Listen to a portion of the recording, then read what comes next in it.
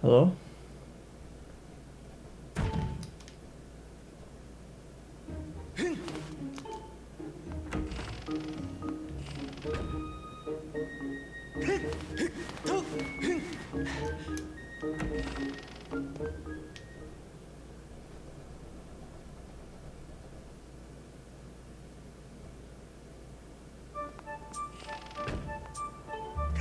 Hey! Yo! Ooh. Huh?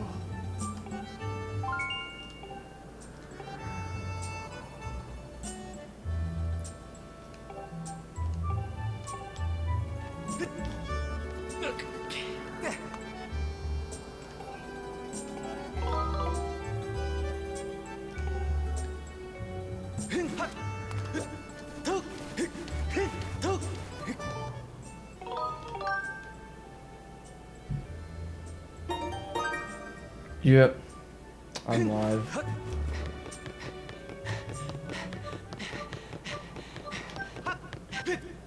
Thank you for the luck sentence.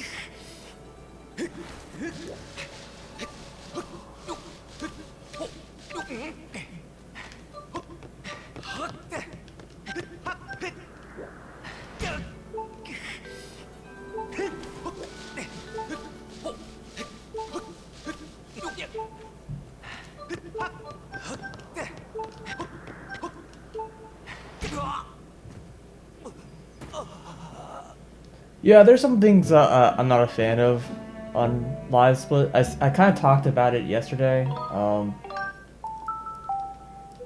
I really like the kind of versatility it gives, at least initially. But we'll see where it goes. Hey, I was streaming yesterday. You just missed it. I haven't streamed for about 2 weeks because there was AGDQ and I was doing a lot of tech there and stuff. And then when I got back, the plumbing in my house was broken, so I had to crash my parents' house for about another week. So that was stupid. But like I said, I streamed yesterday, you know, as the big return. Pretty damn rusty still, but we'll see where it goes. Hey, crazy. Oh, God. Wasted seconds. M4. Yeah, I mean, yeah. I have for those who don't know, I have a new audio setup now, so hopefully the audio quality in general is a big improvement over before.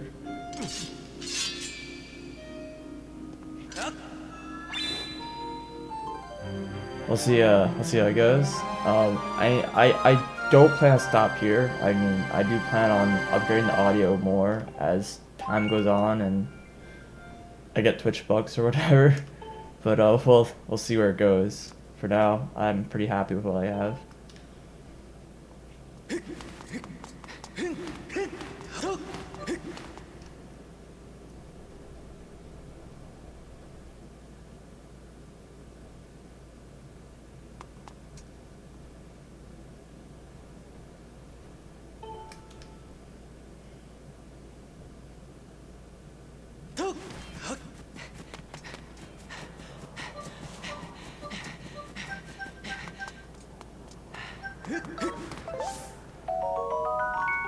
Time walker.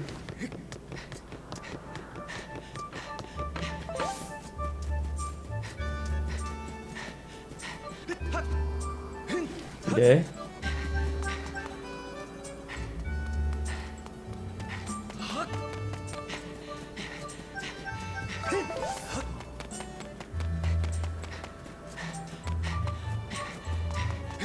It hasn't beeped when people say my name for like a year. I turned it off forever ago.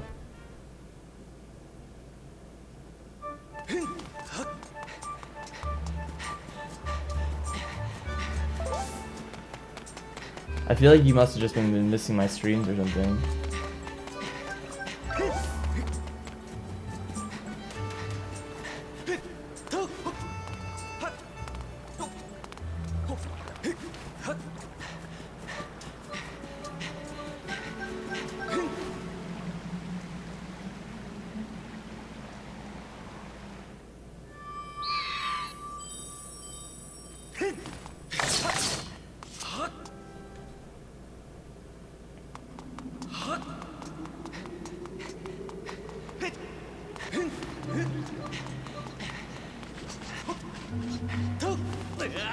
really good.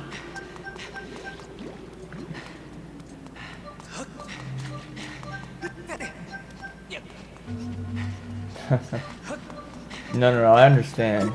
School's about to start for me again, so I'm hoping to be able to continue the stream, but we'll see where it goes. Nope, this is run number 1. I haven't reset it yet.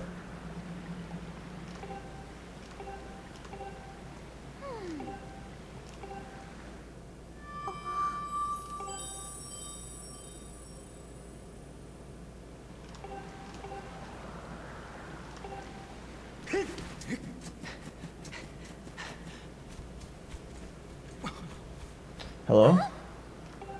Welcome newcomer Shika Shell.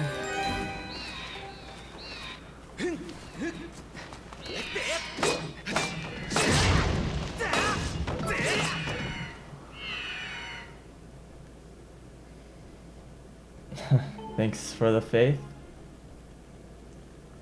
Well, disappearing. So probably the biggest reset point in the entire run is coming up in about a minute. There's a cutscene skip coming up here, but it's a 2-frame trick with no like cue at all. Just kind of mash and pray to the mashing gods that your mashing is good enough. Apparently Tenderhearted has a technique apparently that makes this trick like 80% consistent or something for him. And he like rarely misses it anymore. No idea. He described it to me and I tried doing it, but it did not work for me.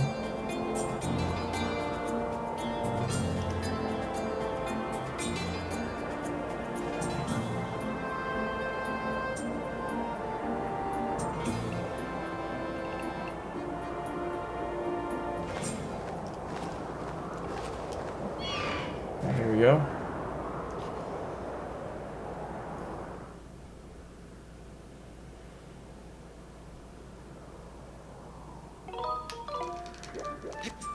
Wow, I fucking got it. First try. I actually did 2 hops, but I got the late frames, so it's all good.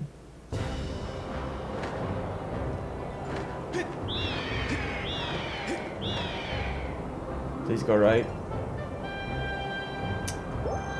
Too good to be true.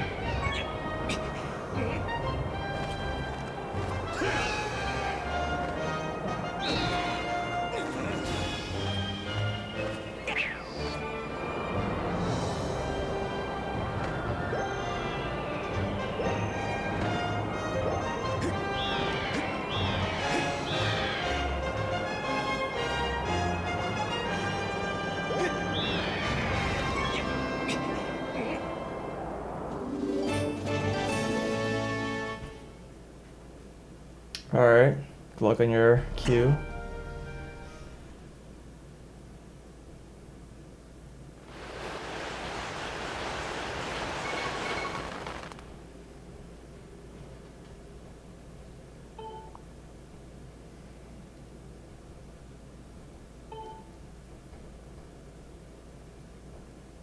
I'm gonna take my jacket off.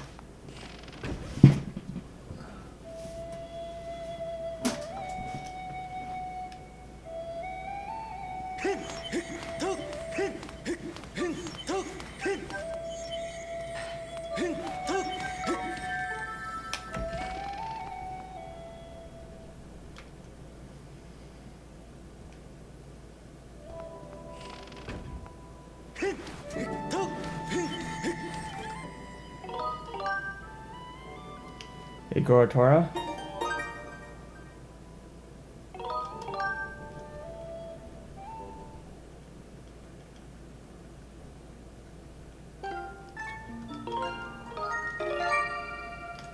Those who haven't been following recent Twitter, TMR, the Mexican runner, just got a 10:05 in Contra, which is insane.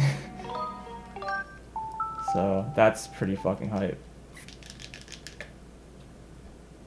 Hey Tenchi.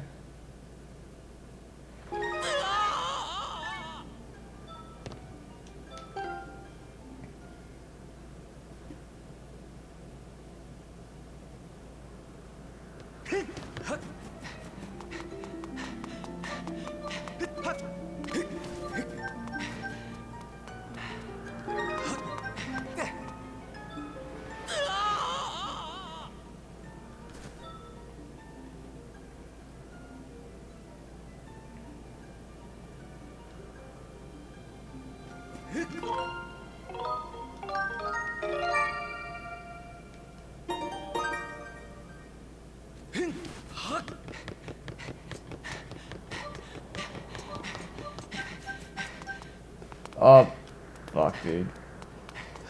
That was an unfortunate time loss.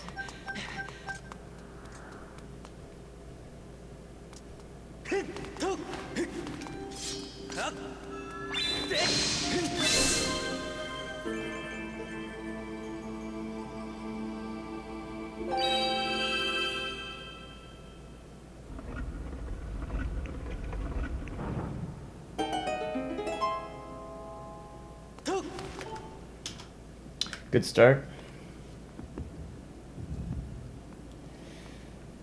The only real mistake I made, like, was like some minor movement stuff. So that's a pretty solid beginning.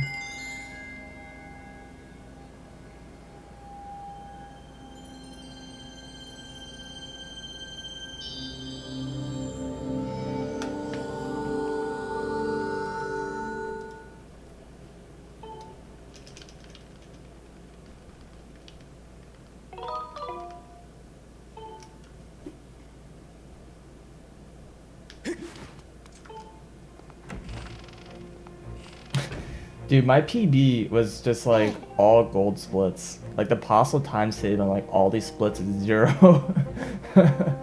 Like almost all my best splits. Like my PB had a really, really amazing start to the run. Like the whole first hour of the run. Whole first hour of the run is just like fantastic.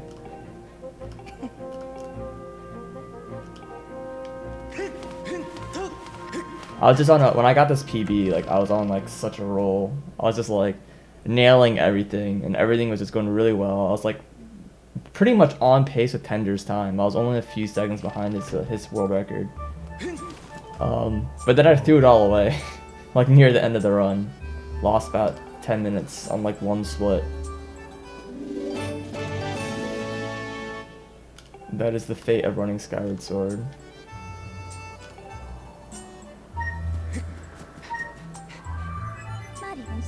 We'll see where it goes though.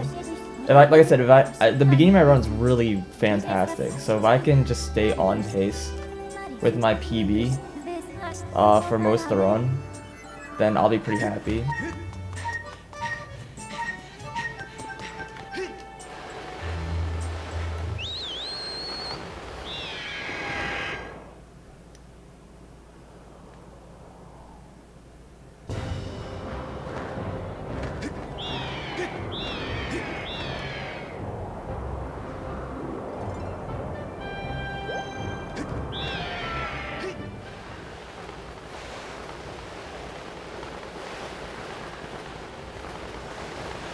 Oops.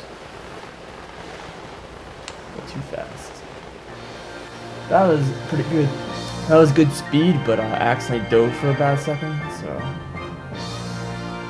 Oh well. For those who don't really know, normally when you get near that light pillar, there's a little like fee text that's about like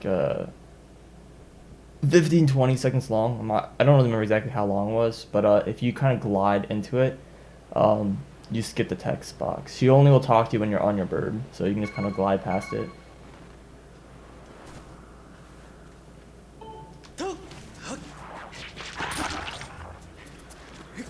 I wait about a half a second there before running.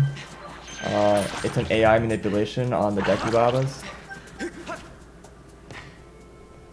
The Dekubabas will normally, the second one will pretty much always hit you, but if you wait a second, it like delays his AI, so you can just run right past him and he won't hit you.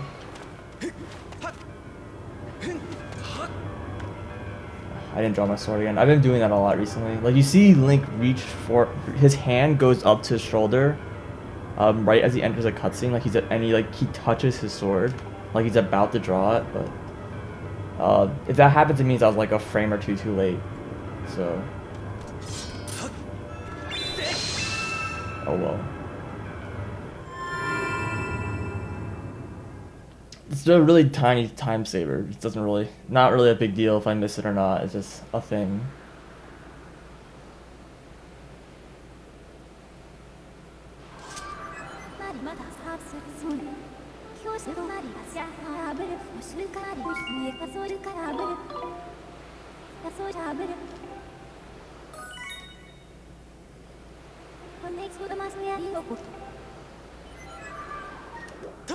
Oh, that roll sucked.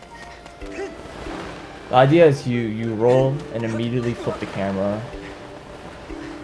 It's a pretty small window actually to get the camera flip proper. But I messed it up. It's alright. Small minor things. I'm not gonna cry over it. A Zonar and Boohead.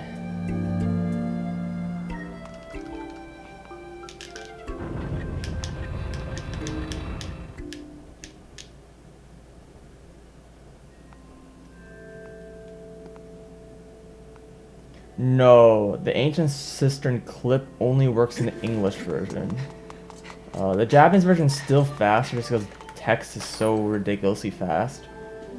I think the Ancient Cistern clip saves about 7 minutes, probably a little less. But there's like 17 minutes saved from just like text. So even though you can't do the clip in Japanese, it's still much faster.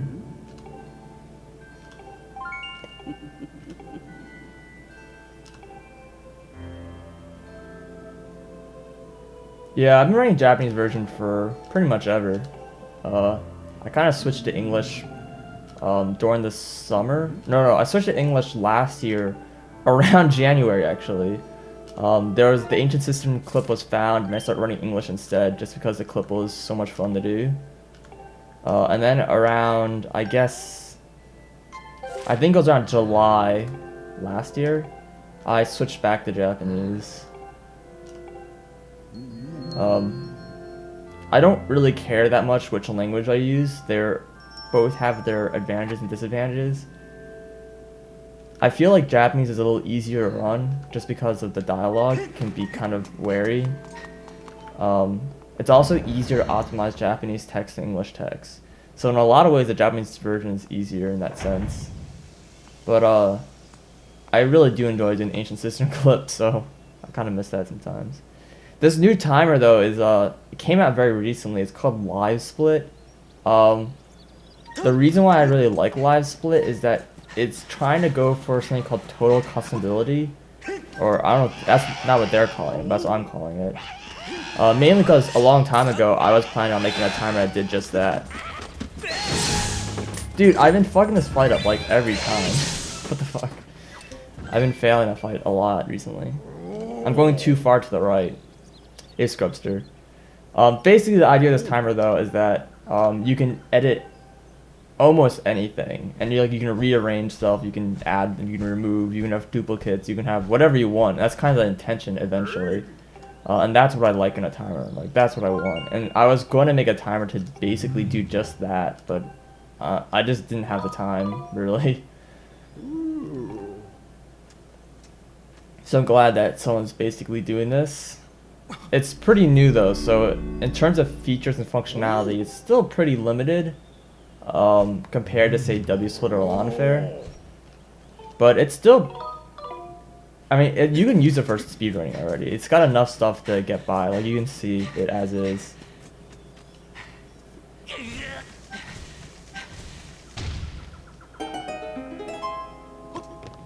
But I'm kind of more looking forward to where it's going to go than where it is, if that makes any sense.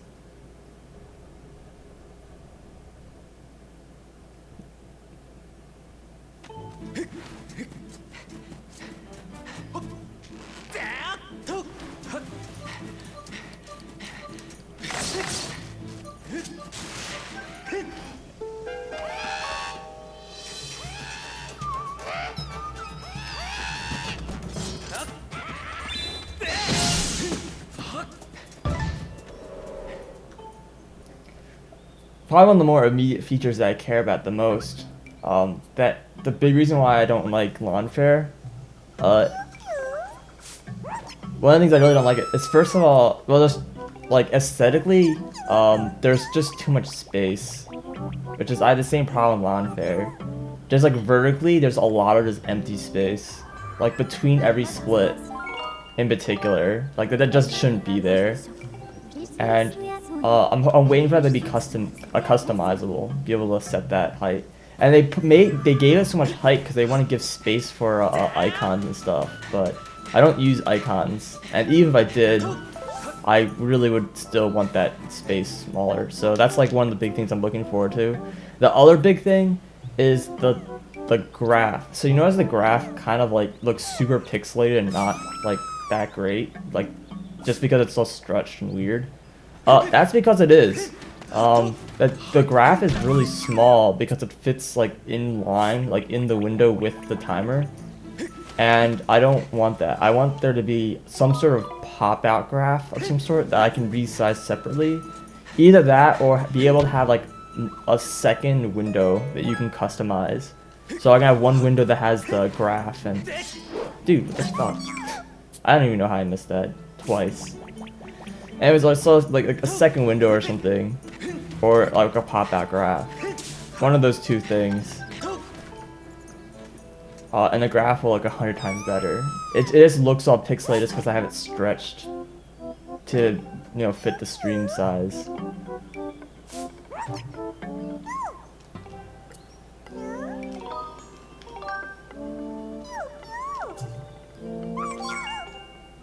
Yeah, but I can make the font larger.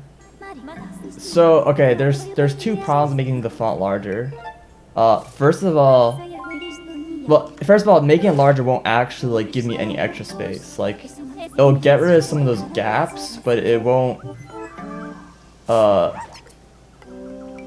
like, it doesn't fix my problem that it just takes up a lot of space vertically. That I feel like isn't really that necessary. And the second thing, which is even bigger, is that if I get the font bigger, then the text goes out a lot horizontally. And because of the way that has like the second set of splits or whatever, the delta splits, oh god, the frame, thank god. Saving the frames, dude. Getting the frame to save the frames, that's how we do it. Okay, so if I say, you see that like delta splits there? That takes up a lot of space. The whole like center column of the splits is taken up by that. And if I make the text larger, then there's no space for that anymore, and it's written right on top of like the text. It's like basically I can't make the text any bigger without it being just written over by other texts. Like they start overlapping each other, and there's just not enough space. Alternatively, I can just make this timer wider to compensate for the larger text. But then if the timer's wider, it's taking up my like stream space. Like I can't really make the timer much wider than it is right now. Or if I make the timer wider, then I have to make the stream window smaller, which I really don't want to do. The stream window, I mean the game window. The game window is smaller to compensate for a wider splits. So it's like, it's weird, yeah. I don't know. I know like a lot of these are just kind of like a personal concern thing. So, but yeah, but basically like if you make the text smaller, the height of all like the little like the text, like all the little like components, they seem to have like a minimum height, like all of them do, and that minimum height is just too large for me. I guess that's what I'm getting at here. So like if you make that, I decrease the size of like most of the text, but like if I do that, then like say the component for like say time possible save or previous segment, and all the splits, they don't get any shorter because the minimum height, I think, gets rid of that.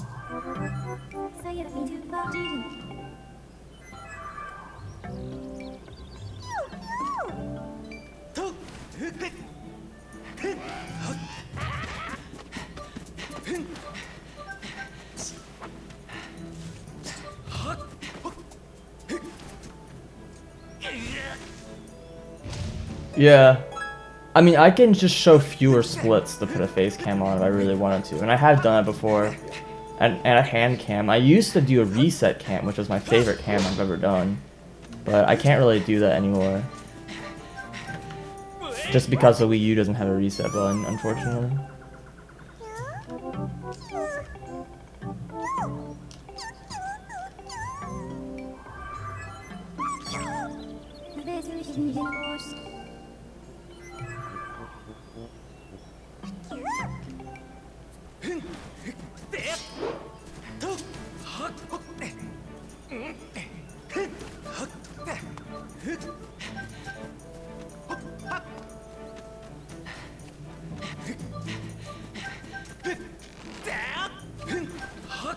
Oh, crotch cam.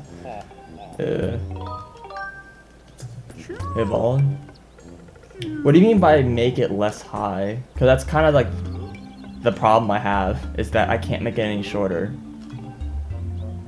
I can show fewer splits, but it doesn't make any of the components shorter.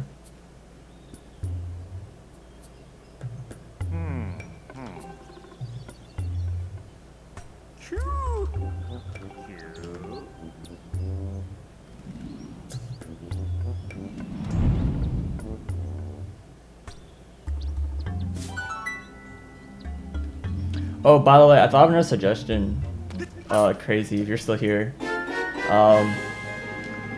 It'd be nice if, like, some components are really, like, shouldn't be that wide. Like, they just don't take up very much space horizontally. Particularly stuff like possible time save, previous segment, those kind of things. Like, they take up a full row when it isn't necessary. So I was wondering if there's, like, a way to, like, I haven't really thought about how to, like, do the UI to be able to, like, edit this and such, but I thought it might be good to be able to do some sort of thing,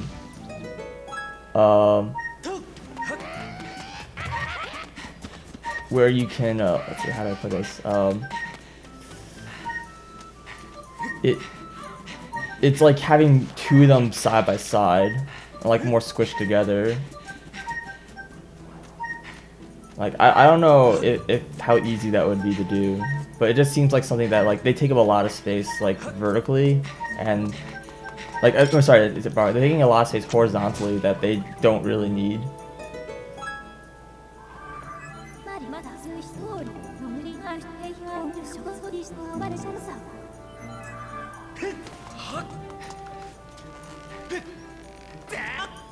Oh, that was close. So, okay, so, like, if I look here, like, this space here is really wide. Same here, there's a lot of space here. And, like, I wish I could reduce this amount of space it's taking up here.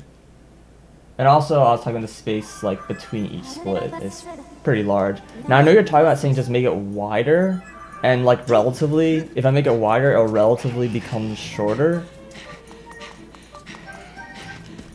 The problem doing that is, like I said, I can't really make my splits much wider than they are.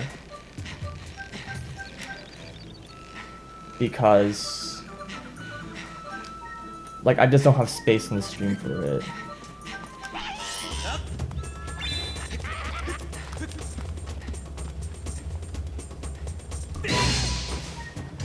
Fuck.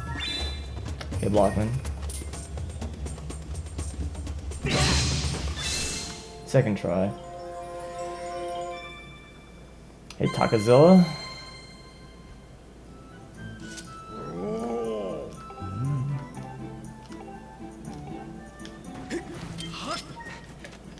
But yeah, I mean, like, there's a lot of just, like, kind of, like, personal preference things, and I understand it's, like, not really, like, a big deal or high priority, and it really isn't. It's, like, it really is just a minor thing that just, like, little things that I would tweak for my own personal, like, thing, and most people, like, who use a timer probably don't even want.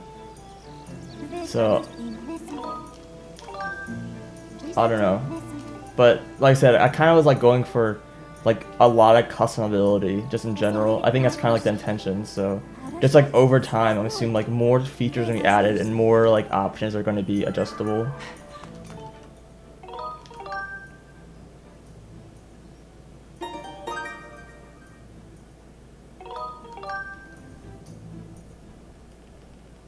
Eat cheese into guns. You'll tweet me a layout later? Okay. I'll look forward to that.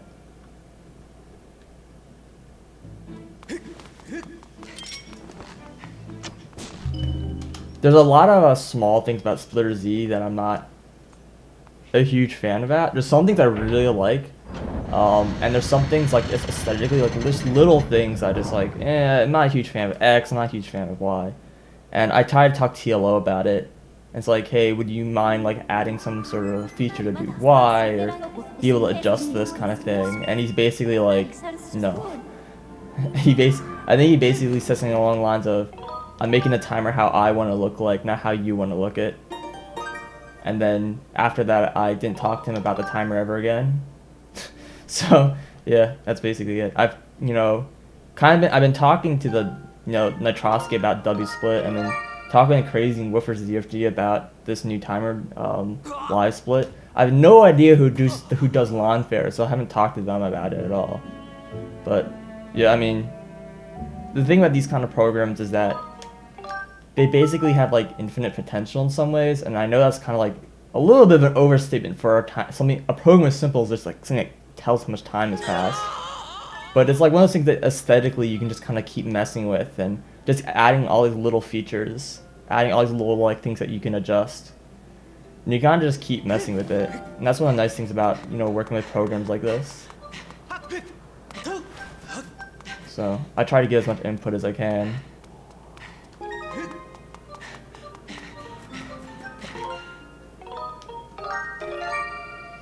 Hey, you alone?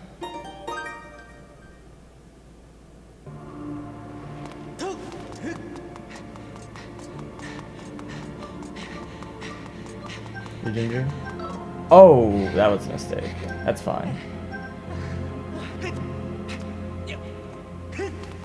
By the way, losing 20 seconds there was not a huge deal. Let's see, what mistakes did I make there? Apart from really minor movement mistakes, I missed cube warp with the first try, and that was probably most of the time I lost. Using cube warp was like about 12-second mistake or something. So that was like almost all the time, and the rest of it was just like really minor movement. Like I said, my PB had a godlike splits at the beginning of the run, and if I can stay like even somewhat on pace with it, I'll be really happy. So I'm fine with the way the run has been going so far. Even though I'm in the red, and it looks like the run's not going that well, it's actually going pretty well, so.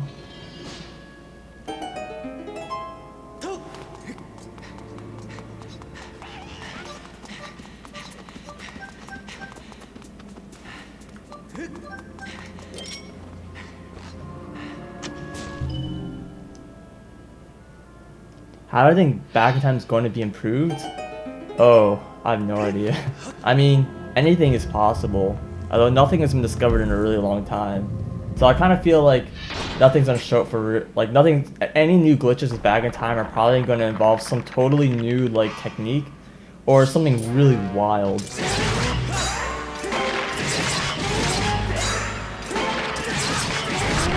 Oh, sorry, Crazy.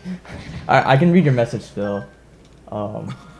I forgot. I should probably just turn that off. I have a long message mainly just to avoid like, just people like copy pasta, but I just don't get copy pasta much in my stream anymore, so I should just turn that off, I think.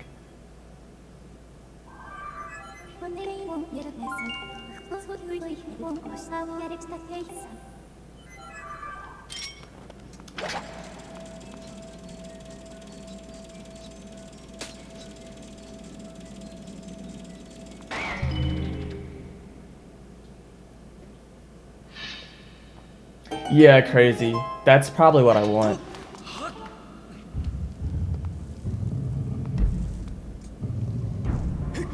Just be able to like basically remove the split times with delta times as you go through. Cause they're like nice to have, but it just takes up a lot of space horizontally that I just don't really need.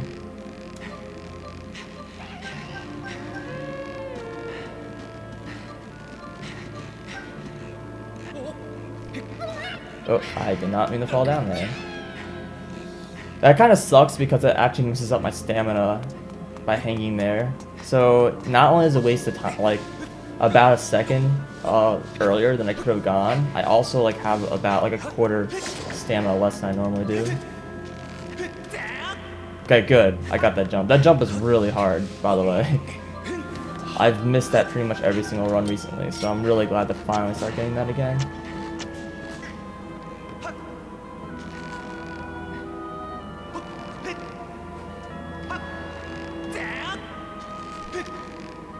Oh, thank God. Okay. That's 2/3 done. Now I can just get back the last third. This rope sequence is like just so much harder than it should be. I'm just gonna play it safe and drop here. This is unnecessary. I can go without it, but like I said, I'm just gonna play it safe. I'd rather not void here.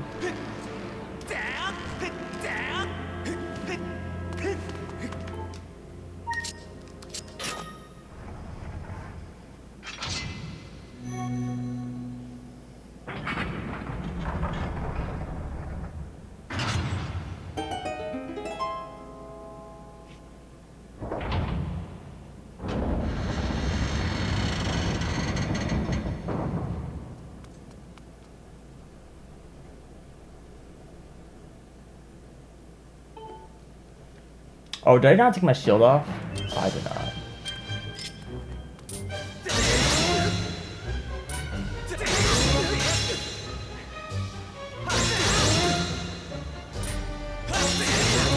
Okay, no phantom swing, so that was a little slow. That's fine.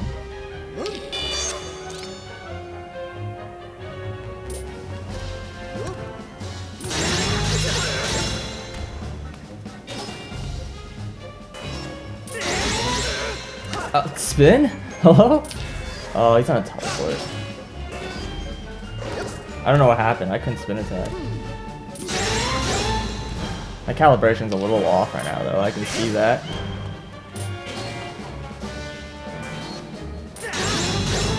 Yeah, he's too close to the wall. Oh, fuck.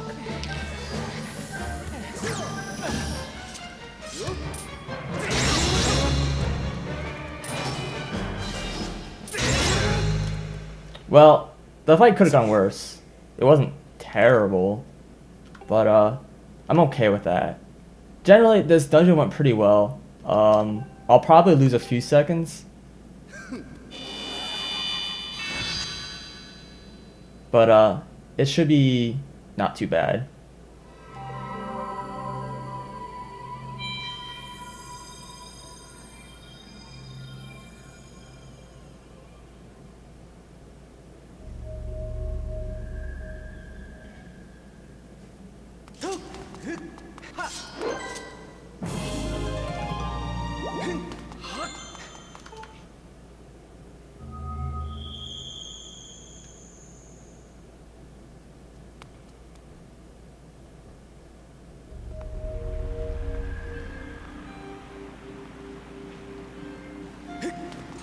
Yeah, I think I had an error like that too, Cheese. I think refreshing fixed it. Something weird like that. I don't remember. I tried going to the site once and it wouldn't load, and I like refreshed and it loaded. That was really weird.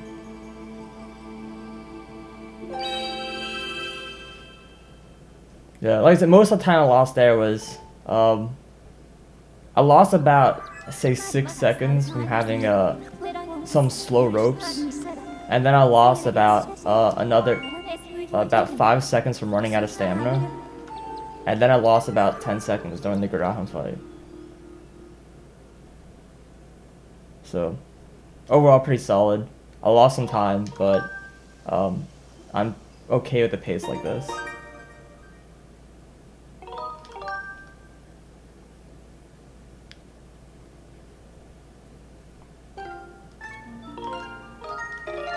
The calibration was a little off during the Garahan fight. That was part of the reason why I had a little bit of trouble.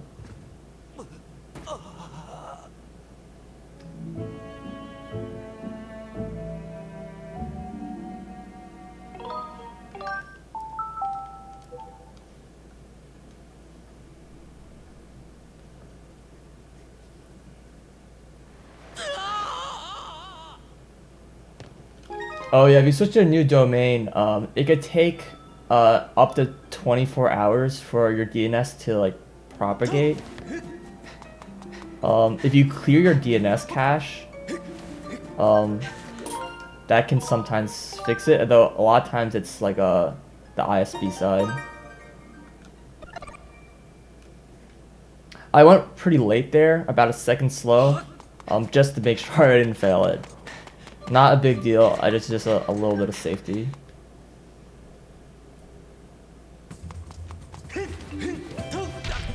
Nice bonk. have to be careful rolling around that pole. I want to roll on the left side of it, but you have to have a well-placed roll. Otherwise, the guy will catch you on the left side of the pole. And he has this really long text box. I think it's like 30 or 40 seconds long. Stupid. Even in like Japanese. So you have to be really careful there. And since I bonked there, the roll would have been messed up. So I just went around the right side.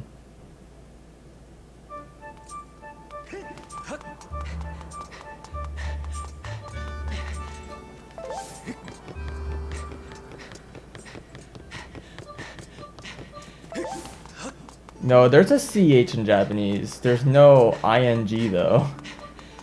ING sound is pretty much a Chinese only thing in the East.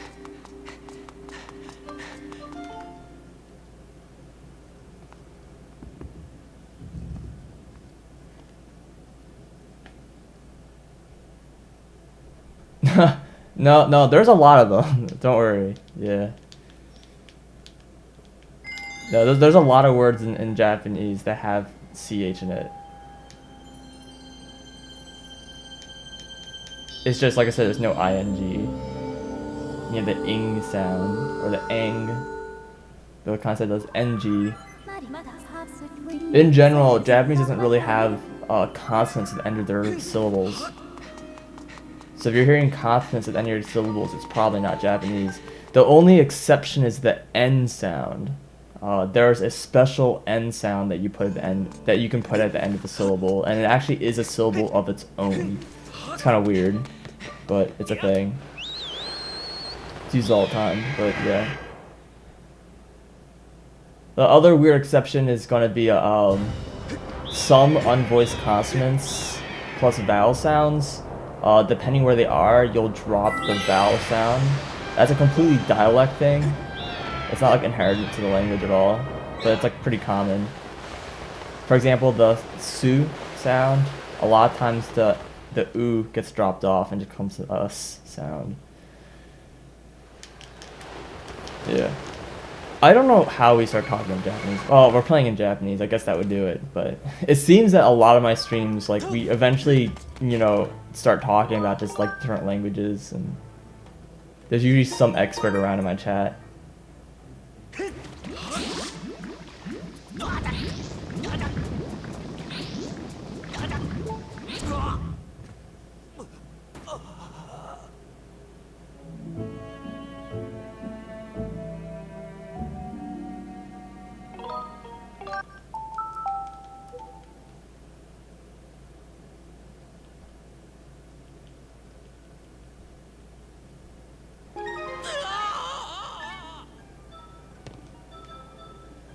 Anyways, hopefully I don't miss this trick up. I haven't missed this trick in about a year and a half, so I'm not really too concerned. My main issue is just the lag avoidance.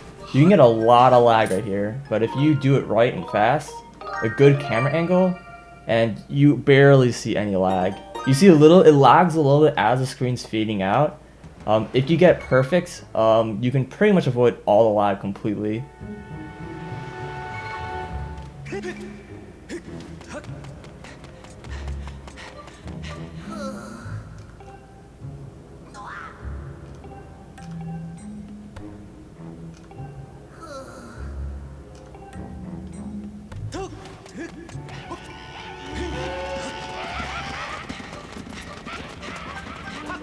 So I don't go for a straight route here, you go kind of like around the aggro all the enemies. And so they're all together, you can just kill them all. Oh dude, one guy survived. What a jerk.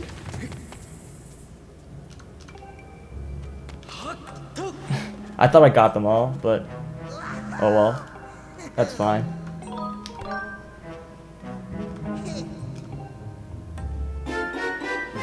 By crazy, do you have any idea when 1.2 is going to get released? I forgot the roll.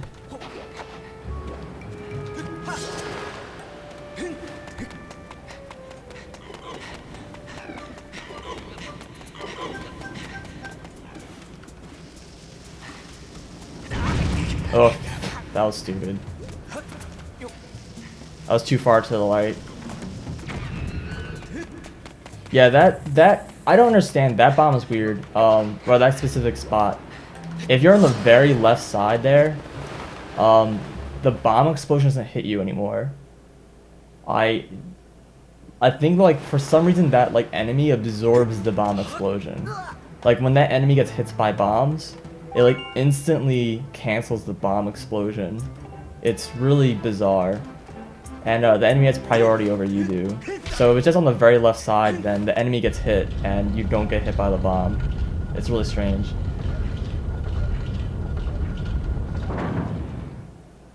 Hey!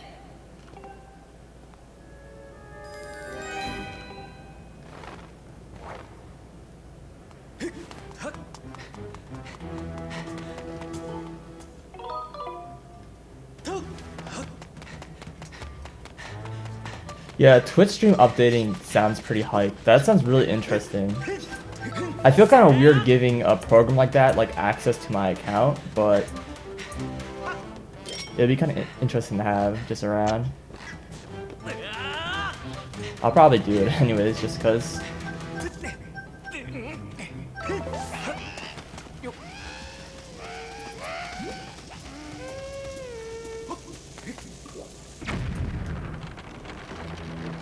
I don't know, I always assumed it was supposed to be crazy. I mean, maybe it's like crazy or cries or craze. I don't know. Are you kidding me? Are you? Wow, well there goes 20 seconds.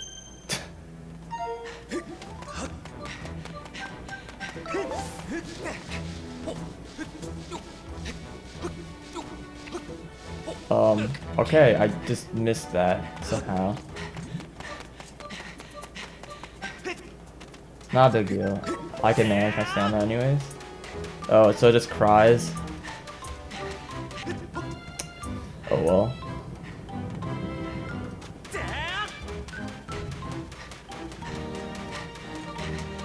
I don't know why you capitalized your Z.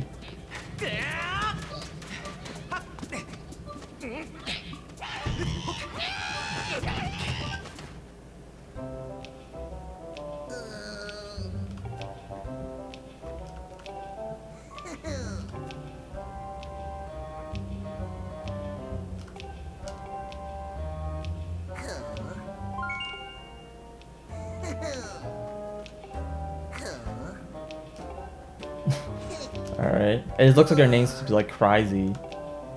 So I just assumed it was crazy.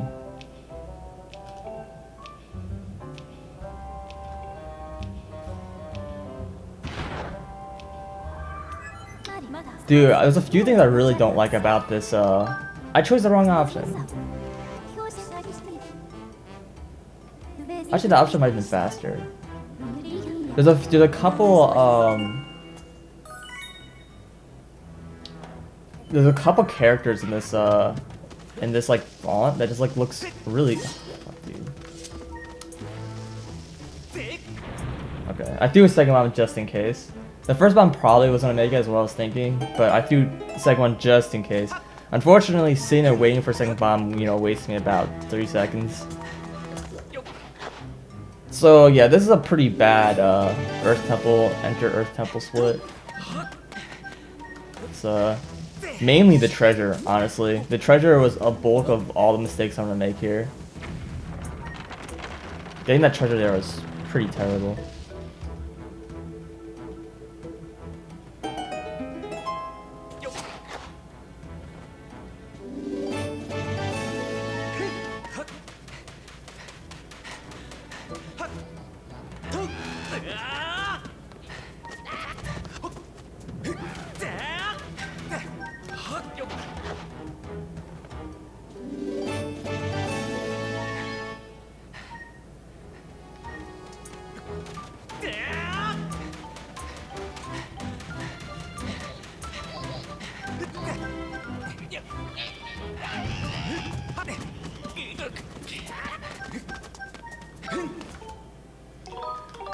Poop.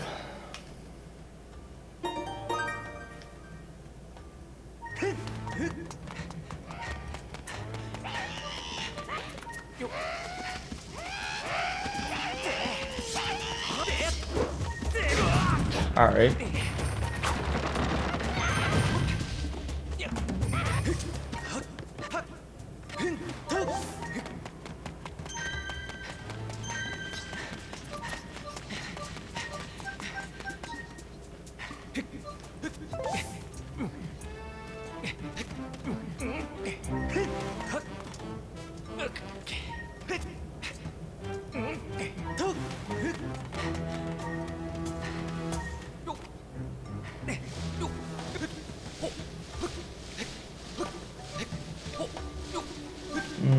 Not yet, as far as I know. It's, I think, a planned feature though.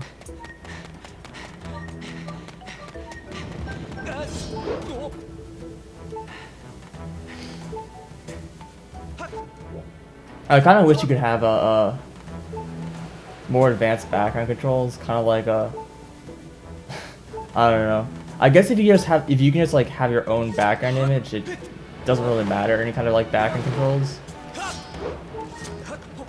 So I'm just too lazy to make any kind of image, and I don't have Photoshop, so I can't make anything special.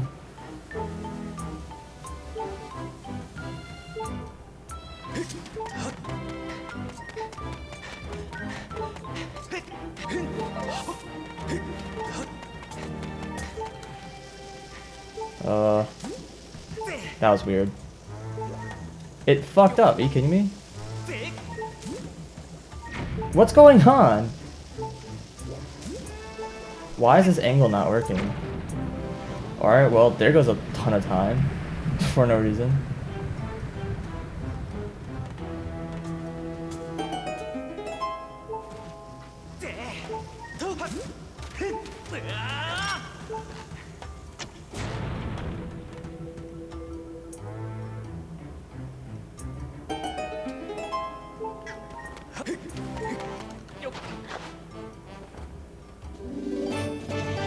Anyways, unfortunately, regardless of all the crap that happened, most of the time I lost was all from the treasure. Getting that stupid treasure, I can't believe the luck I had. I couldn't even see it. It was like completely obscured by the wooden bridge thing that fell down. This is a tower, technically.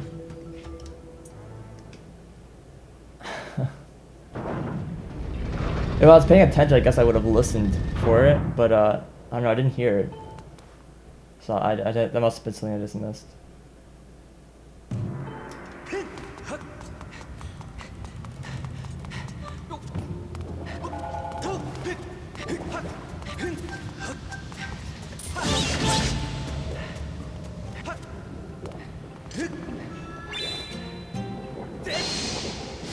Oh, this position. Well, YOLO for it. Okay. I was aiming too far to the right, but it worked out a little bit. If I was even a little bit more to the right, I think I would have avoided.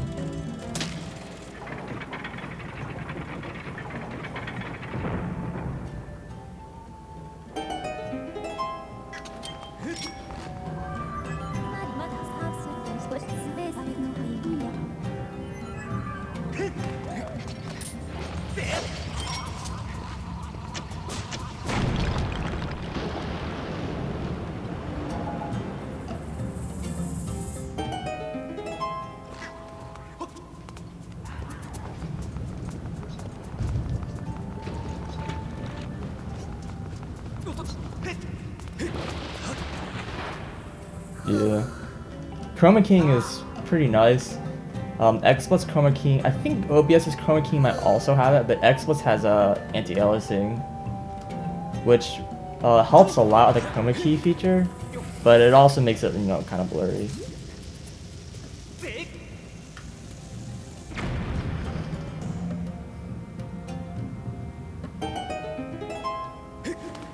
I can see myself switching to OBS at some point in the future, although XSplit's about to get some sort of like major overhaul or whatever, so we'll see where it goes.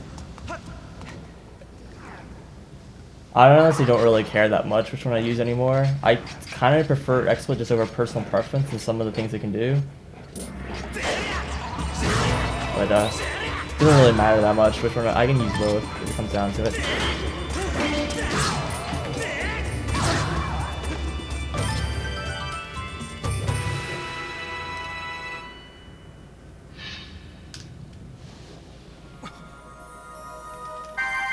Really what we need, honestly, at this point, isn't like a better streaming program. We need a better recording program. That's like the biggest thing we're missing.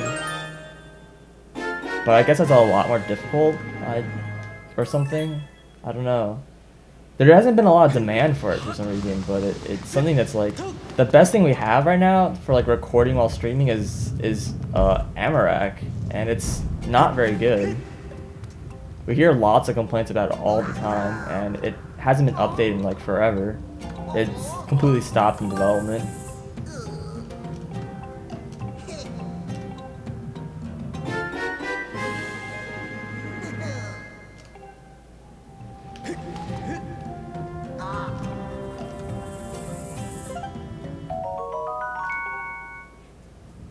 Yeah, X would like has like a plugin feature, but like I don't know how good the support is, like the public support for it. It only has like 10 plugins, like it's very few.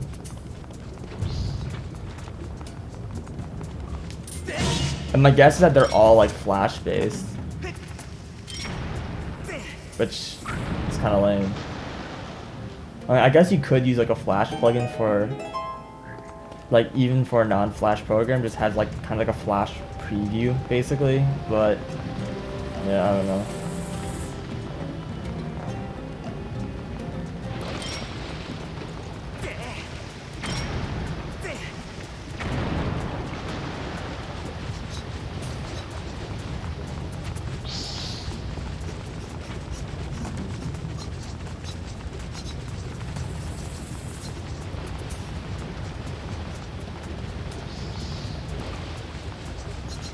Forgot about that.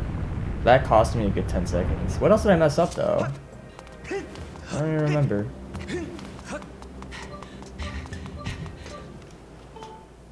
Whatever.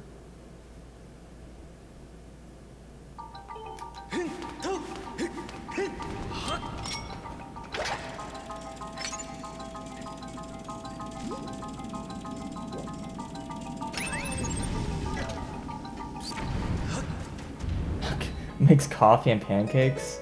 A man can dream.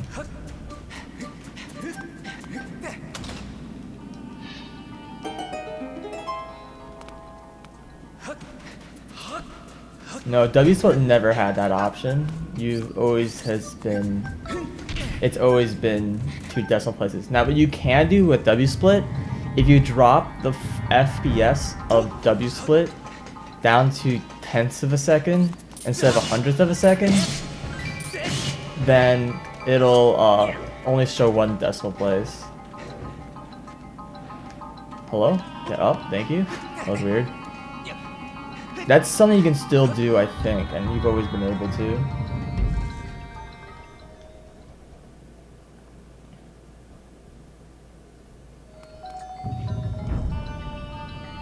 No, I do not run Twilight Princess. Oh my god, dude. This run, man. It's full of all the mistakes and all the chokes. Okay, the ladder. The keys. Okay, let's see if I can get the drop.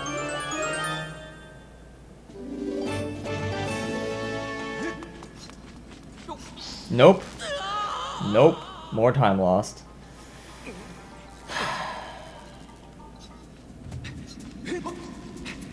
That sucks.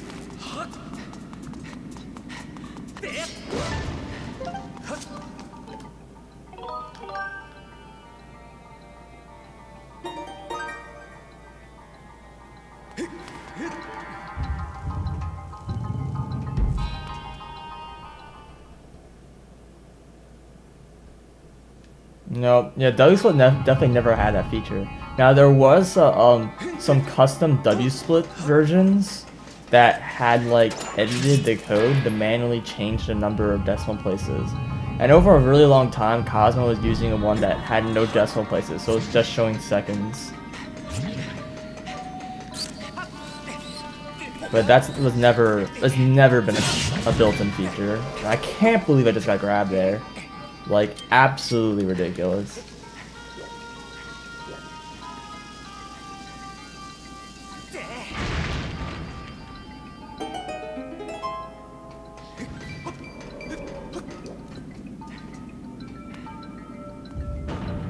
Oh my god, dude.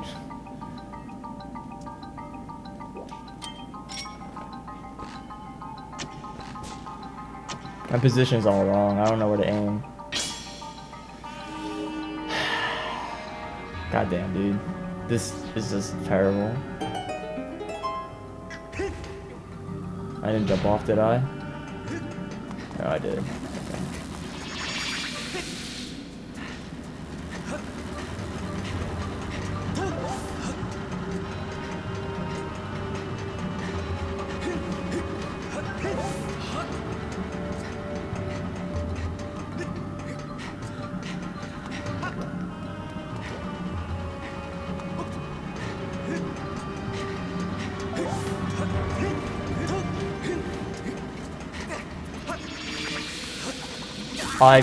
Okay, fine.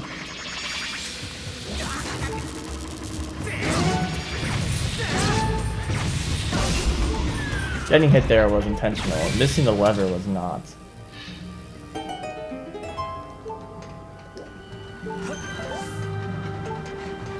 Ugh.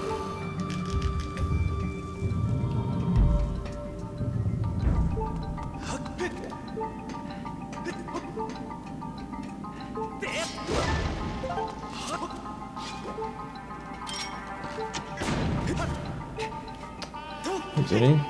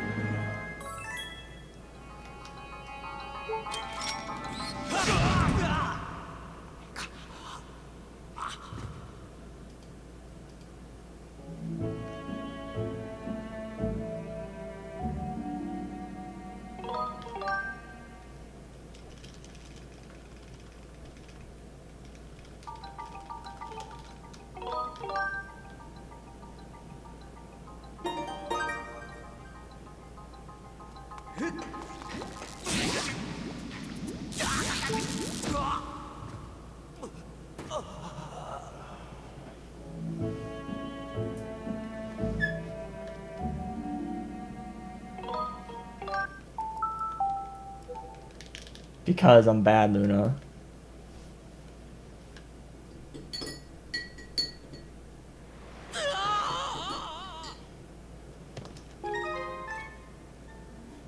I've been running Skyward Sword since it pretty much came out, so about, I guess, 2 years and 2 months, roughly.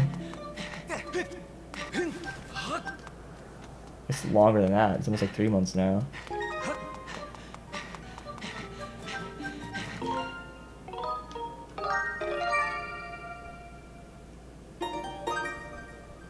No, it's the other way around, Luna. These splits have a godlike beginning. The first hour of the run is like only like 10 seconds or like 12 seconds away from Tender's time or something like that. It's like really close to his time. And then the ending is terrible. Oh, where am I going, dude?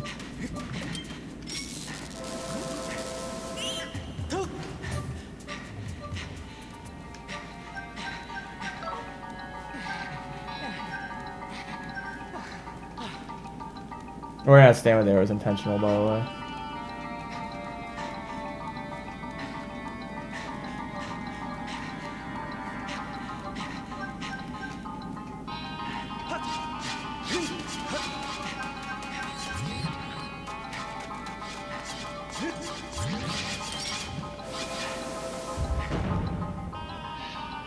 Tender's PB is 5:23. Dude, get off me. This guy. This guy? What the fuck?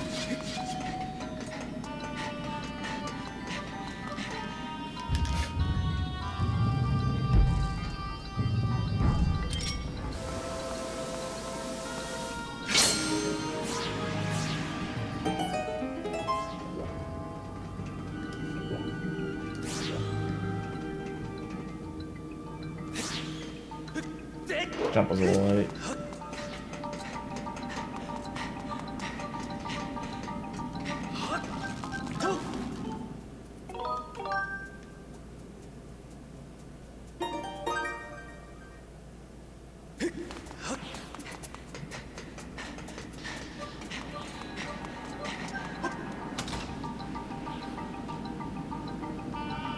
Most of it is memorized actually. Sometimes though, if I make a mistake, I have to go on the field though. I have to like improvise, which happens pretty frequently, honestly. But most of it is just straight memorized.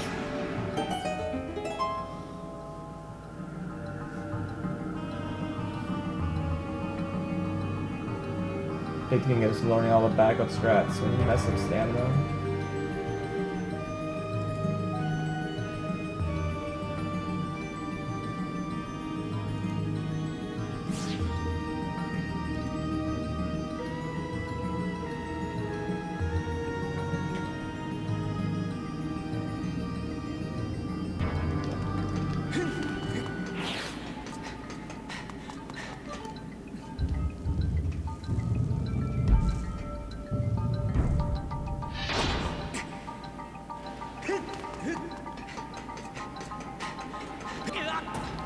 Wow, Link didn't roll.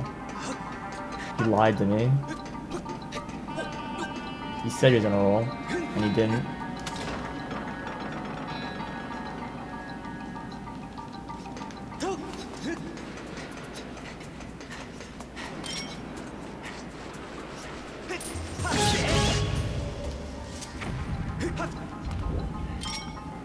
Hello?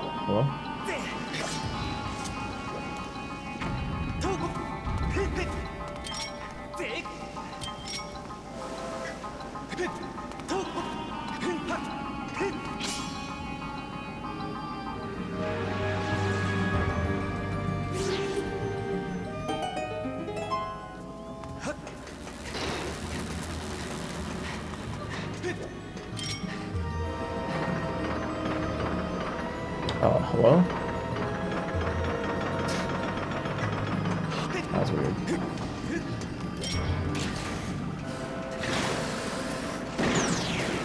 Dude, I can't use a item right now. It's being like super uncooperative.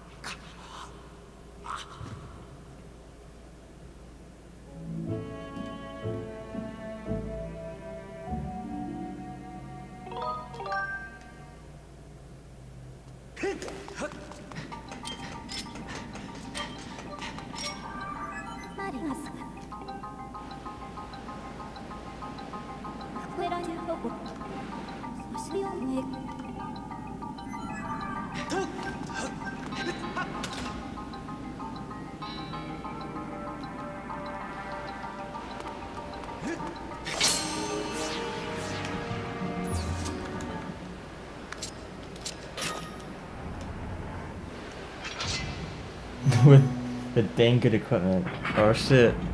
They have the money to swing around.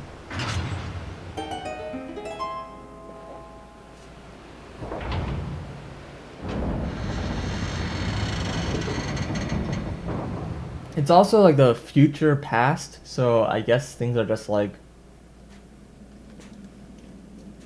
really crazy technology back then. It helps not to question things too much.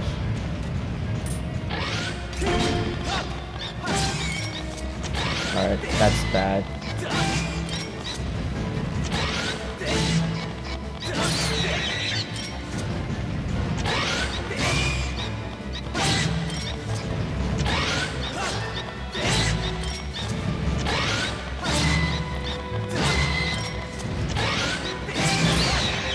I used 2 seeds more than I wanted to. But, oh well.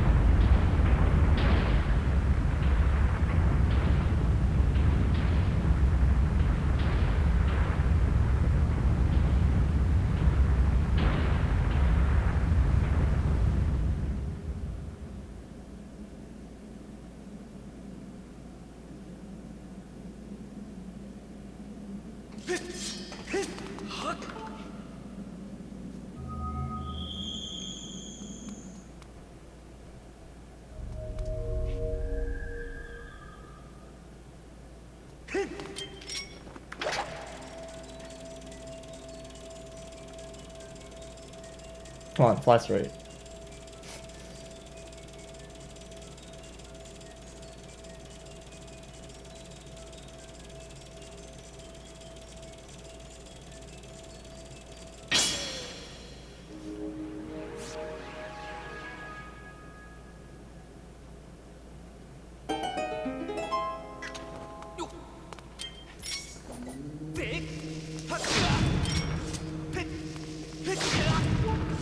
I think I'm short 1 bomb right now, so I'm probably gonna pick up the bomb refill in the triple Stalfos room, just in case. I actually, we'll see. I'll see how I'm feeling. I'll see how I'm feeling.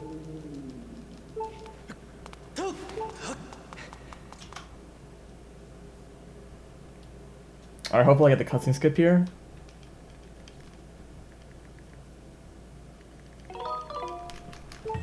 Okay. Don't fuck it up. Alright. Cutscene skip successful. Ugh.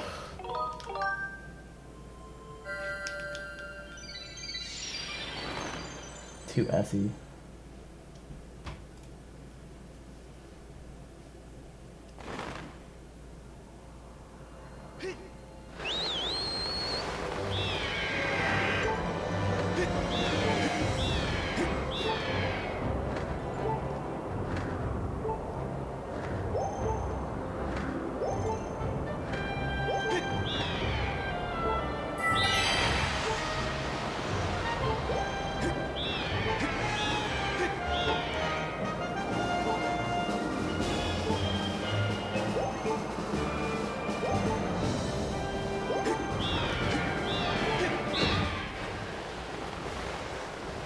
I wish we had like a little speedometer and see how fast they're going. That'd make it a lot easier to route out the flying sections a little better. Cause sometimes I'm like always like, is this really the fastest way? Like, be nice to kind of have a little speedometer.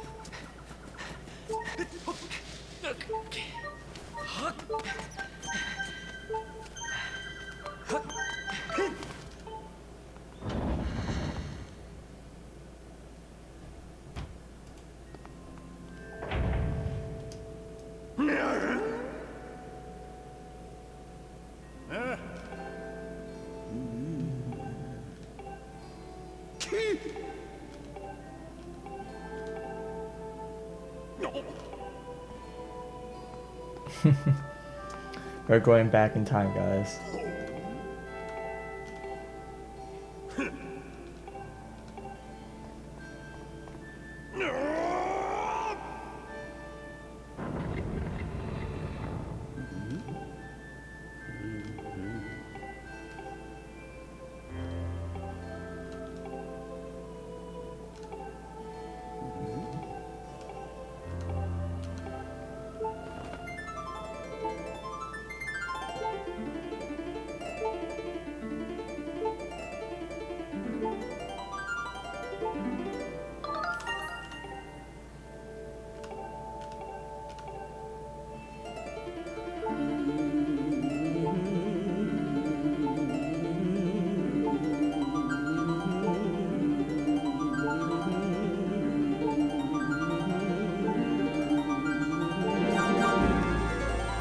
Sick.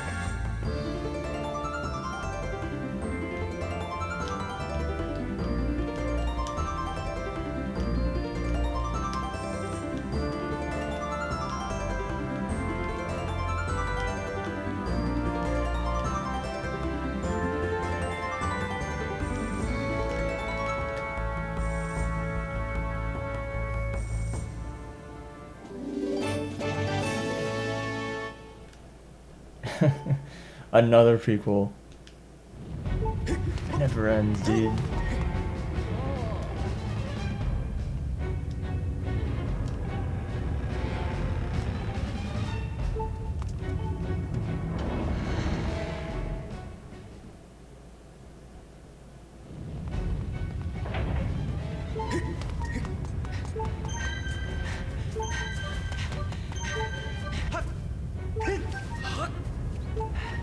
I keep running straight there. Let's just go to the left. It's a bad habit. It's just like me getting confused between the new route and the old route. Like I just haven't gotten ingrained into my mind yet. Little Red Riding Hood.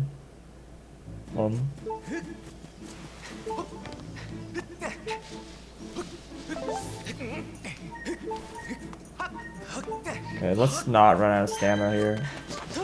Yesterday or last night, my run, I ran out of stamina here and died. Yeah. Just the way you use stamina in this game is like really risky because you have to like release the stamina meter like right before it runs out. So I don't know.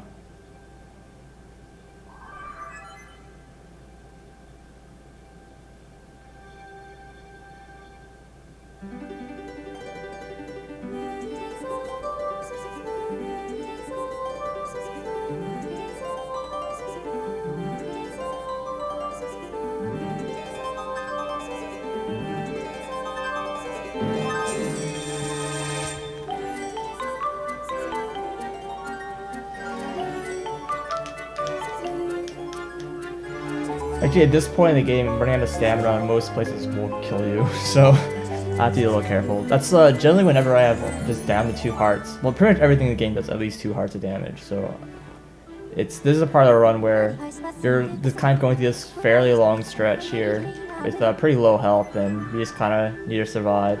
There's a lot of places in the run that are like that. You just kind of have to get really consistent and just being able to not die. And that's like one of the big difficulties of this game. And that's one of the big reasons why I don't have a good time, I'll be honest. So, we'll see where it goes. Honestly, a death at this point in the game isn't a huge deal, but still, I might reset over that, just because this time isn't that great.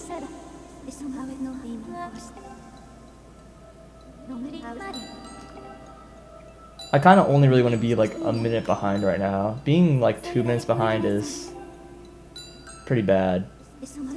Being like a minute behind is quite acceptable, because like I said, the beginning of the run is just really solid, so I don't mind being like somewhat behind.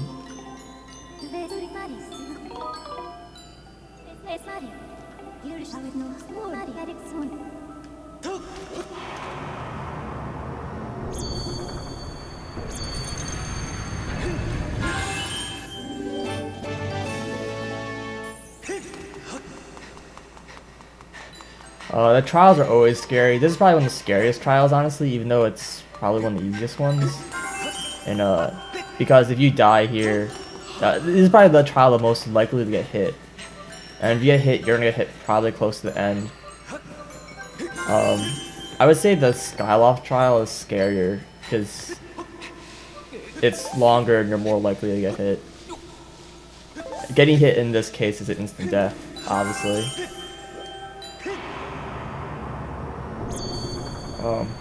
Just because you just, that's just the way the game intended. You're supposed to do this in one shot.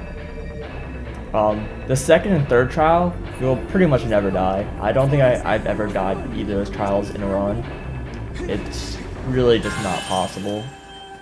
Okay, actually, it is possible to die on the second trial, but it's very unlikely, so I do take that back. The third trial, it's pretty much impossible. I don't think there's only one place you can die, really, in the third trial, and that's like right at the very beginning. And you kind of have to fuck up to do it.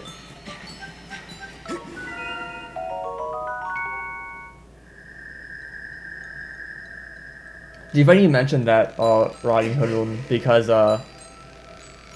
all the trials combined in a speedrun, oh, whoops, not in the roll there. All the trials combined is still shorter than the Lineru trial of Twilight Princess. So, the trials are quite a bit shorter in this game than they are in Twilight Princess. I don't know how I didn't get caught there. That's fine.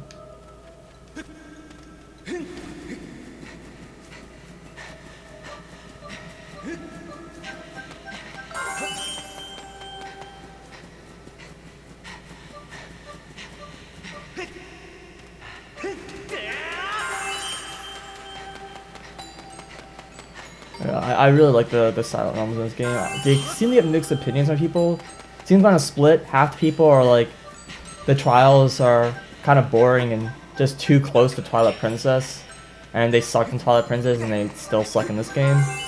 And then the other half seems to be like, the trials in this game are way better than they were in Twilight Princess. So it's kind of funny that it's kind of split over the exact same reason.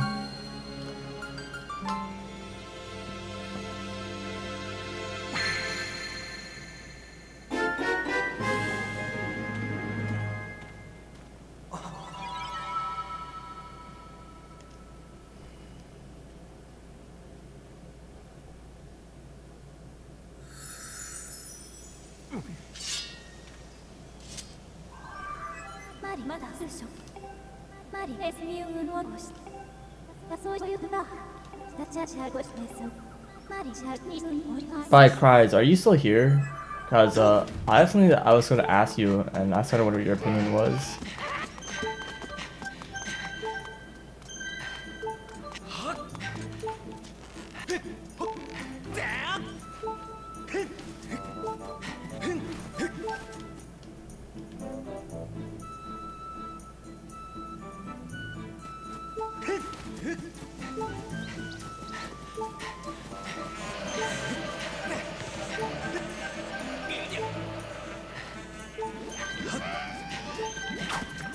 Yeah, that's a really easy place to die right there.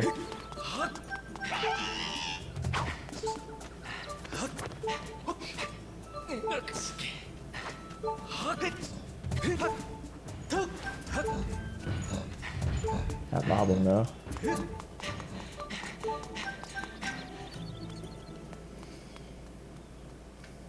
Yo, dude, like Sage, I love, like, I really like. I'm not really into the horror series, but I love it when mainly because I just don't like games that just kind of just go straight. Either they do kind of like psychological fear, like make you do like messed up things, or they like just lots of gore and just messed up things. But that's not what I like about horror. Like, I do enjoy when they have like things that are like suspense, like the art of suspense. It's just so fantastic, and sometimes I've seen it done really well. Like, I wouldn't really call BioShock a horror game, but that's something that they did really well in the game. the kind of like that like horror suspense stuff. But that's one of the things that I really liked about the trials in this game was that they did like when your time is running out and you're like desperately searching for like another tier because you're about to run out of time, and like everything's like fading to red, like the music is like changing and you're hearing this like thumping noise getting louder and louder. It's like the inevitability is coming and you can't do anything about it, and you're just trying to find a tier to stop the impossible. It's just like, I don't know, I love that. Yeah, I haven't played Amnesia because, like I said, I don't really get into the horror series that much, but I have heard Amnesia does kind of go back to that traditional, original horror kind of like suspense kind of stuff. So I hear a lot of good things about that. I don't really know anything at all about Silent Hill though, but so I can't really comment.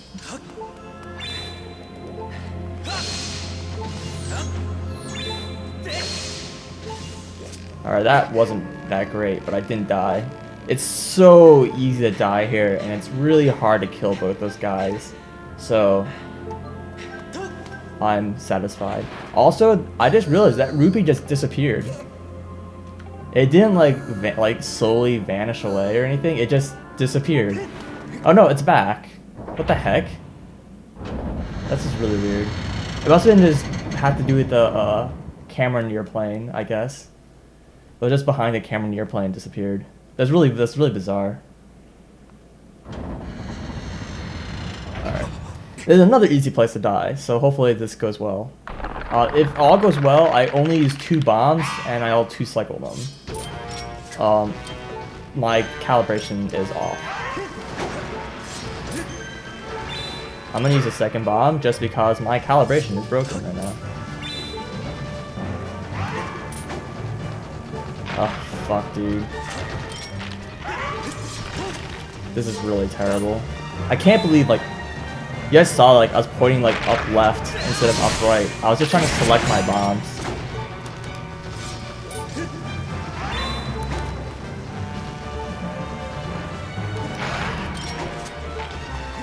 Dude, I can't do this.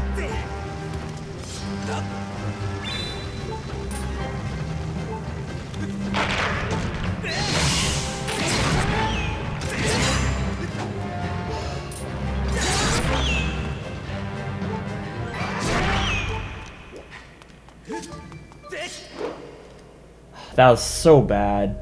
I lost so much time just in this fight.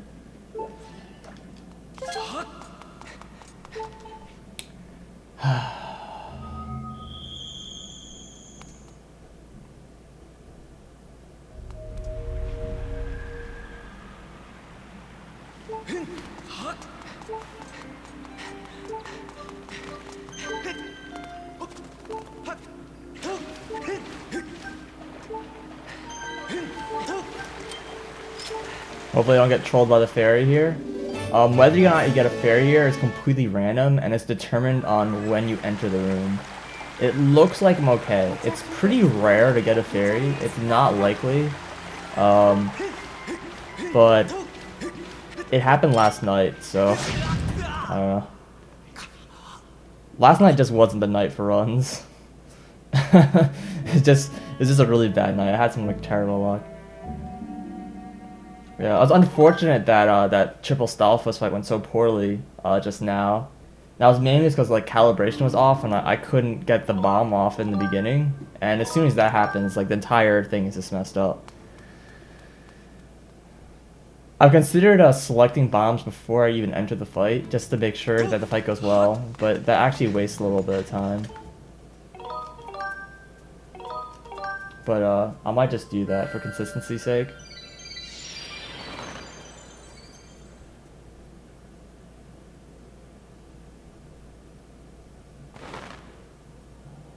Actually, don't have my bomb selected entering the fight? I think I do. Maybe I was thinking about the old route where you didn't have bombs selected and now you do. I don't know.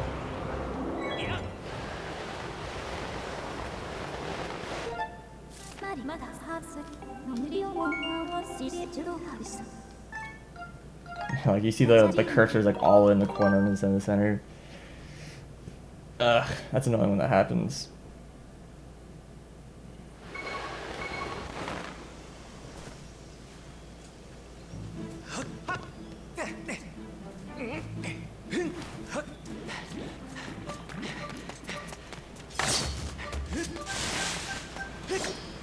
I didn't mean to stab there, I just want to draw my sword. Oh, please.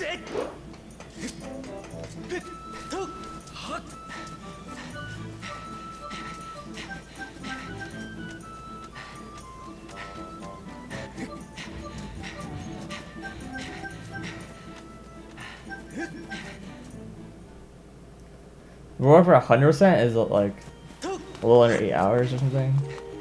By Indie Kenobi. I can never remember the exact time because I don't really, it doesn't really come up that much. But you can look up all the times on ZSR. Everything's there.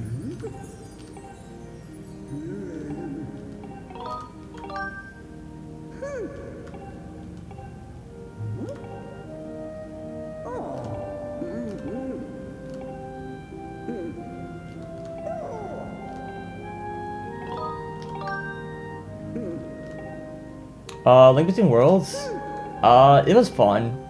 I have my complaints about it, that I was kind of expected going into it. It honestly was a lot better than I expected, which is probably not something you'll hear many people say, because I honestly wasn't expecting to be that good. But I enjoyed it, it was fun, so...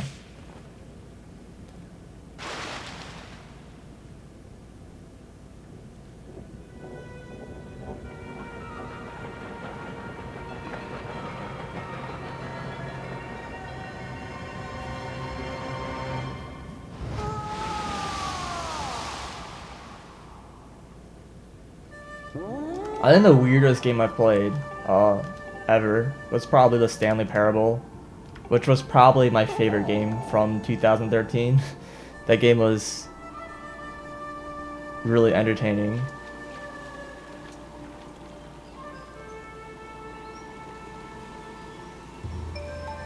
So I'm mainly losing time here because of the bad triple Stalfos fight. Pretty much everything else went really well. But that triple Stalfos fight was really bad. So I'm expecting to lose like a good 20 seconds here.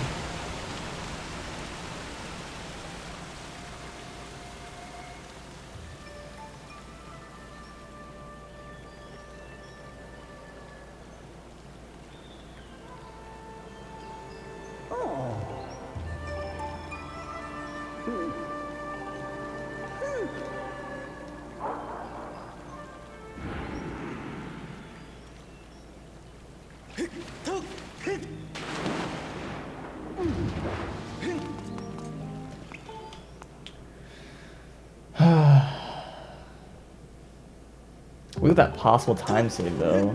Let's see how well this dungeon goes. This dungeon rarely goes well, but we'll see what happens. I can make so much of my time back. Oh, good start. Run up the fucking wall, you idiot.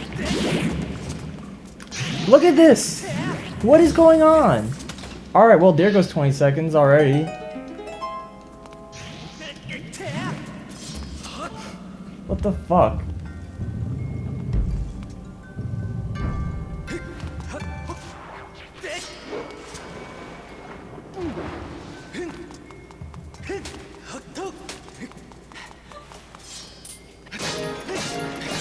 Oh, motion controls, please. Bear with me here.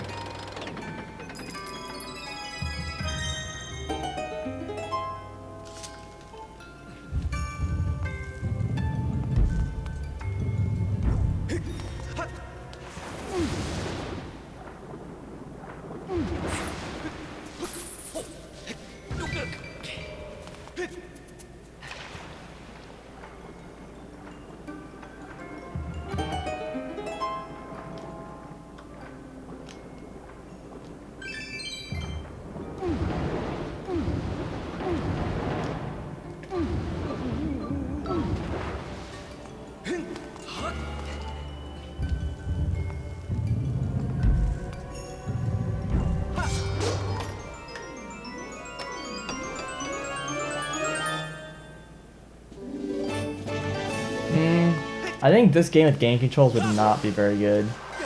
It's really designed well around motion controls. Oh my god, dude. It's like designed around motion controls, and I think if you just played without them, it just would lose most of its charm.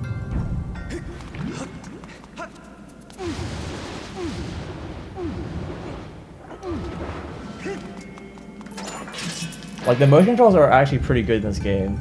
I mean, people wouldn't speedrun it if the controls were that bad. Like, it's good enough to be able to speedrun, so they're actually quite manageable. It's like expected for them to go wrong at some point, but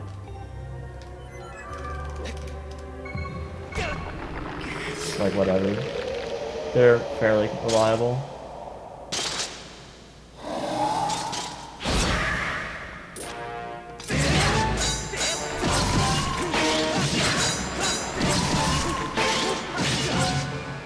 Weird.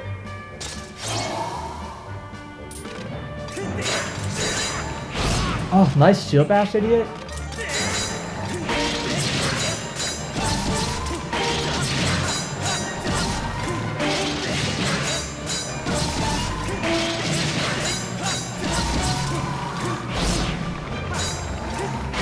What is going on? He just destroyed half my shield. Well, that fight was garbage.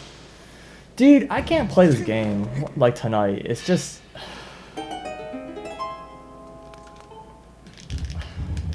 everything's going wrong now.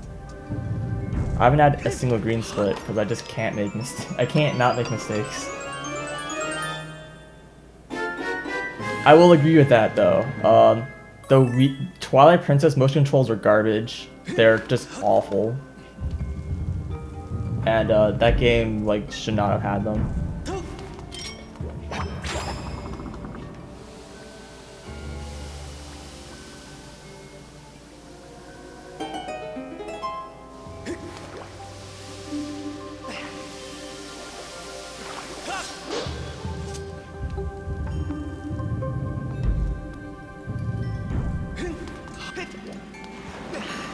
Why did you surface them?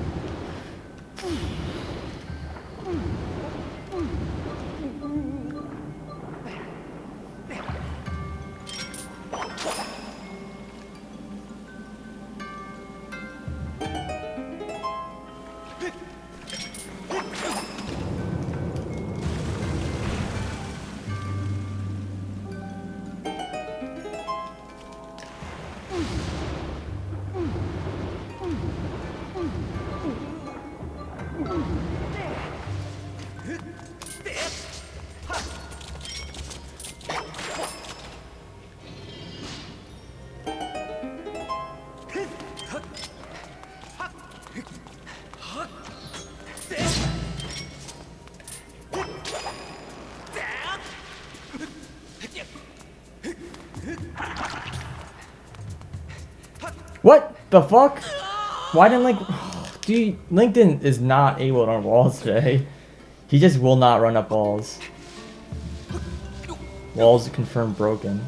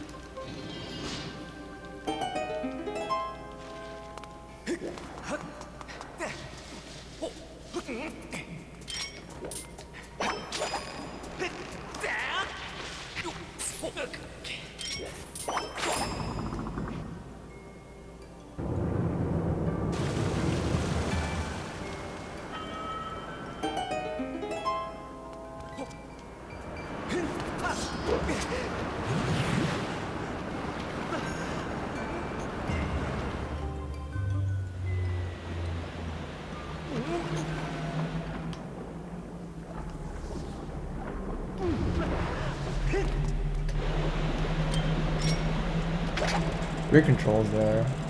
Link runs in some weird directions, I don't know why.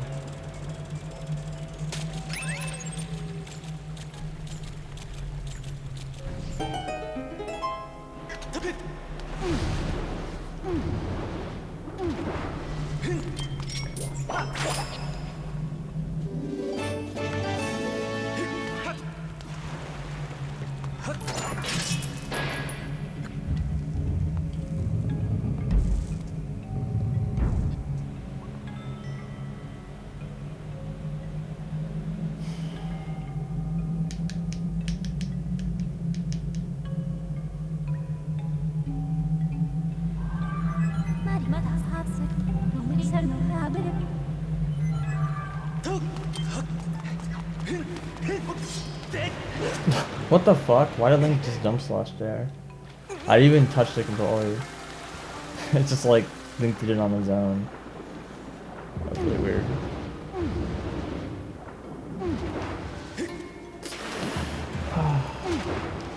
Swimming controls, however, are god awful in this game. Like the worst. Like really bad.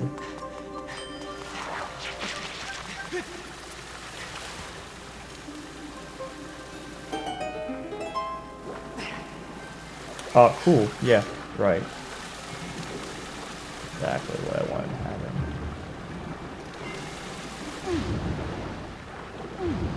Why do I see 3 dudes here?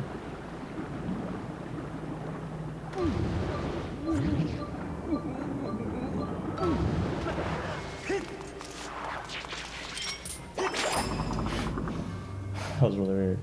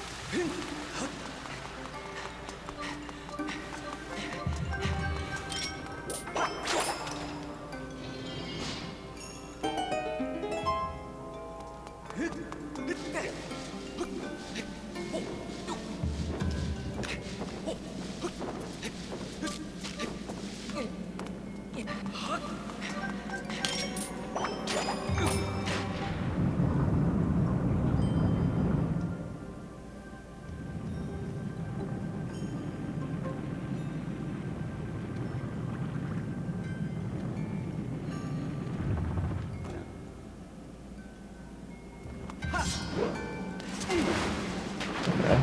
Well, I linked to the pop out there, but alright.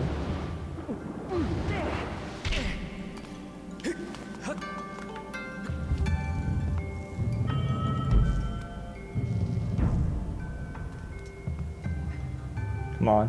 Hello. Thank you. That was weird.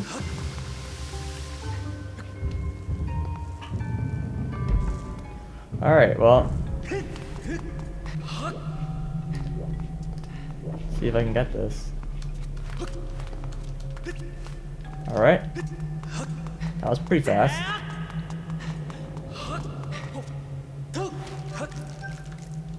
Hello, get up. Thank you.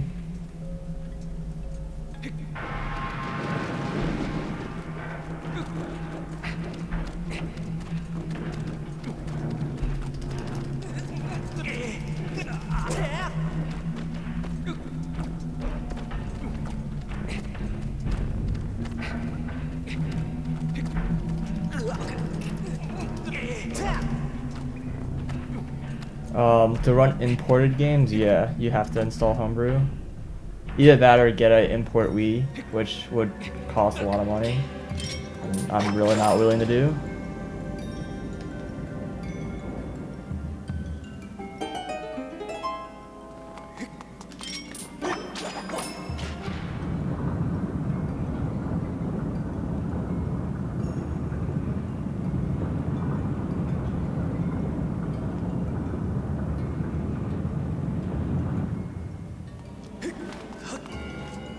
Hello? Now Link's running up walls for no reason, and been jump slashing. What the fuck is going on? Is my controller like that broken right now? I mean, it was busted last night.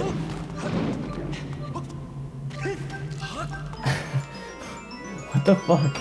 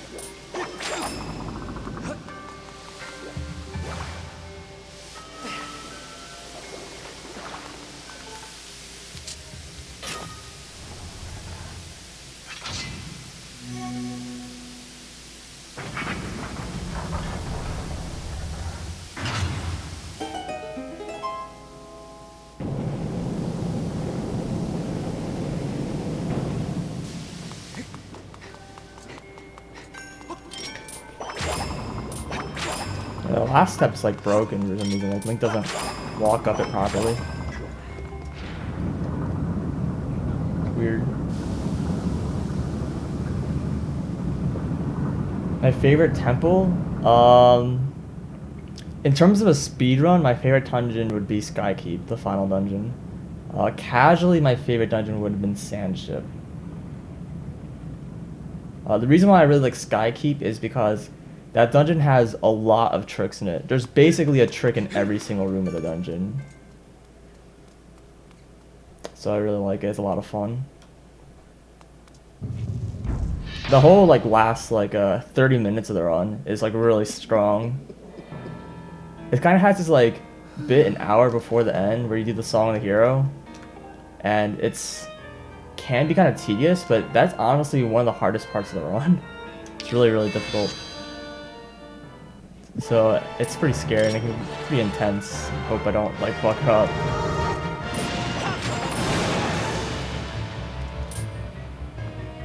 What's up, Drast? So this guy is like completely, or almost completely, all about position manipulation. His AI is based on where you're standing and how he's... Hello? That was weird. I pulled up the whip somehow. But yeah, it's yeah.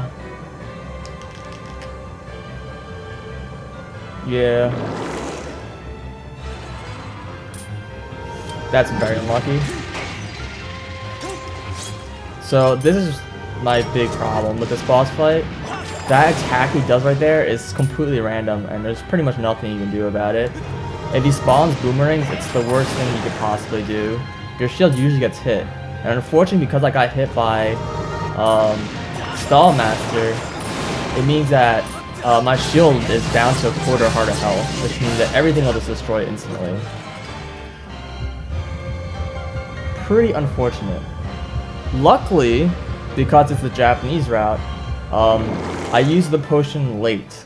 The potion heals your shield, so I can use the potion right now and not worry about it. I'll use it in a second though. The reason why I save my potion, in the English route I use it earlier because you skip so much of the dungeon that there's really no point of keeping the potion at all. Usually I expect to get hit once in this dungeon. This boss has a strat if you have at least 4.5 hearts, which I do have. Then there's a strat you can use. But if you got hit and you're in the dungeon, then you can't use it. So you save the potion so you can be here. But in the English version, you skip pretty much the whole dungeon, so you don't need to worry about that. Japanese version though, I save it. And it kind of worked out, I guess, since now I can use this thing.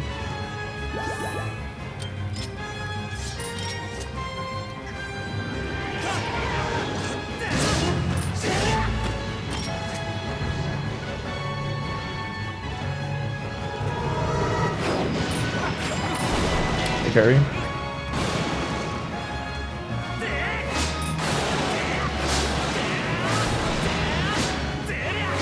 Fortunately in this fight is the horizontal slashes are faster than the vertical slashes, but if you're too close then the hitbox of the sword will go right through it. But the vertical slashes, it actually pushes Link backwards if you're really close to him. So you can kind of like alternate the vertical and horizontal slashes and they'll all hit. It's kind of weird, I don't know.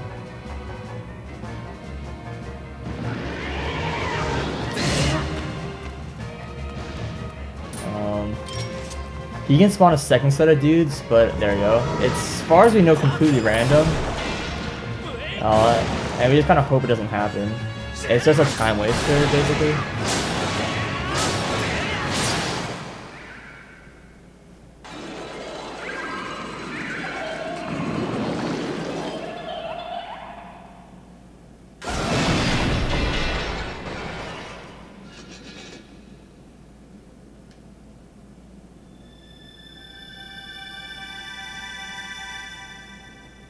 There are a lot. I've seen at least 5 fake straw poll like sites that are all screamer sites. Yeah. Like there's just so many fake straw poll sites. And unfortunately a lot of them you can't tell in chat, particularly Darpoi or whatever that is, like with I's instead of L's, because since there's no like with the chat font, it's impossible to distinguish unless you're like in I or C.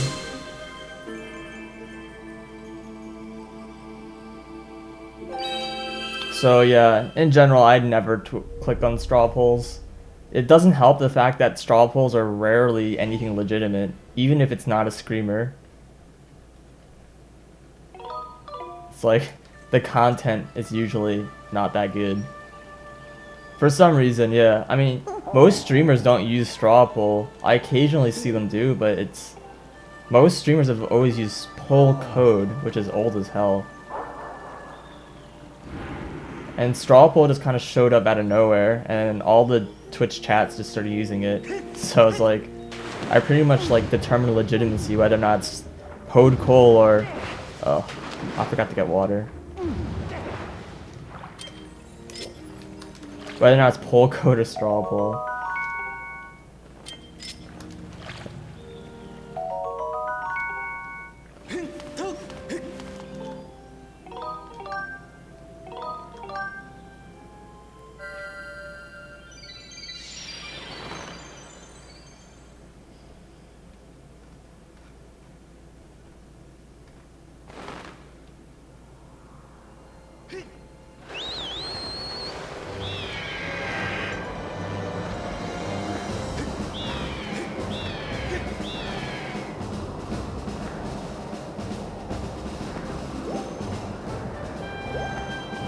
Hey, Scruffy.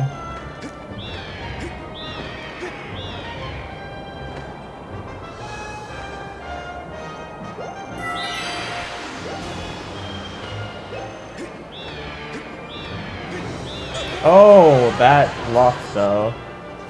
That luck. Okay, that's actually pretty bad. I need as much health as I can manage because this part coming up here is pretty dangerous. So I really want to have full health. Hopefully I'll be fine. But we'll see. If I get hit again, I'm in really, really bad situation. I'll probably use some safe strats in the coming areas to compensate, but we'll see.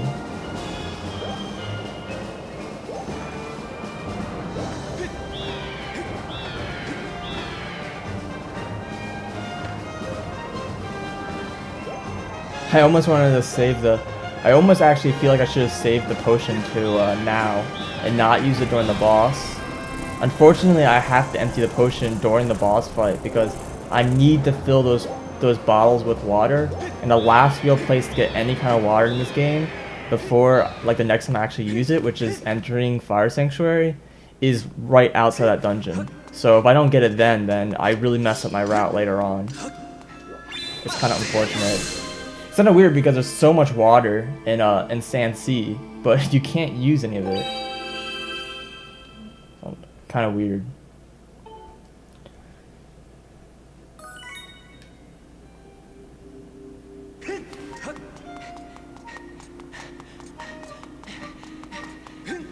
That's been funny with my new sound system. I can actually technically click on a screamer and it won't come up on stream.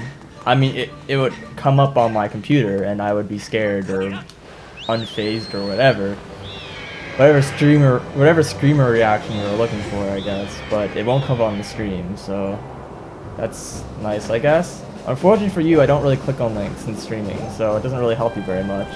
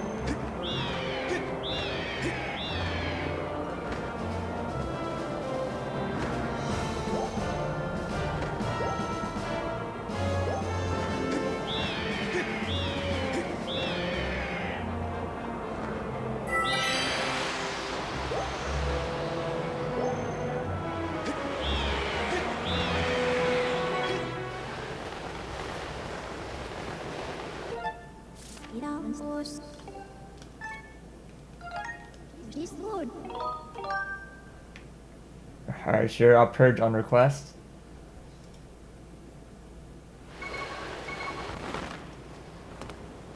Yeah.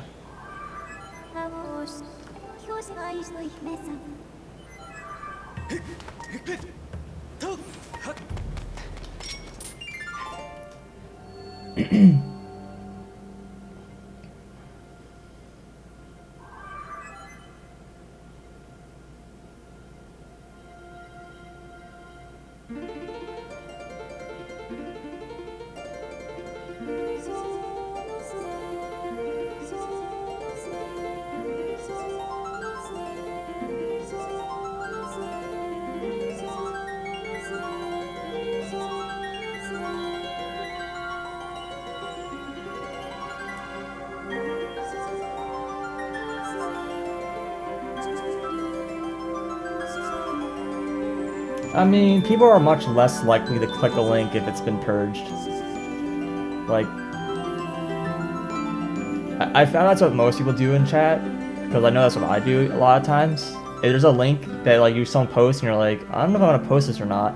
You wait like a minute, see if any of the mods ban it, and if they don't ban it, then they're like, well, I guess it's legitimate, and they'll click it later. So if it gets banned, then they're not gonna click it.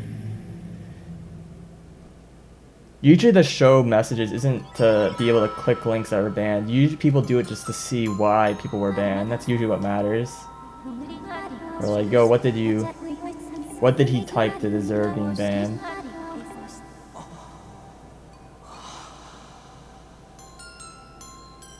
It's honestly kind of hard to get banned around here. And it's not necessarily because I'm partly because I'm pretty lenient here, but it's also just because, it's just because my chat here is pretty chill. Everyone's cool, and no one really needs to be banned. The worst you'll usually see around here are timeouts. Getting a ban is pretty rare, unless you're just like a straight up spam bot.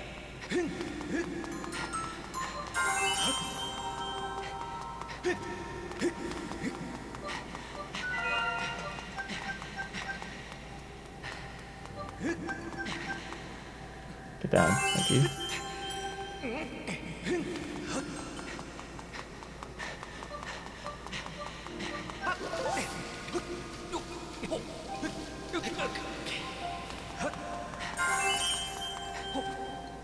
Fuck.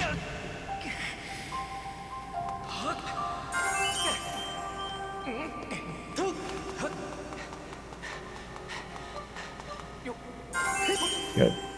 Getting that soft jump is much more difficult than it looks. I don't know, the way the mechanics work in this game is that it's really hard to just like walk off ledges without jumping. There's some techniques to be able to do it more consistently, but they're all slower. And to be able to do it quickly is really annoying and way more difficult than it should be. Getting caught here is not really a big deal. It really isn't. You'll almost always get caught here. There's this technique to get here to not get caught, but it's pretty hard. I go for it, but it's like I said, it's pretty tricky. I don't have it that consistent. I get it probably about 50-50.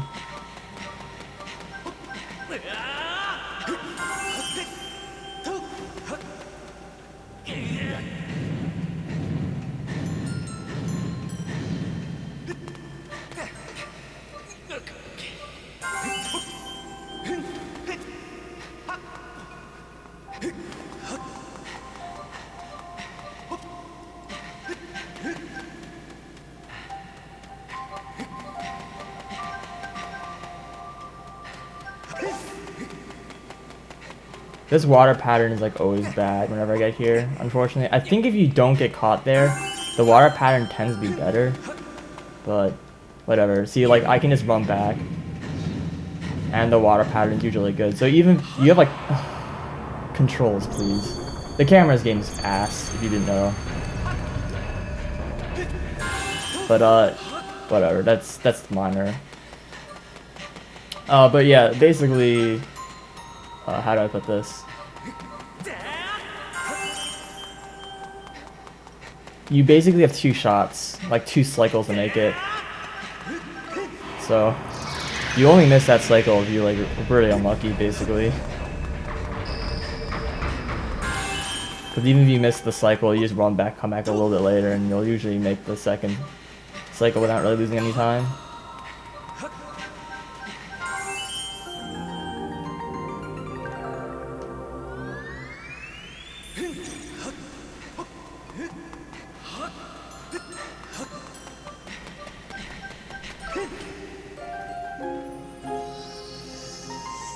Anyways, this trial went pretty mediocre. It could have been a lot better, but it's fine.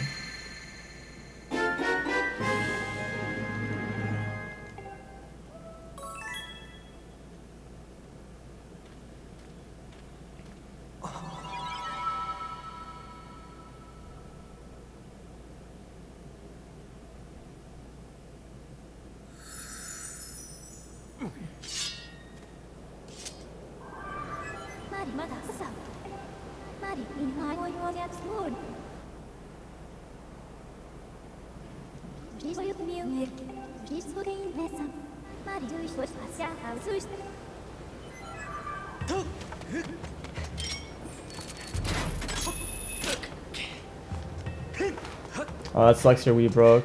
Actually, I have 2 Wiis and one of them's broken. It's pretty silly. Like, it's not the disc drive that's broken, just straight up doesn't boot anymore.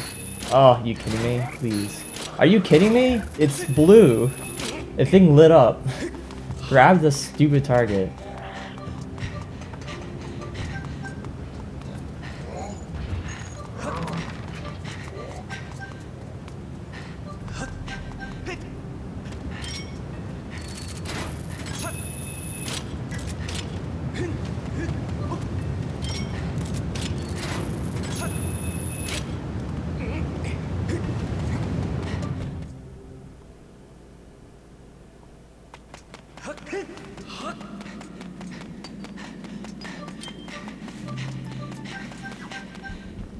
Well, I guess I didn't need that bomb to fill. Oh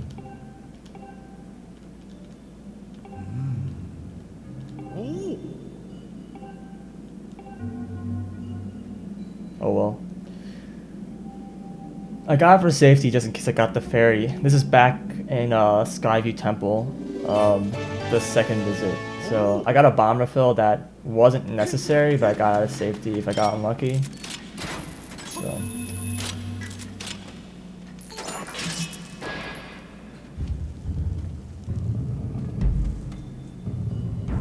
Nintendo's coming with a new console? What? Is this legit? I don't buy it. Please. I'm having so much trouble, like, just aiming and using my motion control right now. Like, everything is just... It's not really the control, honestly. I think at this point it's just, like, me using the control. Just because of how much it's messing up. Like, I must be, like, tired or something.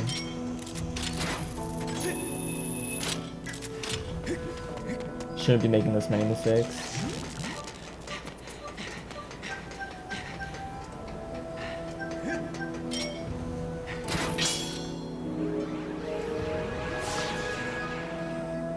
What's wrong with that Hawkeye? I mean, it's kind of like the last item in the game. If your shield breaks, you just buy a new one.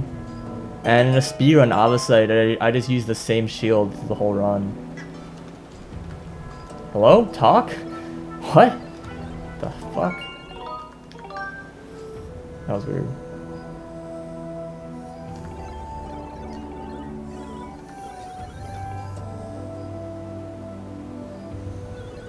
I don't buy it at all.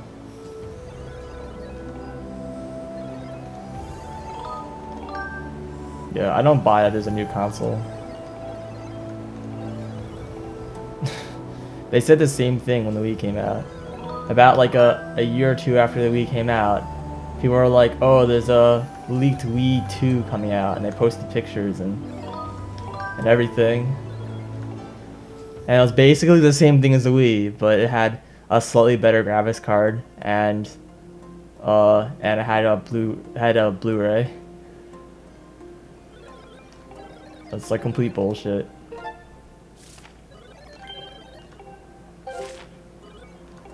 Yeah, there's no way Nintendo has a new console coming out.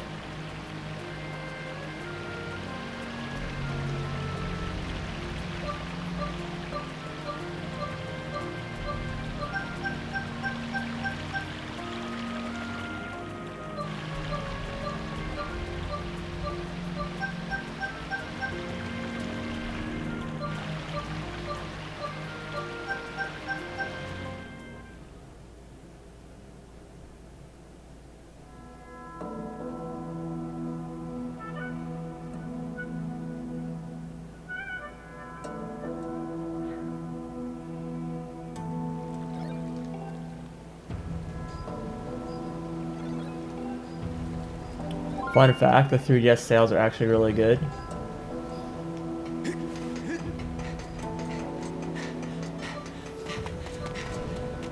Okay, fine. We're not using my sword here. It didn't draw, so... The cactus, dude, it's got a vengeance.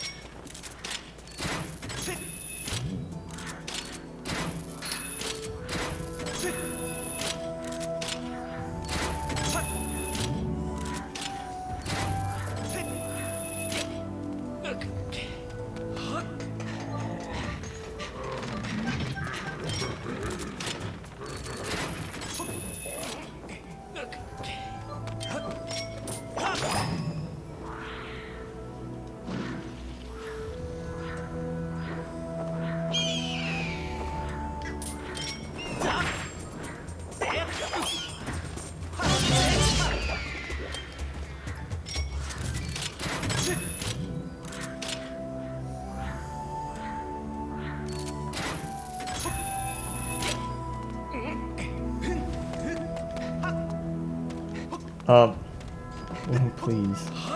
Oh god.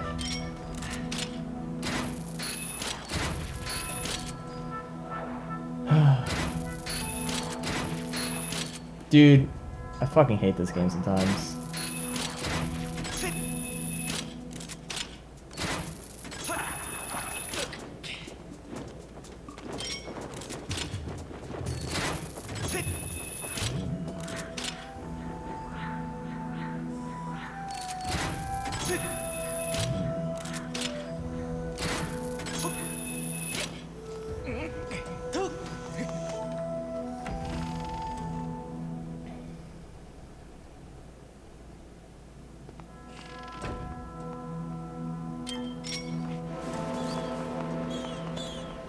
Hello? Thank you.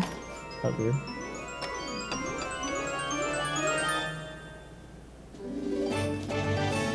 I honestly don't know why people kind of put so much in stock on like rumors they hear, since 99% of rumors out there are all complete bullshit.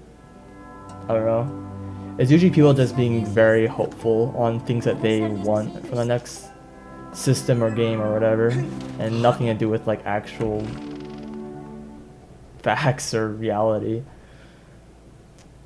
I don't know. It's silly how much, I don't know, that's out there. I just ignore it all. Oh cool, frame perfect.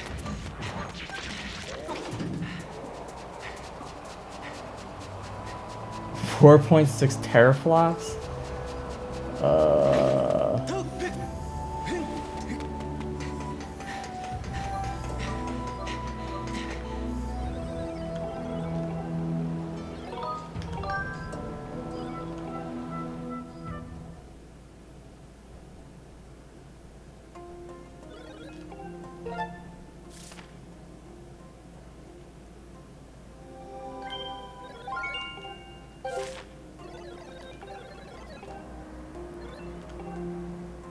I wish people weren't so blinded by the image of something as opposed to what something actually is.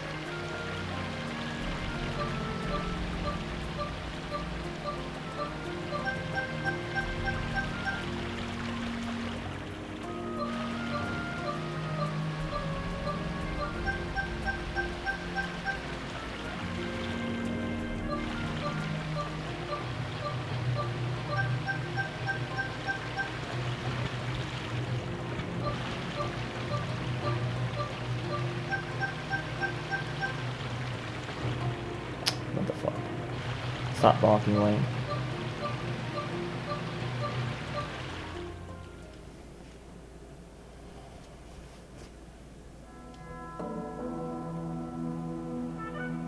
Yeah, I was thinking about getting upgrading my DS to XL, but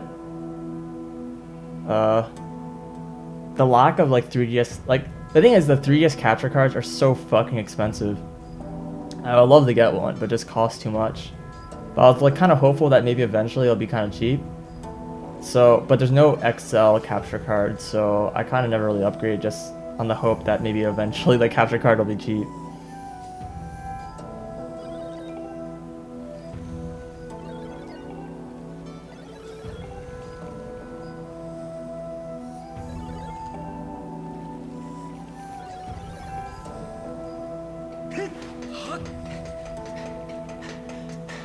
I honestly don't play enough DS games or 3DS games, whatever, to like warrant getting an XL.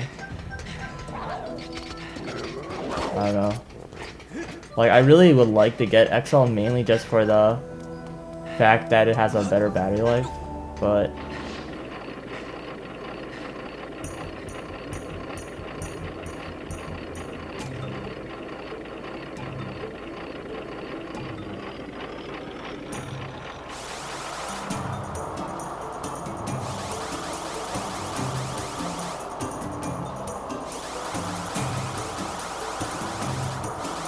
if you're gonna link me something that you actually want me to look at, you're gonna have to PM it to me, because I'm not gonna remember it after the stream. If you PM it to me, then I'll look at it later.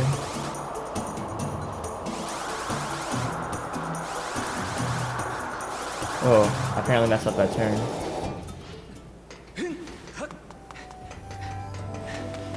Yeah, I played Link Between Worlds.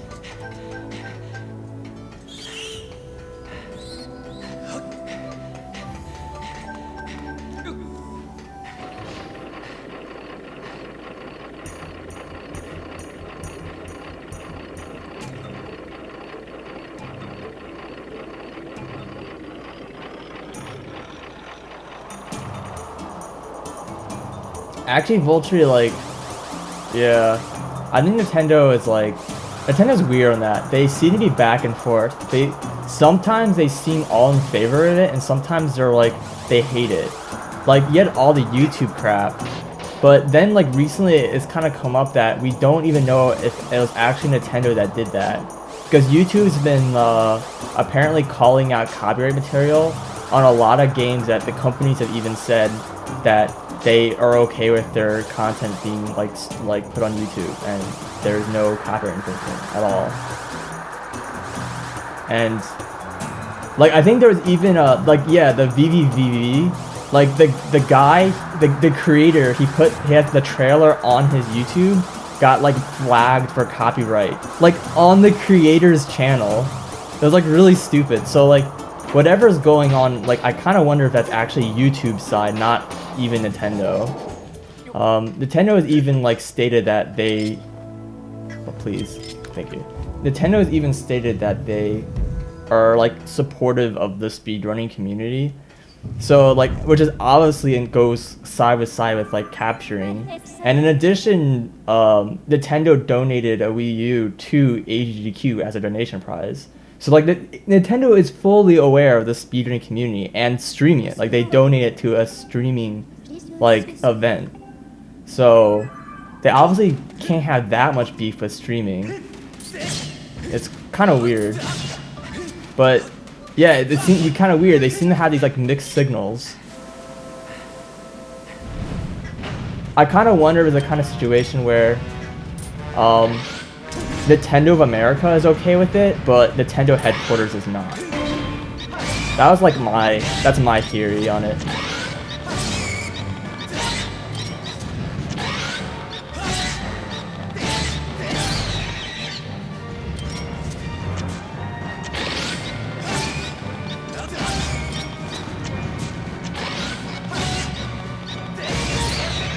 I have no seeds. What the fuck?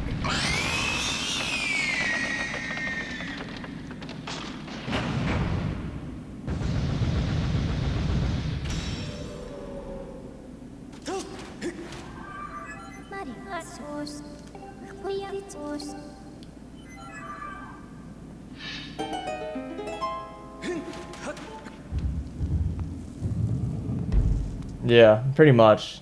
That's like the big issue with YouTube. But the thing is, YouTube also, I think, implemented, they have their own like automated like copyright tracker thing. Like it automatically like scans the video and audio for things, and if it sees something that is like recognizable as copyrighted, or that it thinks it's copyrighted, then it'll just flag it automatically. So it is like also YouTube's side, not just like assholes like flagging stuff that they shouldn't.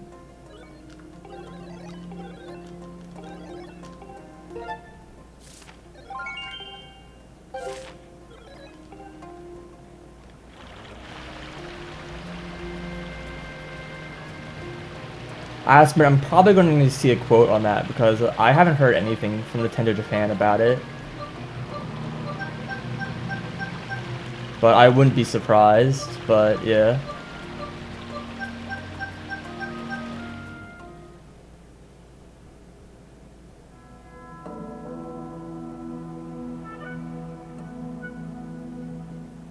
Oh, Nintendo America doesn't really have much hands-on experience with most of the games being produced. Nintendo America mainly just I mean, there are some, they do talk to some of the American, you know, studios, but mainly what they do is they just deal with marketing and localization and stuff like that. So they don't actually make that much games, but they, like I said, they do marketing. So like a lot of stuff we see here in the United States, I don't know anything about Nintendo in Europe, but at least in America, like most of what we see is through them, not through Nintendo headquarters.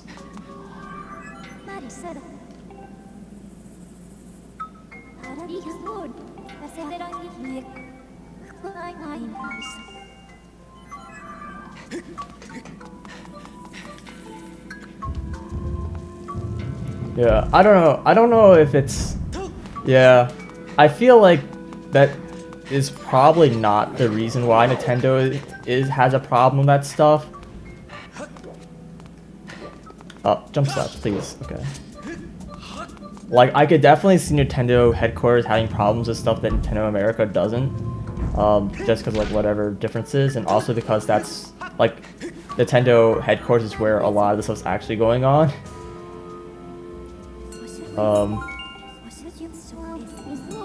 But yeah, I don't know. I don't know. It's really unfortunate.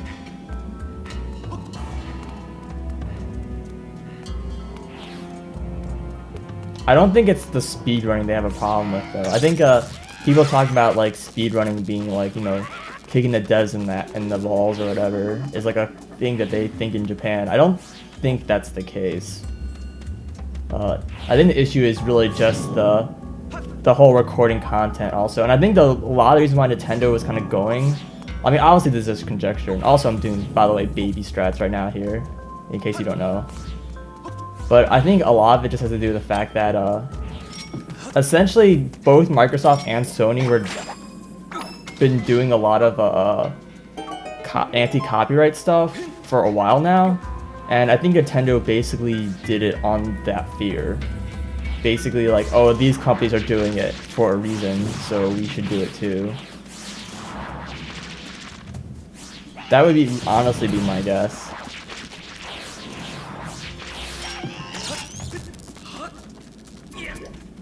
And I don't know if it actually has anything to do with like what Nintendo actually thinks. It's just like better safe than sorry. It's not like any extra work for them. Nintendo is like doesn't go out of their way to do that kind of stuff. The only time I've ever really seen Nintendo go out of the way for anything like that, was they'll contact like the, you know, emulator or ROM sites, and they'll be like, "Yo, stop your business." Cease and desist order or whatever.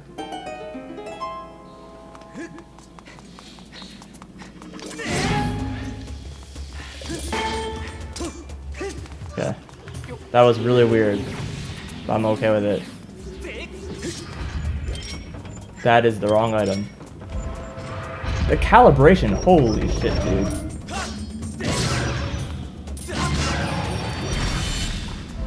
Like, I was holding straight and then it randomly just like went off to the side.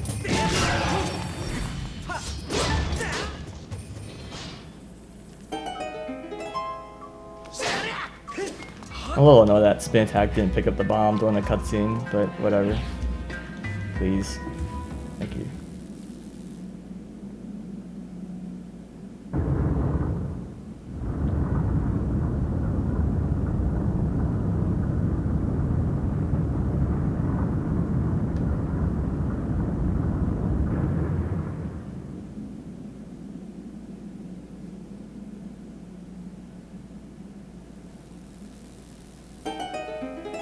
Yeah, I haven't heard much about it. I mean, you'll occasionally hear major piracy sites get knocked down, but I haven't really heard anything from like Nintendo.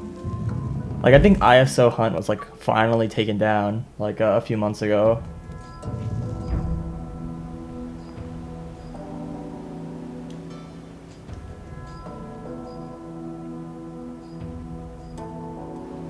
But yeah, I don't really see Nintendo just having a very proactive role in like anti-piracy or just anti-copyright infringement kind of stuff. I kind of feel like they're just kind of like, basically you have all these other companies out there who basically just do it for them. And they just say, yeah, sure, just do what you do for everyone else. And Nintendo isn't actually really like stretching their arms at all to do anything. Oh, stamina, please. Like, that's the way I see it. Now, I mean, it's complete guesswork. I mean, maybe that's not actually the case, but that's just the way it seems. Because I haven't really seen Nintendo do anything recently. Even their games don't really have any kind of, like, all the games that they release don't really seem to have any kind of intense DRM or anything like that. The strongest thing they got is, what was it again? I don't know. I mean, they have online, like, they have online DLC now, but I mean, that's not really DRM stuff. They still have the regular stuff available. Like, I don't know, they just don't really have very much. They've just kind of been doing what they've always been doing. The only thing they really have, I guess, that's even close to that kind of stuff is they still have, you know, region locking. But that's kind of like that's like an industry standard now. And I feel like Nintendo changing that would be really difficult. Partly because, like I said, it's an industry standard. It's like, if you get rid of region locking, you kind of have to go up against the beast. And I don't know if Nintendo really wants to do that, and it's not like region locking's bad for them. It actually is pretty beneficial for the company, even though it sucks for all the consumer gamers.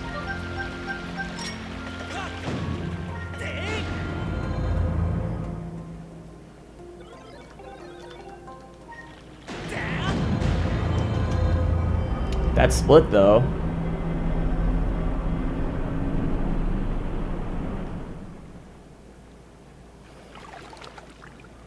Yeah. It's really nice having virtual console games, and I've like bought a bunch of games on virtual console. But the fact that emulation exists really makes it hard to be able to make any reasonable sales. And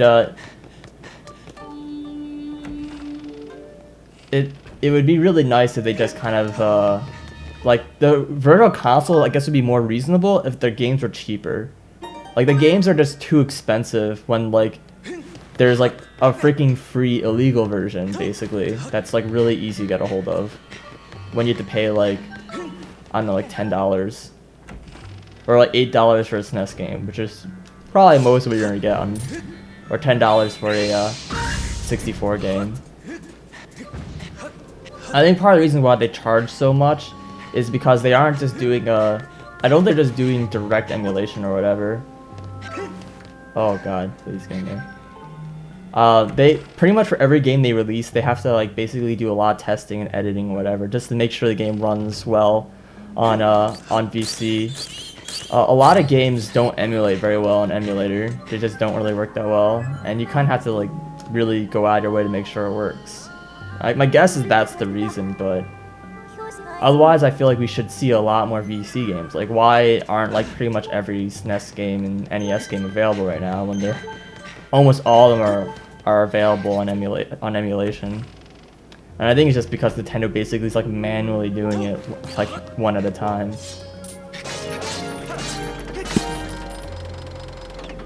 Yeah, I mean, $10 is really cheap, like, and I agree, but you have to realize the problem is the people who are going out of their way to like emulate games, $10 is way too much, you know what I mean? Although then again, I don't know. They might be like $1 is even too much. So maybe you have to learn to fight your battles. I don't know.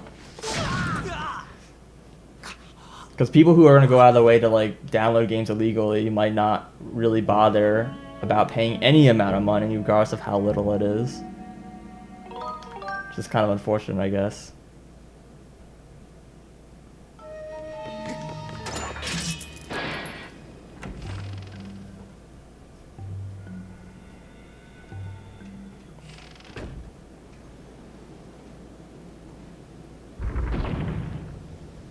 GBA games on the 3DS? There are GBA games on it already.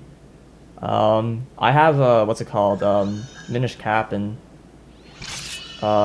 Fusion. Let's see, what else do I have? I don't know. When you get the Ambassador program, it comes with 10 free GBA games.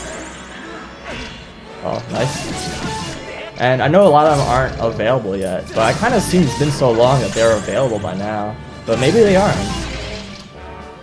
I don't know. Yeah, but like there honestly aren't a lot. Yeah, injecting wads is still illegal just because like injecting a wad is the same thing as using a ROM, which isn't legal. There's a lot of like legal grayness, although I probably shouldn't use that word. There's a lot of like, I should say, legal misunderstanding about ROMs and emulation that I think a lot of people just like don't really well understand, and they hear people talk about it and they think they know the laws, but they don't. It also doesn't help that the laws are different in like every country, so that makes things a little more difficult.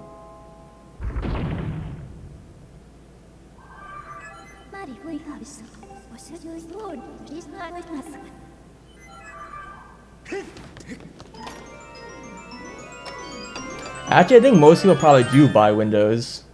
You can get Windows really fucking cheap if you spend like any amount of time looking for it. I have Windows 7 and I bought it, I think for $50 or something. You know, I got it on release day. Like it's not hard to find cheap. And I think most people probably do buy it. It's just, it's one of those things where people think about it. Technically, I think homebrew is illegal, yeah.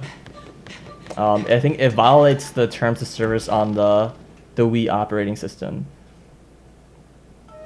Yeah, there's a lot of weirdness. Like I said, there's a lot of weirdness about like legality about people think, because people are like, oh, you own the Wii hardware, like Nintendo can't put a terms of service on it. But the terms of service isn't on the Wii hardware; it's on the software, which is licensed.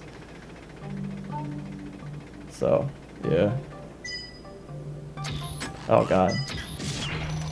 I don't know. And all the game software that you buy through them. And the homebrew violates that. It actually, if you read the terms of service, it like explicitly basically like says homebrew channel on it.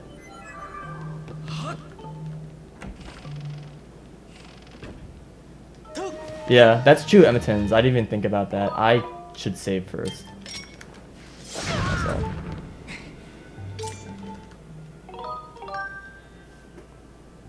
Yeah, copyright laws have gone like really just enormous and huge just in general. They like, in a lot of ways I feel like they're really overreaching and they cover way too many things than they really should be doing. Copyrighting things that really shouldn't be copyrightable. But at the same time, is the reason why these copyright laws exist is because people keep, you know, stealing stuff. Most of these things kind of get started by precedents. So it's like, someone did something stupid, and so they made a law so you can't do it. Yeah.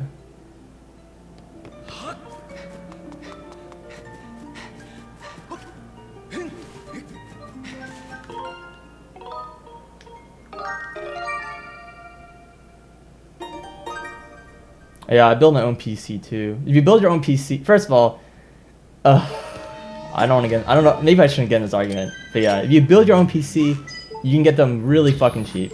You can basically build a machine that can play everything in really good quality for under $800. This is like including the monitor and the case and everything.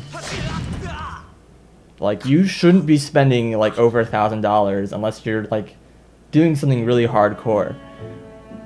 going on that, you really shouldn't buy a Mac unless you really need it, because it's really fucking expensive. It's way more than you should be paying. It's fine if you get a good deal on it, or if you think you really need the software that is, you know, Mac only, but if you're not really using that stuff, it's a huge waste of money. I have nothing really against the Macs themselves. I think Macs are a fine computer. It's just a lot of people spending way more money than they should be spending.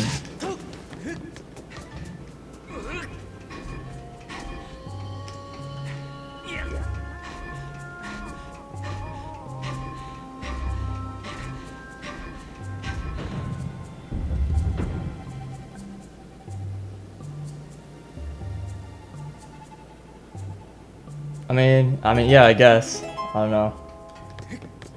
It's just, I feel like most people probably use the Mac just on personal preference, which is fine, I guess. And if you can get a cheap deal and you can afford it, it's okay. Just be aware that you're spending a lot more money than you really need to. Now, alternatively, you can get OS X on your own PC machine, which I think is technically not legal, but I actually don't know the details on like the whole like laws around OS X and stuff, but that's something that you could also do, which I guess is fine if that's like a totally if that's something you're like willing to go through. Okay, I don't really have any complaints about that. My main complaint is just buying the Mac machine itself.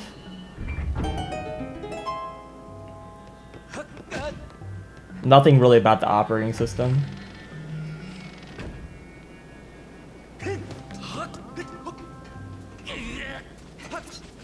Yeah, Macs have always had the best AV editing stuff.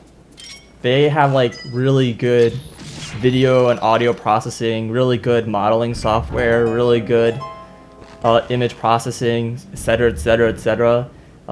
It's just like an industry thing. Most companies that make those kind of programs just make it for Mac for whatever reason. It's just a thing. So Mac definitely superior in that front. Linux is superior if you're doing stuff like sysadmin mainly. Sysadmin, servers, which is kind of similar, and hacking. If you're not doing one of those three things, you shouldn't be using Linux. And then Windows is for everything else.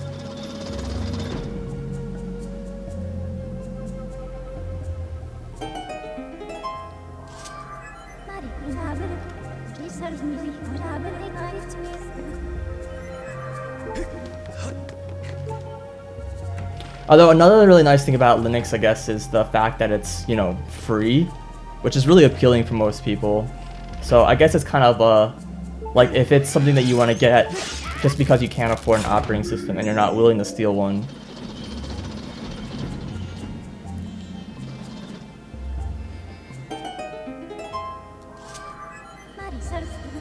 But it's definitely very limited in compared to like Windows or Mac for like the general average like user base.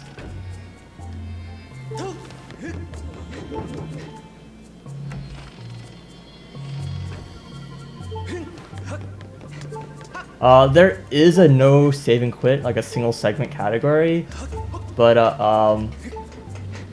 it's kind of dumb, honestly. Some people run it, it's fine, they can do it. I'm never gonna run it. It's basically the same thing as this game, except for no back in time. So the route is pretty much the same, you just don't have back in time in it. And in a lot of ways, it reminds me of Twilight Princess no save and quit. But you know what? Honestly, people can run whatever they want. You know, whatever they have fun with.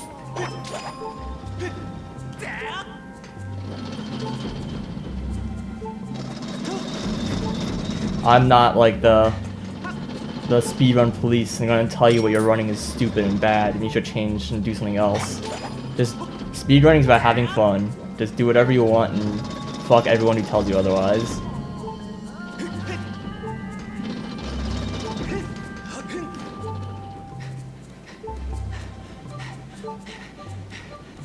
Hidden link.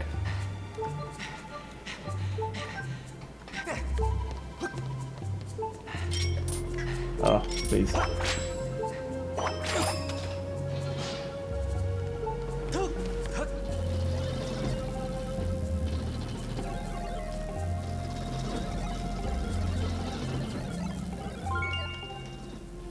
I think like the time difference between single segment RTA in Skyward Sword is a lot bigger than it is in Twilight Princess. Twilight Princess, I think the time difference is fairly small. I don't remember exactly what it was, like 10 minutes or something. Skyward Sword is like 40 minutes or whatever it is. It's a pretty big difference. It's like the game is a lot longer. Back in time saves a lot of time in this game.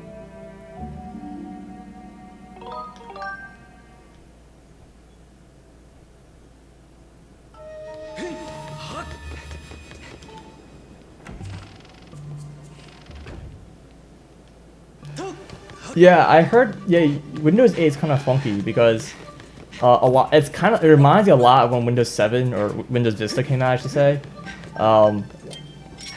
People really hated on the UI of Windows Vista, but now that like they've gotten used to use it for a few years, I think most people are pretty comfortable with the way that Windows 7 looks. Some people still prefer Windows XP. That's fine. Totally a personal preference thing. But I think it's going to be the same true for Windows 8. There's going to be a certain point where people just kind of have to switch over, and you're going to get used to it, and people are going to become comfortable with it.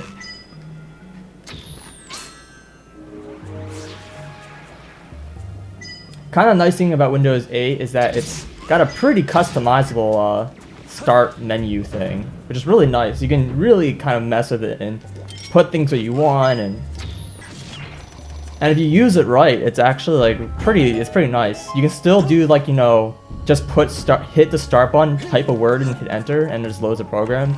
So that's the same as Windows 7. I didn't shoot this guy. Whatever, I'll shoot him soon.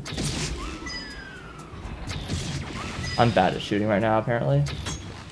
I'm terrible at shooting. I missed so many arrows.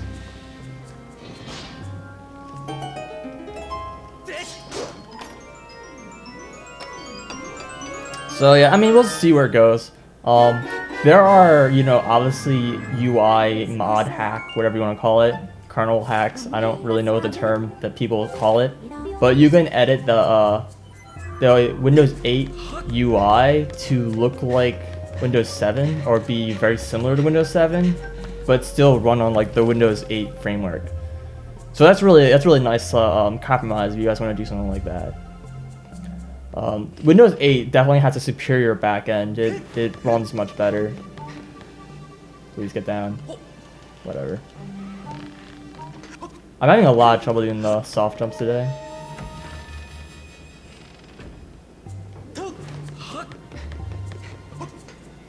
Yeah, Windows X. Here's the reason why you shouldn't be using Windows XP like ever anymore, except for you're doing some very low level work. Low level meaning like just very weak performance, old stuff, things from like a decade ago. So that's I guess the wrong use of low level. Anyways, the point is that XP doesn't have any good 64-bit compatibility. There's a 64-bit version of XP, but it's garbage. Don't use it. It is absolute garbage. It's extremely unstable, and it has like no good support for it at all. It was kind of like a hack that Microsoft threw out just to like be a thing. So that's like the biggest limitation of Windows XP. It's just the lack of 64-bit, and it is pretty major. Yeah.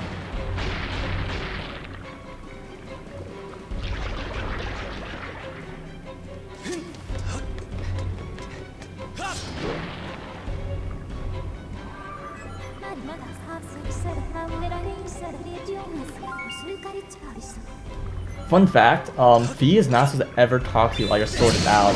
Every time Fee talks to you, you automatically sheath your sword. Except for this one place, apparently. If you do a jump slash into that cutscene, Link forgets to sheath his sword, and I think it's because he gets interrupted by the other cutscene. I don't really know what's going on, but for whatever reason, Link's sword is out while Fee talks to you. and it's a small little glitch that most people don't really realize, and it's just a thing.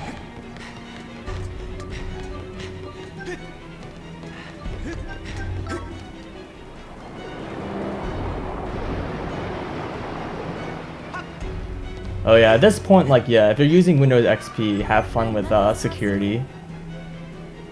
It hasn't been supported in over a decade, so... Like, I think people are, like, forgetting how old that operating system is now. It's like, it's been a pretty long time.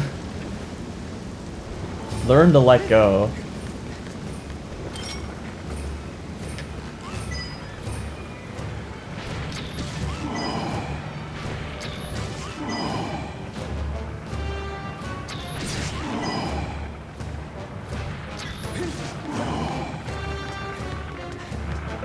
Okay, that's close. Missing that arrows hack would have been really sucky.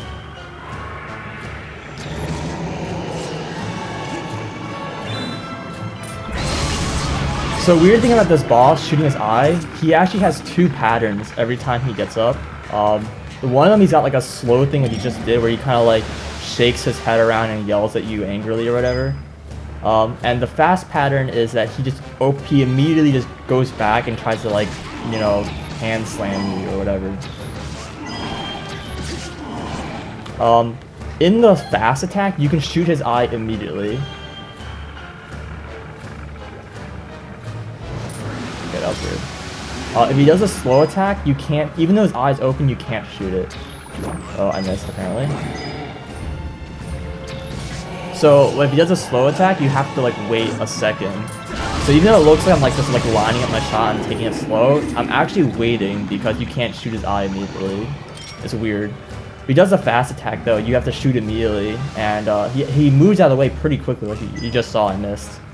So it's pretty easy to get the shot out, and you really have to get that shot in like right away.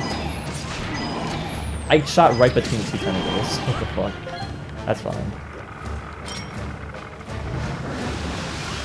Yeah, you actually, I'm pretty sure being able to shoot these things with your tentacles is a glitch. I don't think it's intended. They definitely intended you to use the Skyward Strike, and Fee even tells you to use the Skyward Strike. So the fact that you can use arrows, I think, was not supposed to be a thing. Regular arrow shots don't work on it. You have to use charged arrow shots. So... yeah, I don't think they intended that. Oh my god, Barreldorf strikes again. Get up there. Oh, holy crap. Okay, so here's another cool thing. So basically what you're supposed to do is he attacks you with his like tentacle hair or whatever, and you like chop away at it until you have an open shot. But if you're just really fast, you can just shoot his eye. The first shot here is pretty easy. You have like about a good full second to get this arrow off. Or longer, apparently, because I suck. Anyways, you have a ton of time to get that shot, but the second one is really, really tight. You pretty much have to get it instantly. The thing is, though, his eye is closed for a while, so you actually can't shoot it. But if you jump off the platform here, it resets the timer, and his like hair phase and his eye phase are lined up. So you see, I barely got that shot in, which wouldn't have been possible if I didn't jump off the edge. And yeah, it's just really, really close.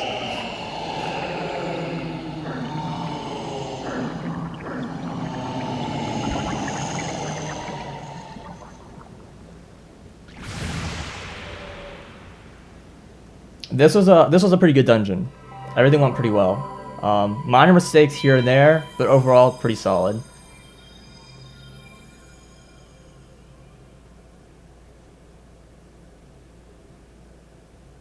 I'm also getting really hungry. Yeah, the barrels was probably the biggest mistake of the dungeon actually. Getting trolled by the barrels right there wasted a good like 15 seconds or so.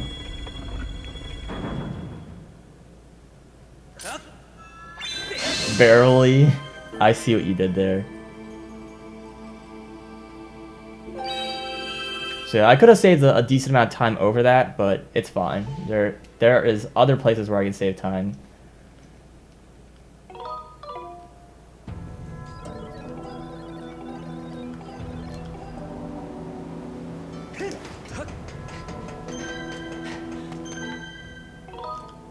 Hello? Thank you.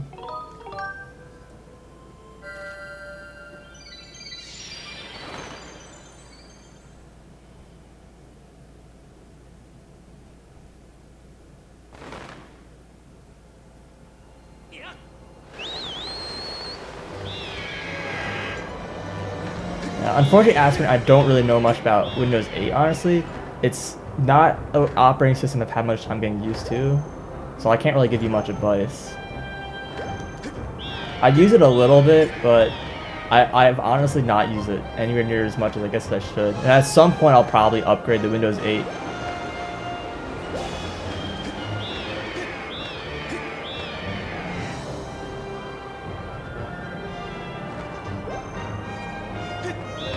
Now, actually, I kind of wish I had, actually, having 3 hearts here is good. This is actually the amount of health I want to have right now. Assuming I don't get hit anywhere. If I get hit anywhere, then I'm fucked. But this is actually a really good amount of health to have right now. Honestly, having 5 hearts is a lot safer, but,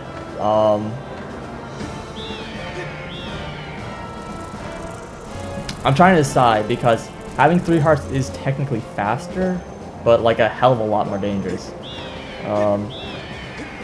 There's some strats I can do to conserve health, which I'm considering doing right now. Dude, I can't get into this thing at all today. I failed rolling to this hole like every single time.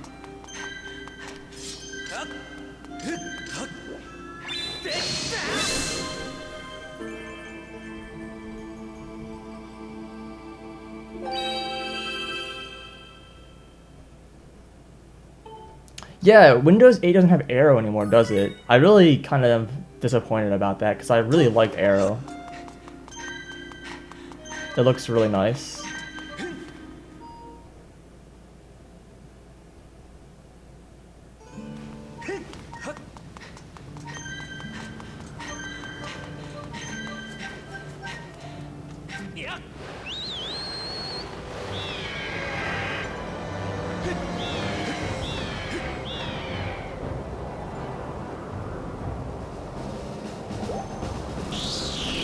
Oh, you saw those guys go for me. What jerks.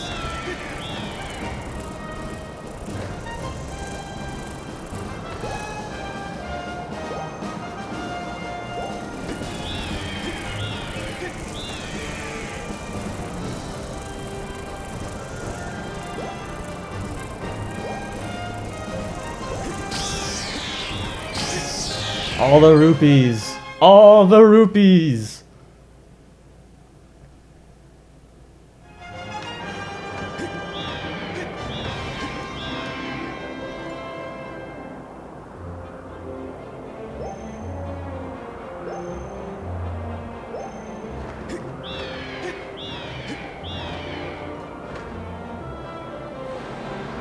Alright. Sure. Unlucky tornado. That's fine. That tornado is completely random. Usually you don't get it actually. But sometimes you do, and it sucks. Nothing you can do about it.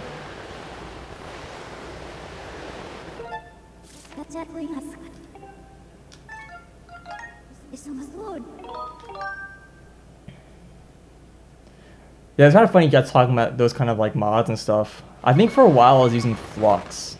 I don't remember why I stopped using it. I think I just was like in generally not like particularly impressed with it or something. Like I didn't really feel like I noticed very much, I guess. It also doesn't help that I generally like have the most ridiculous sleeping hours ever, and I'll just like be awake all through the night.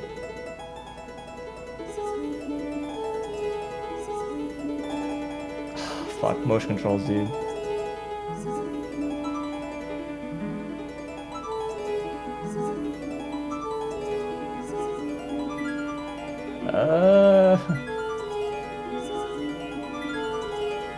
That was really awful. Let's not talk about that again.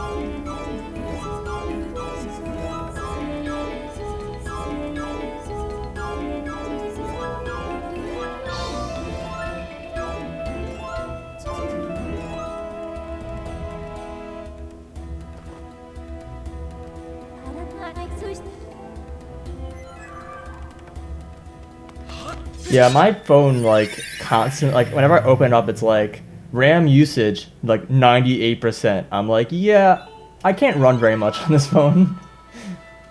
It's like always full. Like it never has enough memory.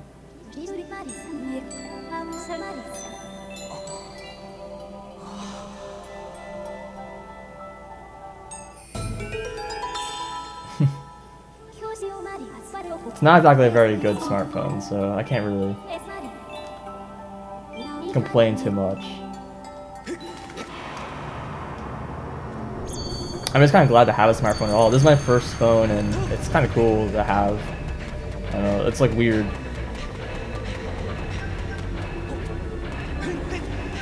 I honestly don't really use a smartphone for very much except for Twitter. Which is kind of funny because I had a text messaging service before, so I just got all my Twitter feud texting. So it's like not really that much different. Also, the Twitter phone app is ass. It's just so bad. I need to get something else. Should really use one of the custom ones out there.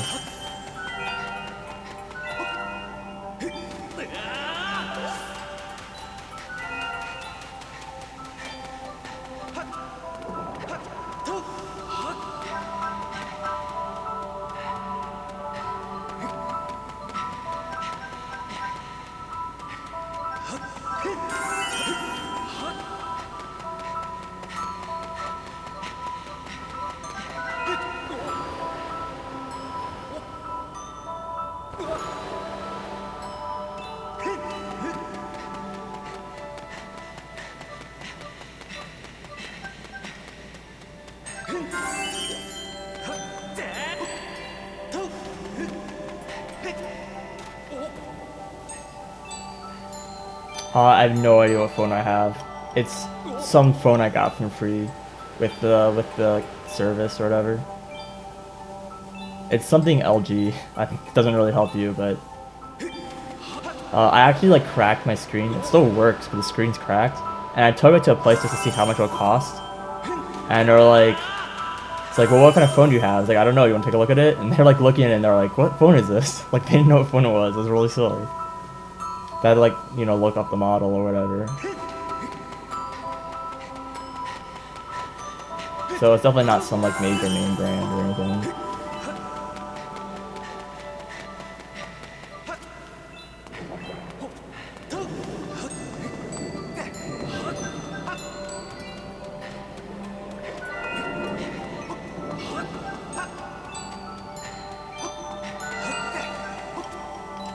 Oh yeah, and the story continues that I did not replace the screen, by the way, because I was like, it ended up being like $90, and I was like, yeah, nope, I'm just gonna keep using a cracked screen, it's fine.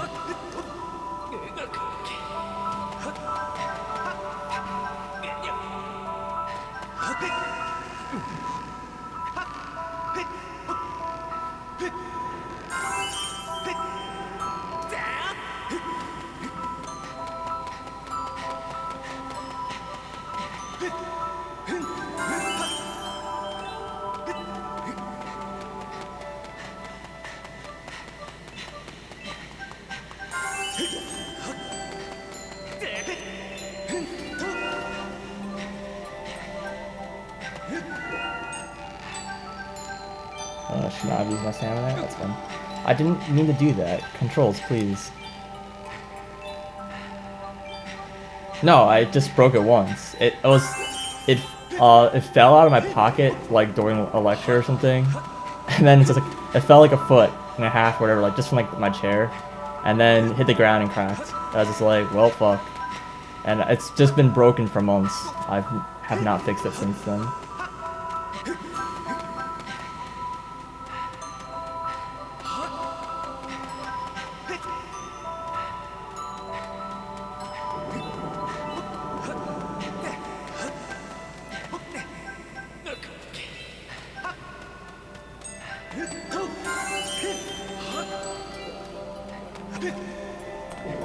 Ooh boy, that was really close. This trial went really well. I'm very happy with this. Except for this. What the fuck? Everything else went really well. Besides that.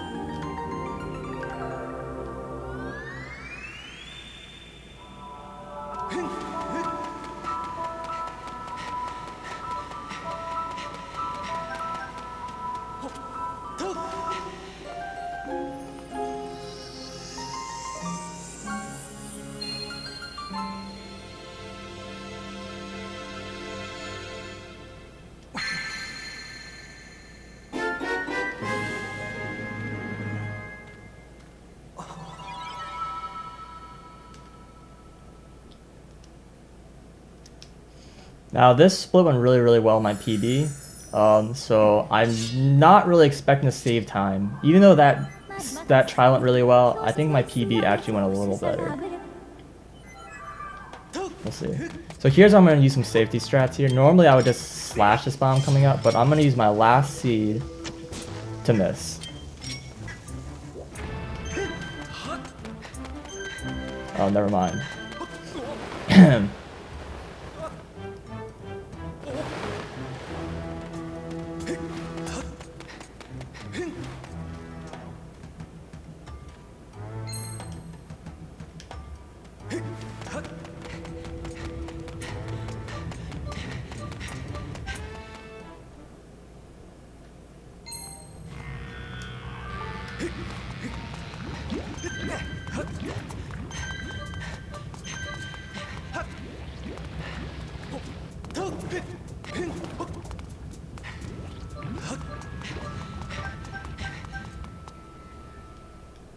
RNG manipulation.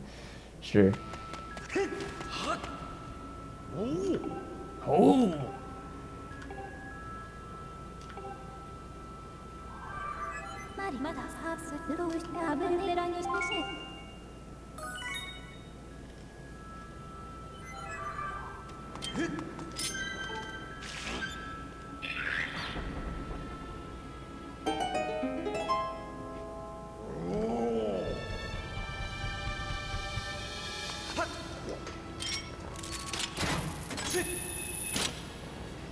Oh, thanks, bro. Jerk. What? I scared myself. I chose the wrong bottle. I was just like, did I forget to fill it with water? Okay. Well, that could have gone a little better. It's fine. Oh no, the camera flipped. Hopefully it's not a problem. It's harder to see the thing when the camera gets flipped here. Yeah, that's what happens. When the camera gets flipped there, it gets a little difficult to see the bird statue. It's like weird. I think the camera gets flipped there when you go too far to the left. Or maybe it's too far forward, I'm not really sure. Yeah, it's like where you enter the cutscene. It's not random. But it's pretty rare to happen.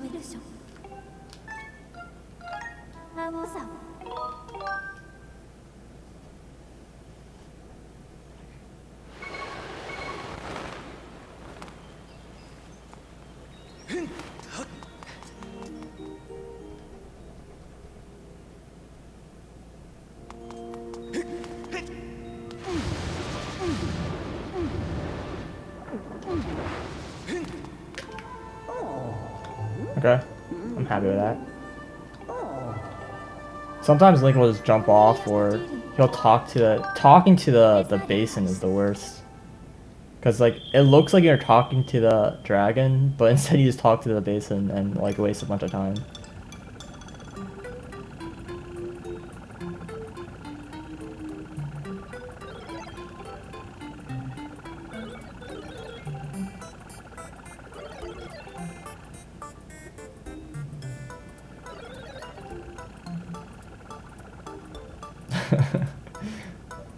Chat's like, that's gotta be a typo. There's no way that's an actual company name.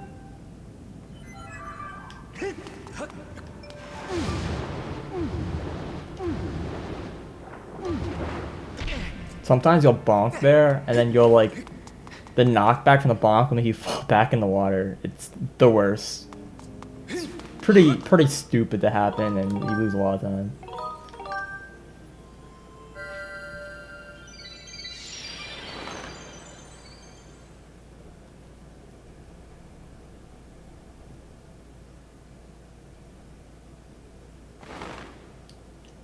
If you're lost in a forest.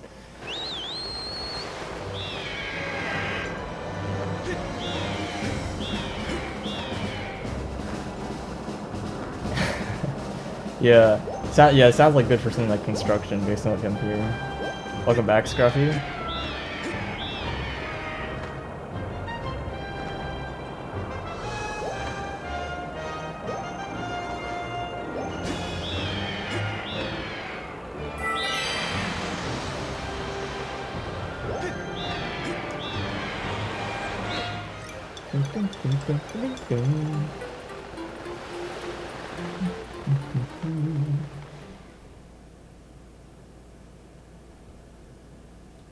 You released your Twitter feed.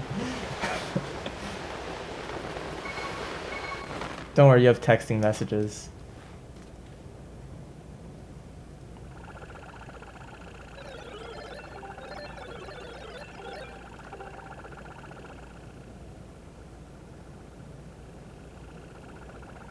The only person to be able to do that without sleeping is like Gorn guy.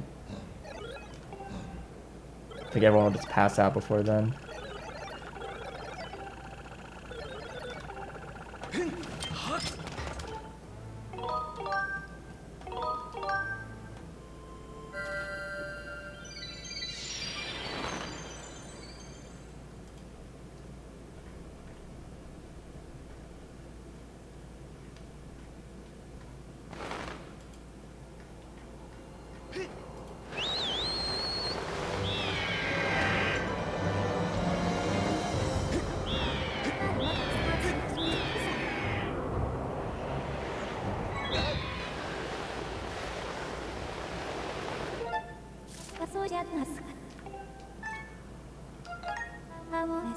Hey Jason, press X to Jason.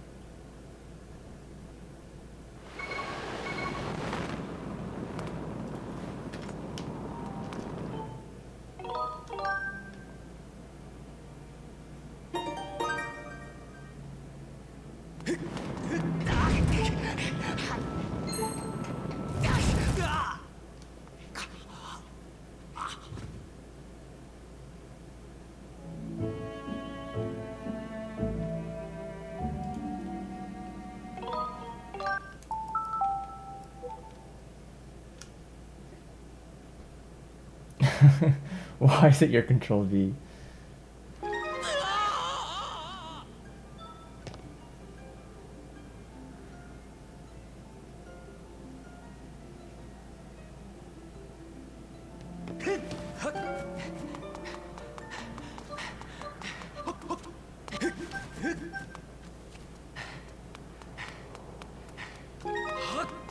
Alright, this is probably one of the most difficult back in times. Failing it will pretty much cost me the entire run. It's a little slow, but I should be fine. Yeah, the problem is basically this warp. You can easily just, basically you'll like clip off the ledge. And then what will happen is you'll just get voided off and you won't respawn on the ground. You'll spawn in the air and you'll just keep like void warping over and over. And there's nothing you can do. It's just the run's over. And you have to reset to an earlier save, and yeah, it just sucks.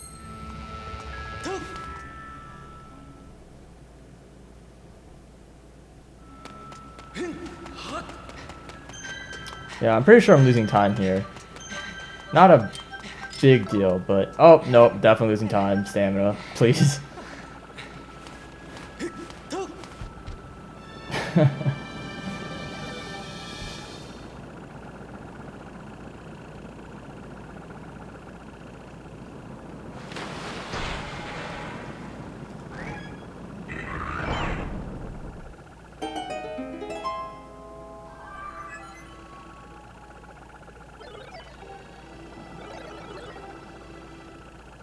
Oh, actually, I don't think I'm losing time. This is unusual.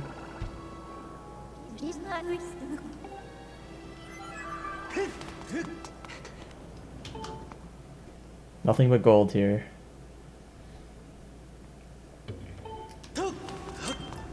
Oh. Okay.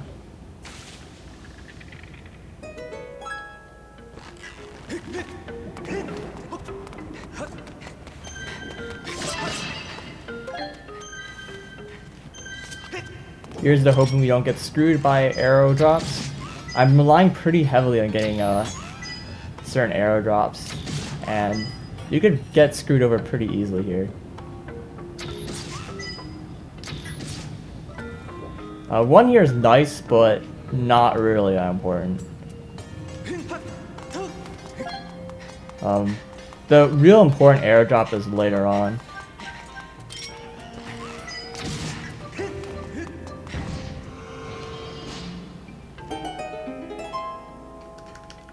Thank you.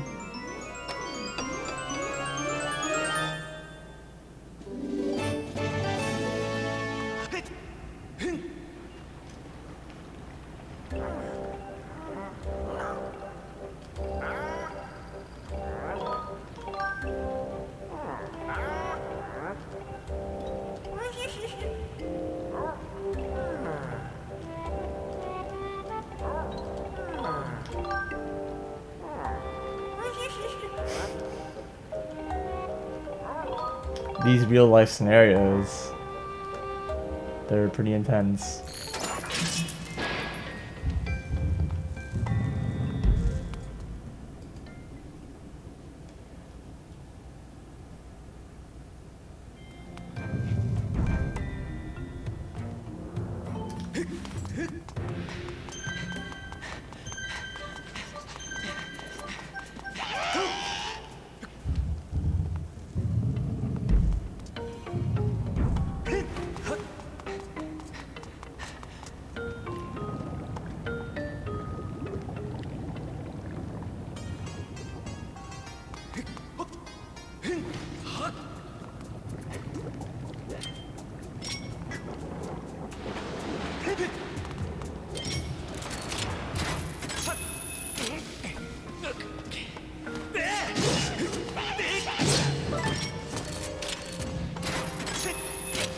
Sometimes, like, I clip off the ledge, off the, like, vine, and it sucks and stupid.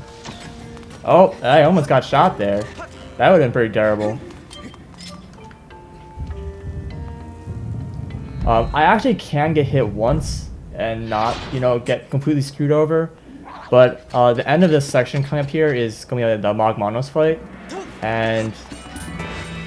okay, fine. Troll me all you want. But... it's scary because if you make one mistake, you're gonna get hit, and yeah, I like to have like a little bit of like, you know, a little bit of safety net here.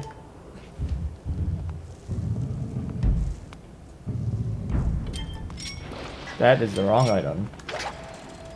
I've actually had these archers can't shoot anywhere near where you are. For some reason, if they see your beetle and they aim super high like that, occasionally they'll actually shoot you all the way back to the door. Their AI is not supposed to shoot back that far, but like trying to shoot your beetle, they sometimes can. Basically, it's really dumb, and I have been shot here before, and it was just all around dumb and stupid.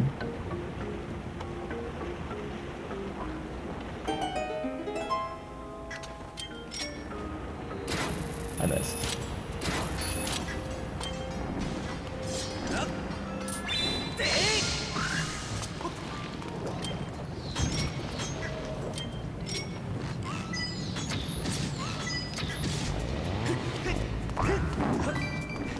Ooh, that's some shit luck right there. Okay, so each of those guys have a really high chance of dropping arrows. It's like 60 or 70% chance. And there's two of them. And the fact that neither of them drop arrows is really unlucky and sucks because those are the last places I can get arrow drops for the rest of the game. Not having enough arrows equals bad news. You need a lot of arrows in this part of the game. For like the whole rest of the run, you use a ton of arrows, and there are no refills, so you have to be very careful. There's a lot of places where we don't use arrows just because we need to conserve arrows. And being short those 3 arrows right there, kind of rough. Pretty much rely on them.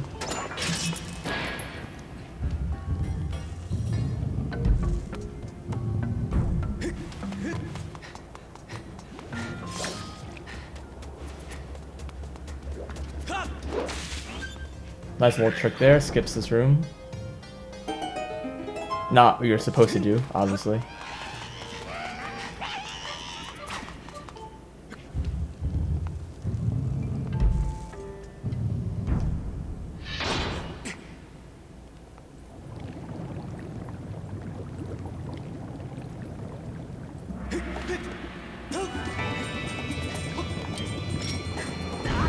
Oh, are you kidding me? And that's why we had extra health. I'm gonna die. This is not looking good. I'm playing it safe here. As in not getting either of them. Okay.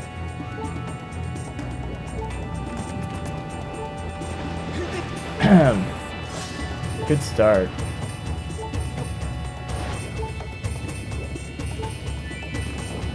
I'm like so scared right now. Ah!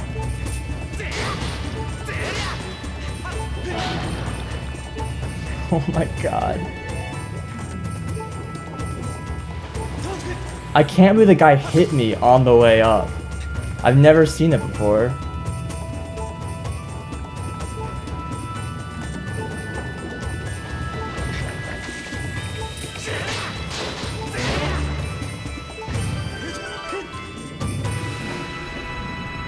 Well, that's a first. I survived, although the fight was ass. I lost like 30 seconds on this one fight, or whatever. God damn. I thought I was dead for sure.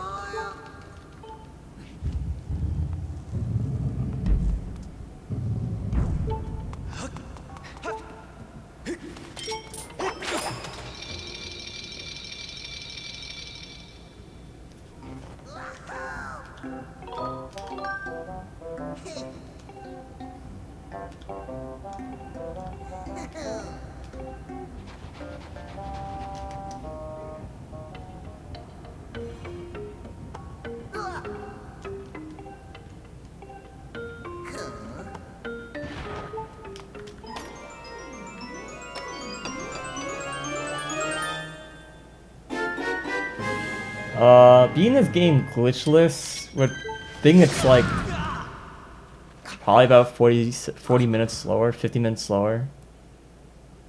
Maybe an hour. An hour is really pushing it, probably less than an hour.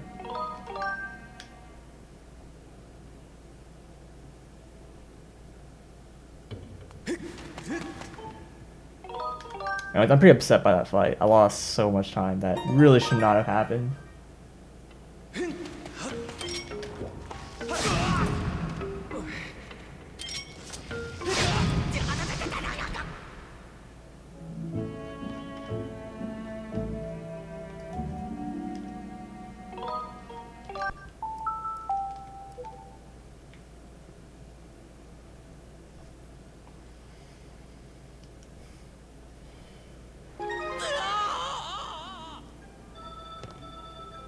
Normal mode.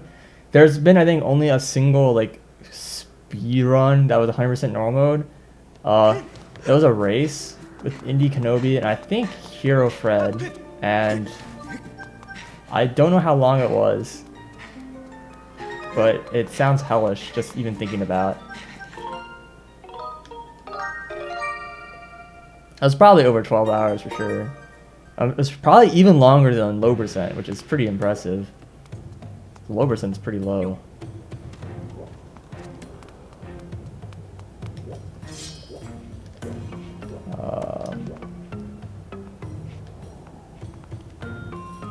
Please? That took a really long time to get that angle. That's fine. It's better safe than sorry. The angle is really precise and I don't want to miss it. If you go too far to the right... hello, door is broken. Thank you. You go too far to the right, you fall in the lava, which is kind of sucky just because you take damage, but not too horrible. You go too far to the left though,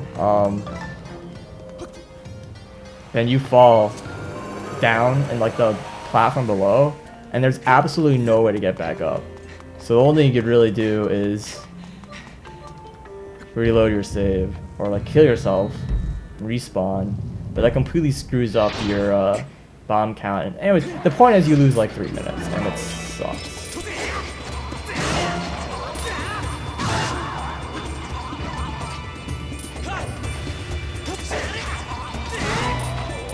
This guy's a pro at dodging.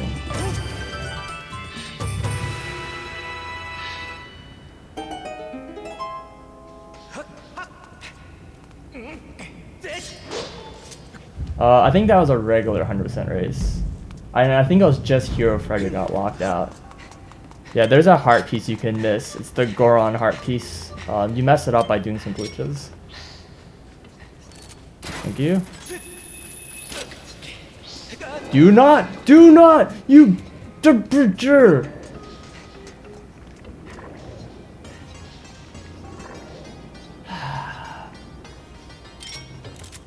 I can't believe that.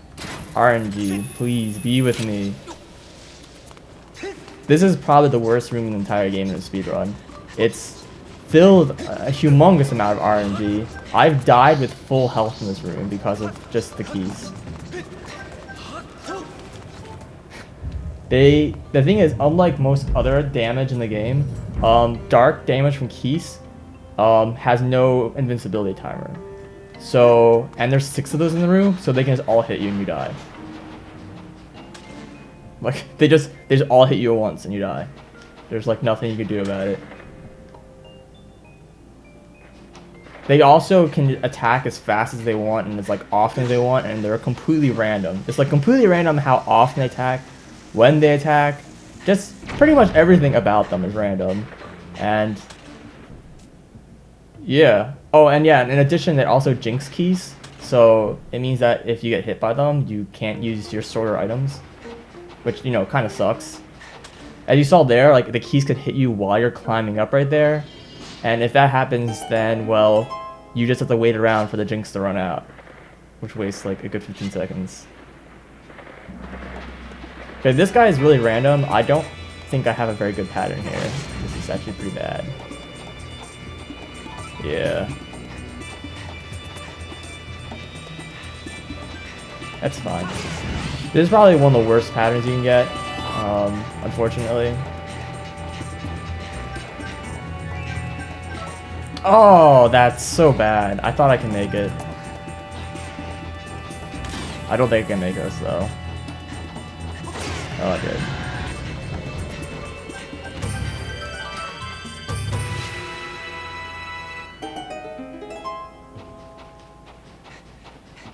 So yeah, that fight can go super fast, but unfortunately his pattern is random, so you can't really rely too much on it. He gave me a pretty bad one just off the start, so there really was nothing I can do. I just kind of have to go with the flow. If you get really lucky though, he dies so fast. It's amazing.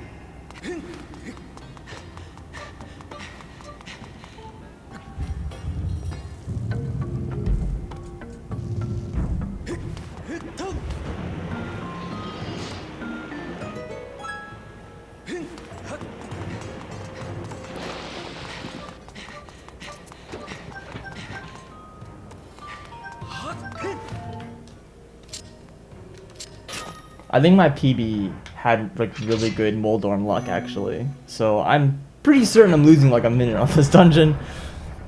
Like everything's gone pretty poorly in terms of like luck and such. Execution wise, I feel like it's been pretty solid of the most part. You know, mistakes here and there, but nothing major. Everything has been going terrible. It's been pretty much just getting some really bad luck, unfortunately. But not much you can do about it.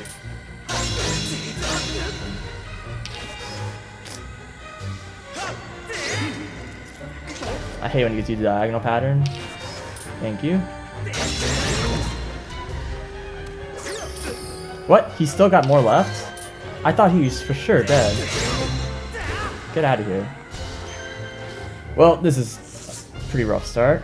Fine.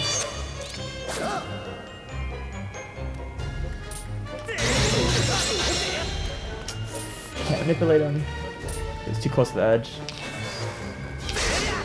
What?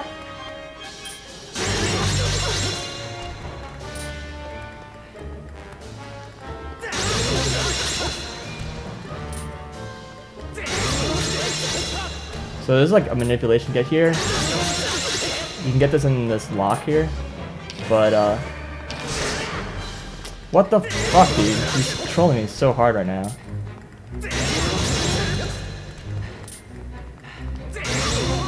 Alright. Honestly, that fight was pretty good. I had trouble getting him manipulated properly, but it was okay. First phase was awful. Second phase was pretty good though. But yeah, most of the time I'm losing here was just really bad, like Magmana's fight. Honestly, was probably most of the time loss. But the dungeon in general is just really shaky.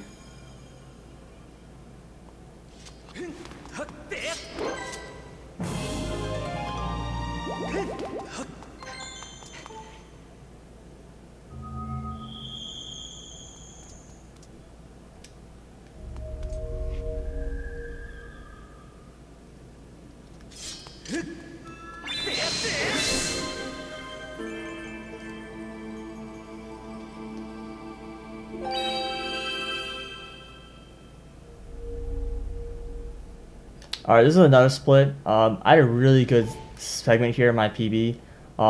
There's a strat here I can use that's a little faster for both both the prison fight and for the what's it called? And for the target practice. I don't feel comfortable with either of the strats right now, so I'm not gonna do them. My PB doesn't do them either, so if I can just do as well, then I shouldn't lose time. Levi's fight's really the main time loss here. Not actually the fight itself, in terms of losing time, it's losing time for later. My PB had a really bad Levi's fight, and it had a very bad arrow count afterwards. So if I can beat Levi's without using too many arrows, I should be fine. I know my PB had a really bad arrow count leaving Fire Sanctuary. I think I only had about like 11 or 13 arrows. I have 17, which still isn't very good, but it's a lot better than my PB, so we'll see where it goes. This is actually probably one of the most annoying splits in the game, honestly.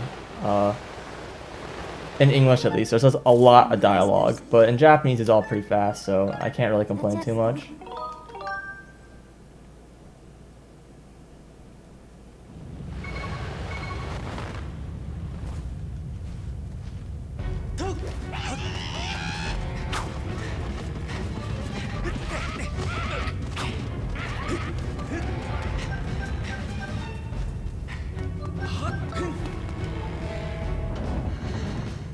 Alright, good night.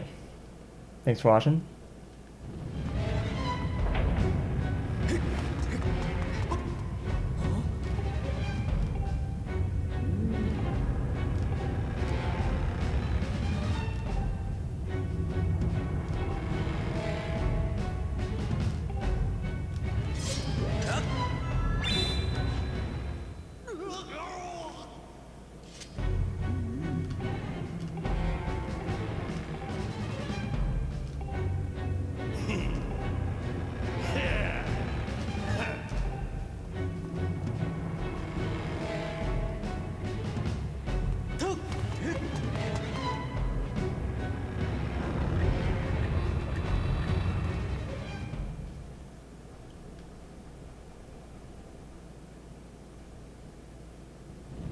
Sup, Zulu? Yo.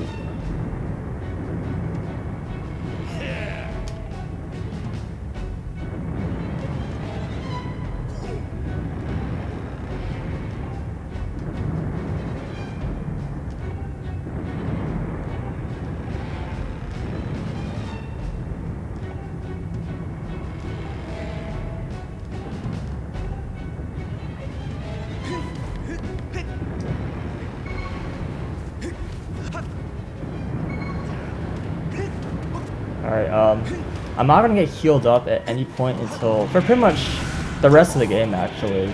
So I need to be very careful. Like there aren't any more death warps or anything. So I have to be careful. Also, I'm gonna need to count steps here. This is number 7 here. On the 13th step, I need to interrupt this cutscene. So.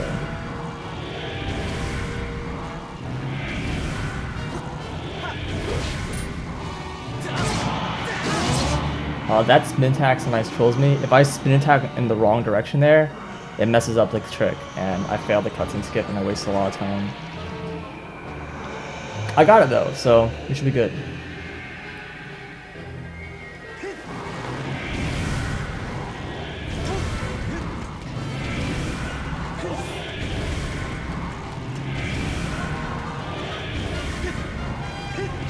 Oh god, why? Oh, that's so bad. He's gonna climb the wall now. I can't believe that just happened. I just slid off his back.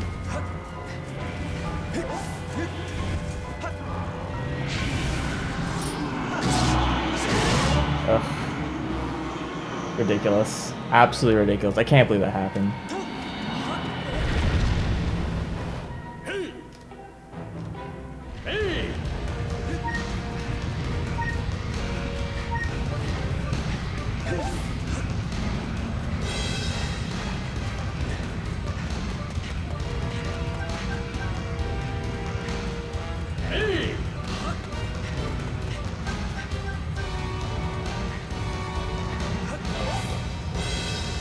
Oh dude, I'm really far away.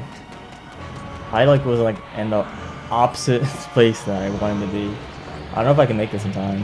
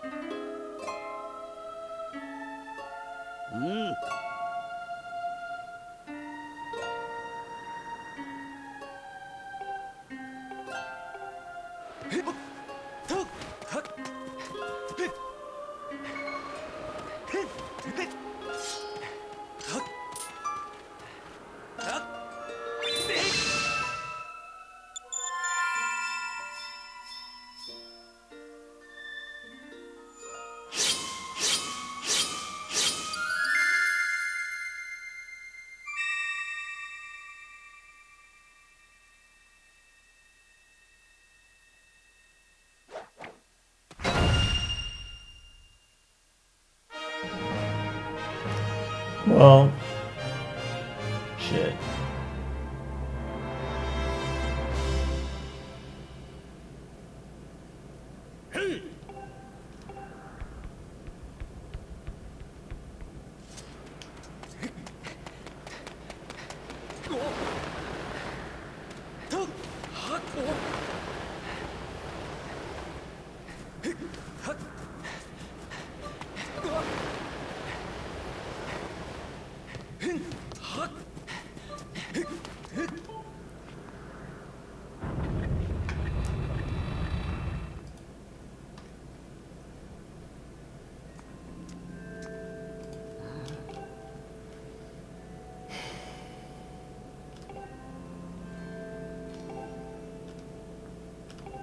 The A button is like seriously broken. What the fuck?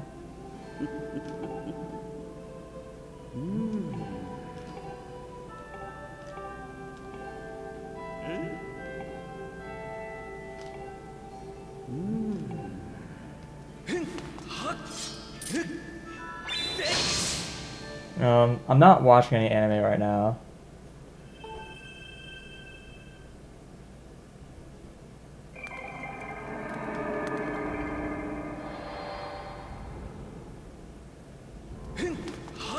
Hey!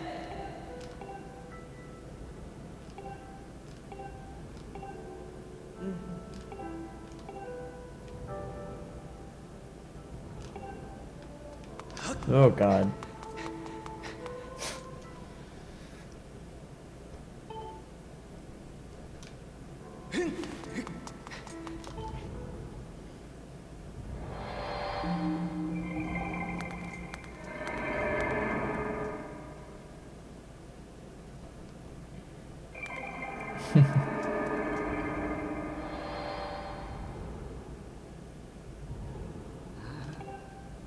Yo, I honestly just don't watch much TV in general. It's just usually when I watch stuff, I just watch Twitch TV. So I honestly just don't watch like TV and movies or whatever.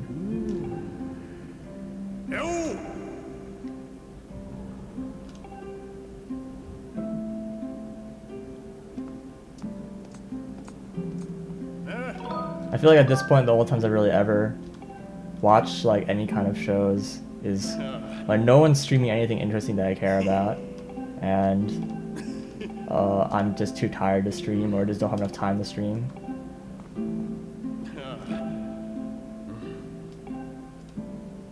So it's like honestly not that often anymore.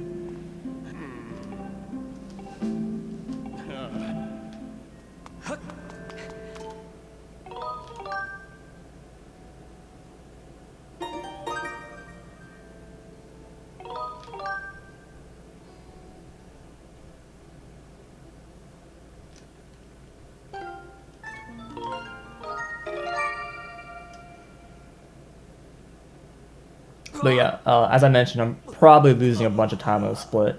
Not a huge deal. Like I said, the big, huge time saver is on that Song of the Hero split. When that pops up, you're going to be like, possible time saving, and be like, what? Why is the number so high?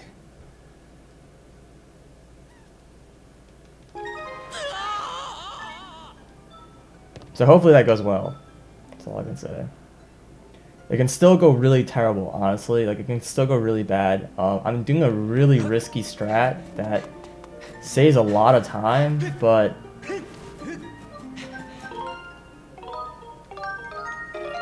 it's really easy to lose everything.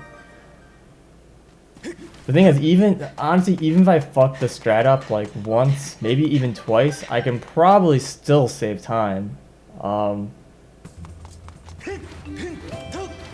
Fucking the strat up means dying, by the way. Like if I die somewhere. But I don't know. I'm really hoping I don't. I should be able to get, even though I'm like still like a minute behind, I just lost like another probably like 20 seconds or something. Still on pace for a pretty good time, assuming this goes well. Pretty good is kind of relative though. I mean, honestly, I would really like to be like 2 minutes ahead right now, but can't really get what we want though.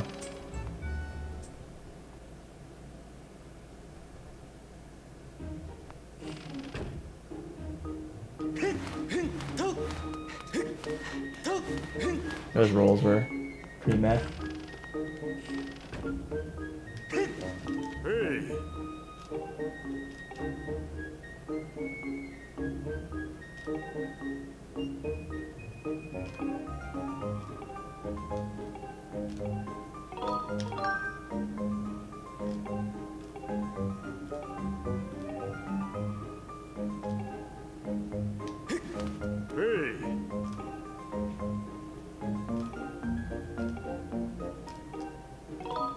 Like I said, this section has got a lot of text. It was unfortunate, but not a huge deal in Japanese just because dialogue is so fast. Also, for those who weren't really paying attention, or who are really familiar with the English version or standard play, there is no talking bookshelf in this game. That's actually a glitch. You're supposed to be talking to Headmaster, but because you missed some weird triggers in the game, the Headmaster's standing in the wrong location, and all the camera angles are fixed. They aren't based on where he's standing, it's just based on where he's supposed to be standing. So it kind of has like, the camera angles are just perfect and just like pointing at the bookshelf. Like all these great angles, and the Headmaster doesn't show up once on any of the angles. It's pretty beast. One of my favorite little glitches that don't really do anything. It's actually great because his dialogue, he talks about a gigantic beast that knows encyclopedic knowledge, and it's like a bookshelf telling you about something else that has encyclopedic knowledge, and it's just, I don't know, it's just really silly. It's a really silly conversation.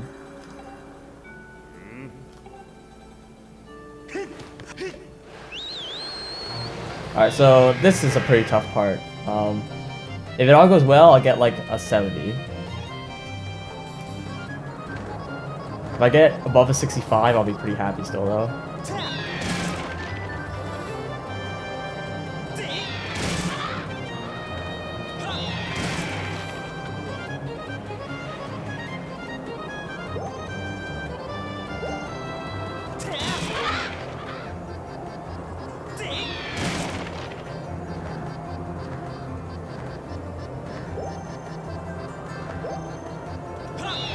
I missed. Well, rip. Missed unmoving target.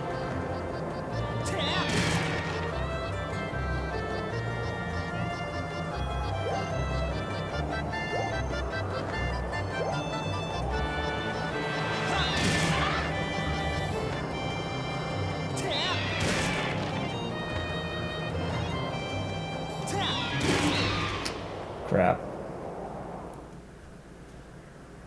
That was pretty terrible.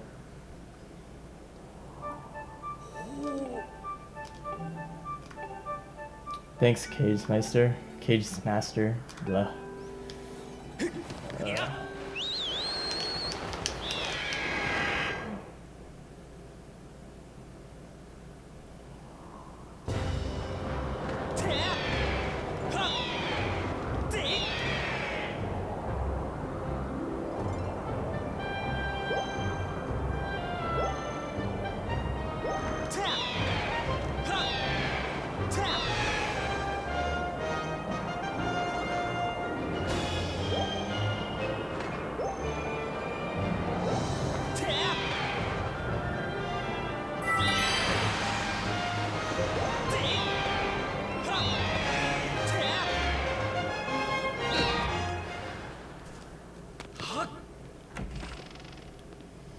Alright.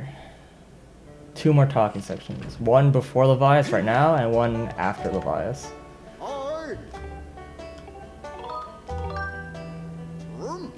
If 1-9er.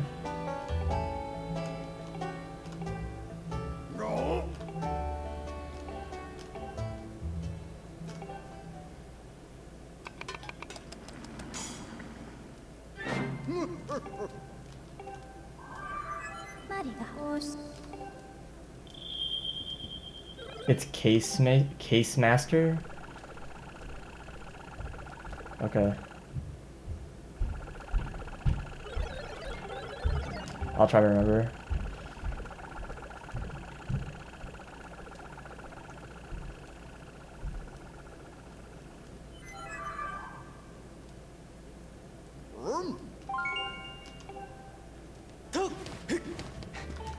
Alright, I should talk about this fight a little bit. Levias has 2 phases. The first phase, you have to go around the outside and use your spiral charge to knock off all of the eyes sticking out of it. And it's actually really annoying and long. But if you stand on his back, after you defeat the first phase, you're supposed to stand on his back and a giant eye will pop out of his blowhole. And it's like the second phase of the boss. What you can do instead though is if you just jump on his back immediately and put like some sort of area attack around the blowhole, either like a well-placed spin attack or a bomb, then it'll hit his eye, even though his face hasn't like been loaded properly. And it's weird. It doesn't do damage, but it knocks him out anyways. And the reason why it's really useful is because you can still kill him. Although he's not loaded, so he's completely invisible. Which is kind of silly, but yeah. So you fight an invisible boss. What makes this boss even harder in the speedrun though, is that you can actually, you're supposed to like knock these giant like green balls that he shoots at you back at him using directional slashes. But you can actually shoot his eye with arrows, which wasn't intended. Once again, arrows can do damage to a lot of things that they were not meant to do damage to. Just kind of not proper testing or something. I don't really know.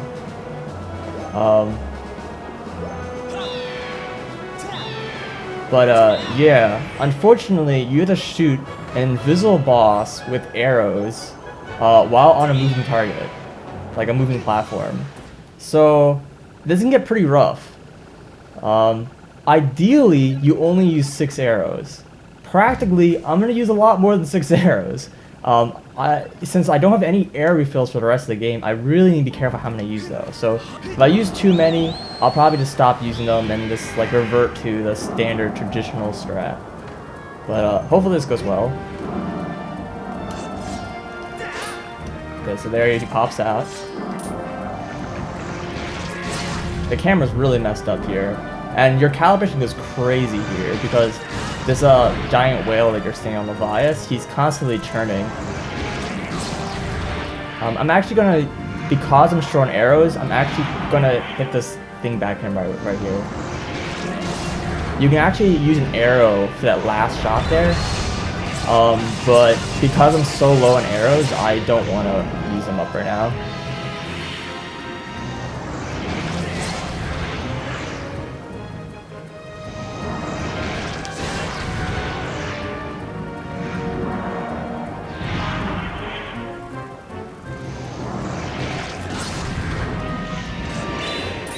Yeah, I'm surprised that Skyward Strike went straight.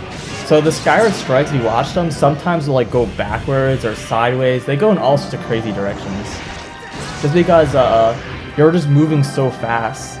So, oh yeah, that's another thing. About these arrows I have to shoot here, there's really strong wind in addition to everything else. So hopefully I can even hit. Dude. Oh my god, dude. So many shots. Alright. Could have been a lot worse. Ugh, that was terrible. I got lucky though. That was really, really lucky. And I still screwed it up. If the Levias decides to turn, then all your calibration flies to the left or right. And you have to shoot like almost like at like a 50-degree angle to the shots in order to hit. It's crazy. You have to shoot these crazy shots because he's just churning and there's so much wind. And like all the arrows just fly off these crazy directions. If you get lucky though, like I just did, he doesn't turn at all when I'm actually shooting the arrows, so it works out. Like I said, calibrating gets a little crazy there because you aren't supposed to use arrows there. They never tested calibration in that fight, so I don't really blame the developers for that, but it sucks. But yeah, I lost a lot of time, mainly because I didn't lose that much time in the fight itself. Most of the time I lost is just because my Imprisoned 2 fight was really bad. I lost about a good 20 to 30 seconds there, and then I lost another 10 seconds in the target practice because that didn't go very well. Apart from that, I lost probably about 5 seconds in this fight itself, just because I used a safer strat. I hate jumping off this guy. It's the hardest thing to use.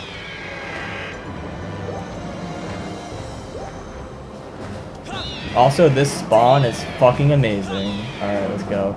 Now, supposedly, if the fight goes well, you'll usually get a good spawn. So, that's a good sign that that fight went well. Although, the last few runs I've been getting some pretty bad spawns. So, I guess my fight wasn't good enough? I don't know.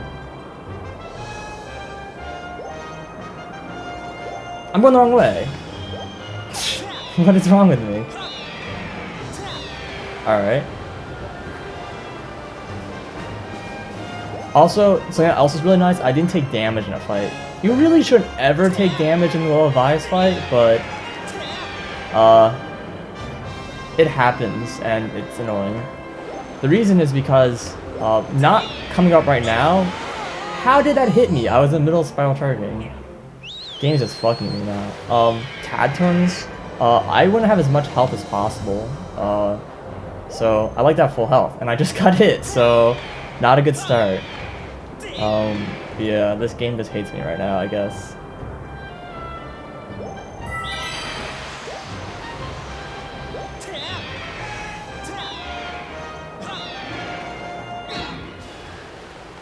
I can't believe I got hit by that tornado.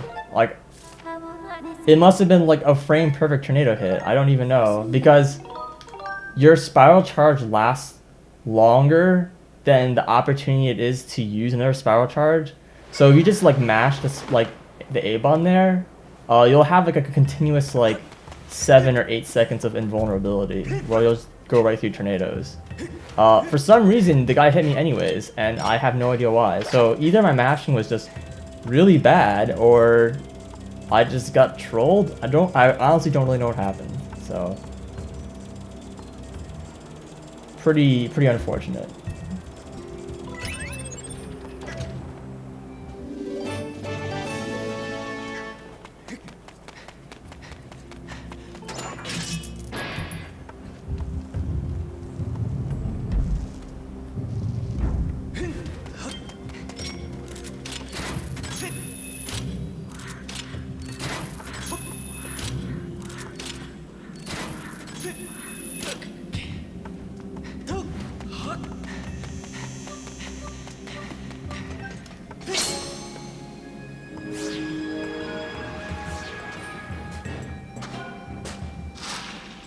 Oh, by the way, just in case anyone's curious, yes, I probably will do a second run after this.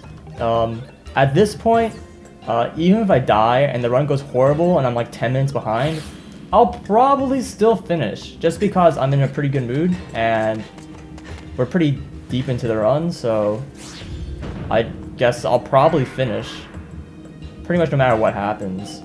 And then I'll probably do a second run after this.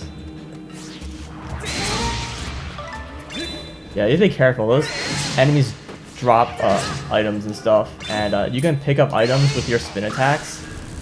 So I'm kind of just using charge spin attacks just for the walls, but you have to be careful. You might accidentally pick up an item and waste a lot of time.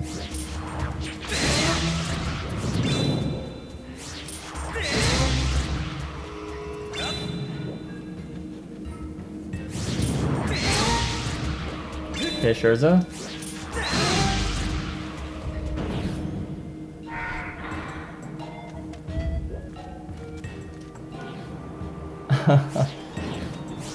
Yeah.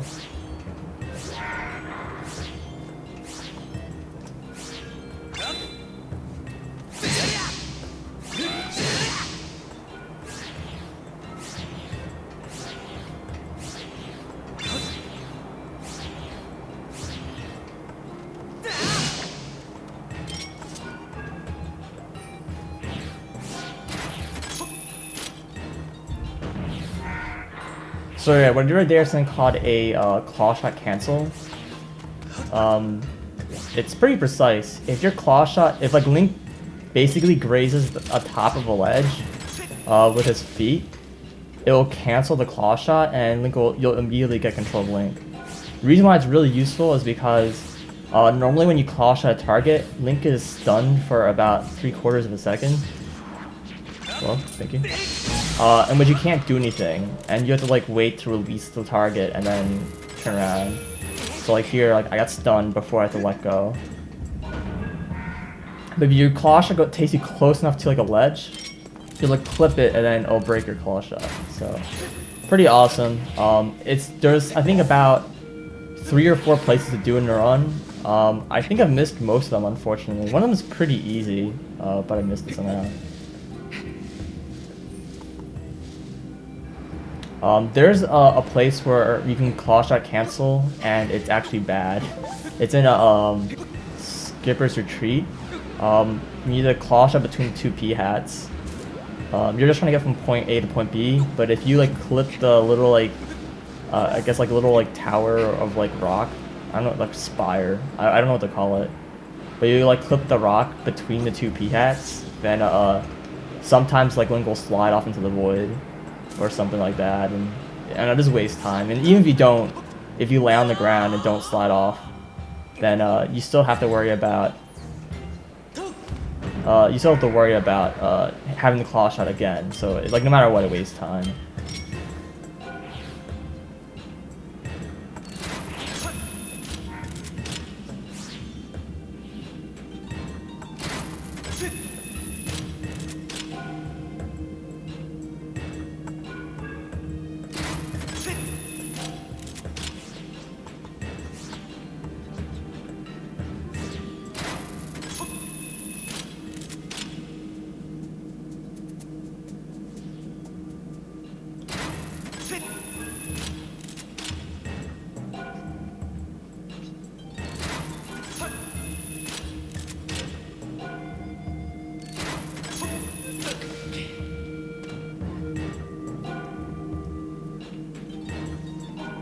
Be careful. I actually occasionally accidentally hit this cart with my sword, which will deactivate the time shift stone, and then you'll void out and it wastes. Oh, okay, that was weird. And it wastes a lot of time and pretty dumb. Oh, not here. The main part will happen is in the final room, and that's really where the tricky part is.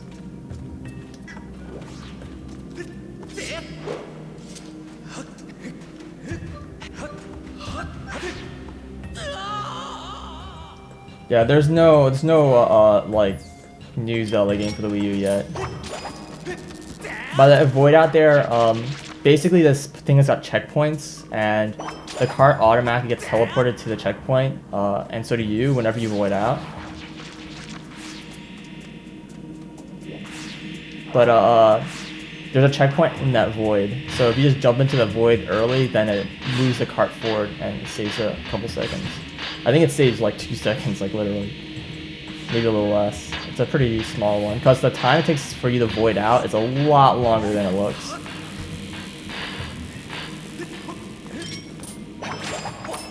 Oh, that was too early. So yeah, if you whip that too early,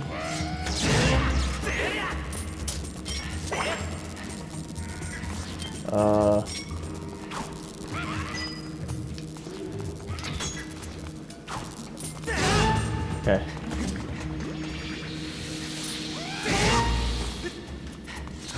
Oh god. This is so fucking scary. So yeah, this room is really easy to die in. Lots of enemies that can pretty much just combo you and kill you. Oh my god, he shot me through the BMOS. What an ass. Okay.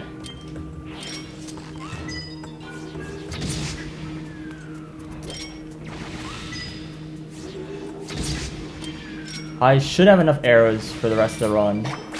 I'm a little worried. There's one really precise arrow shot coming up here, and if it goes poorly, I might have to. I'll be pretty sucked on arrows. Actually, I don't know. It just sucks in general. Also, I'm pretty low on health. I'm considering healing up. I don't think I will, just because I wasted a ton of time to heal up here. But I don't know. I'm considering it.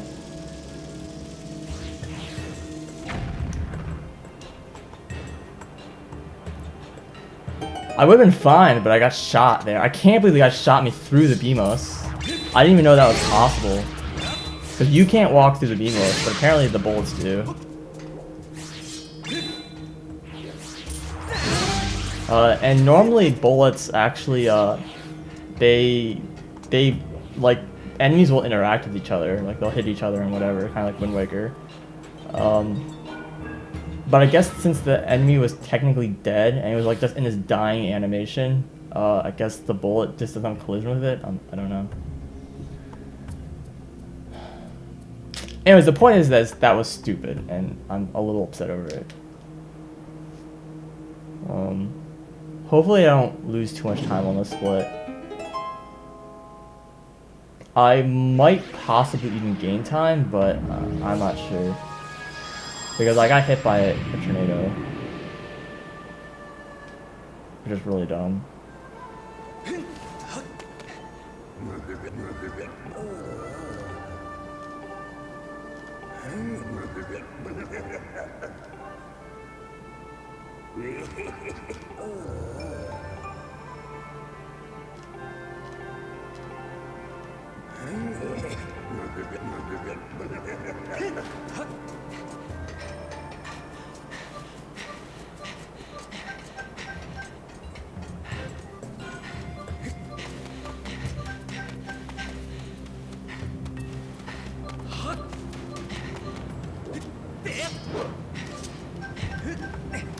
Get up.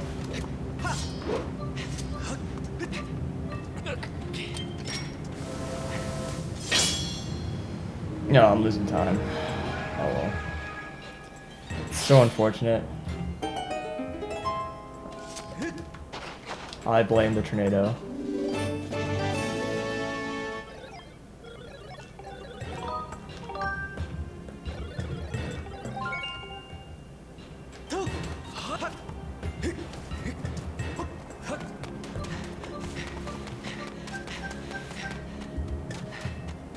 Alright, here's the precise arrow shot right here.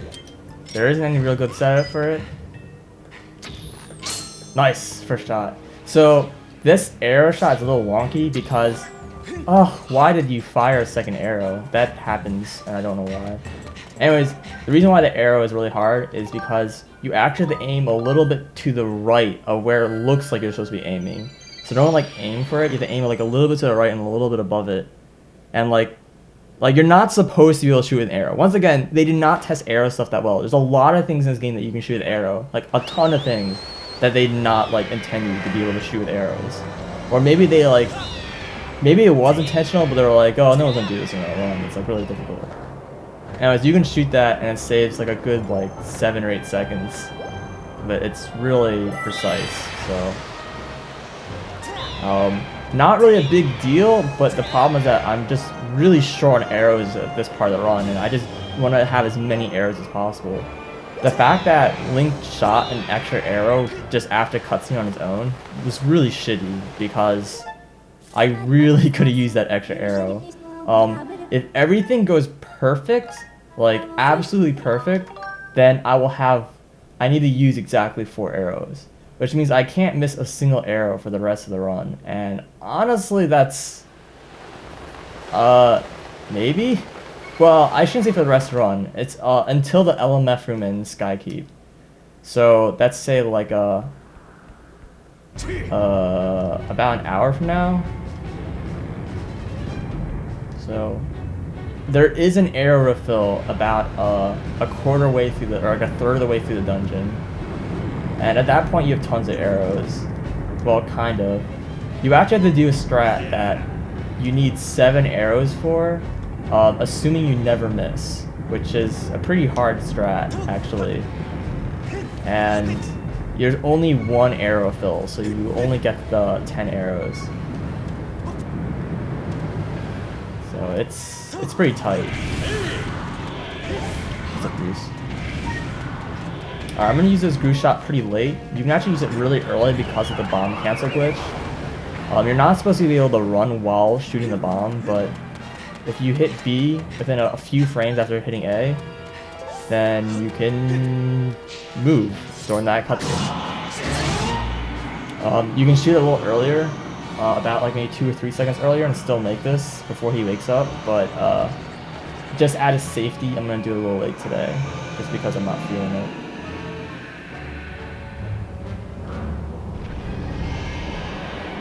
This is probably the easiest of the imprisoned fights, and it's also the last one. There's 3 imprisoned fights in the game, but you skip the first one, so this is number 3 of 3.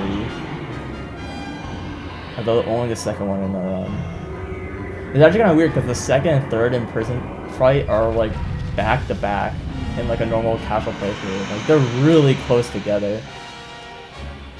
You basically you fight in Prison 2, and then you fight Levi's, and then you immediately fight in Prison 3. So this boss just shouldn't exist. Like this particular fight. Like I don't mind there being 2 in prison fights.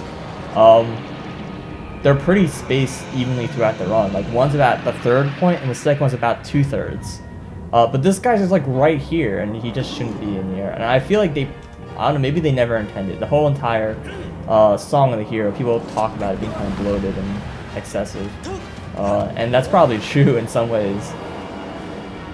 Just because of the fact that this fight exists, which I feel like should not be here.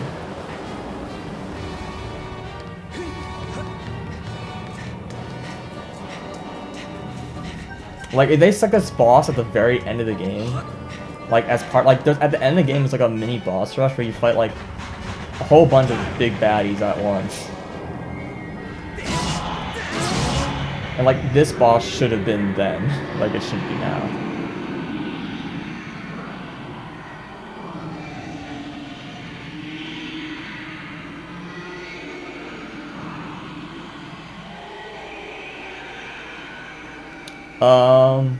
The run is pretty meh. It could be going a lot better. I mean, I'm like 2 minutes behind, but I mean, in the next split, not this split, the following split, I'm gonna save like a shit ton of time if it goes well.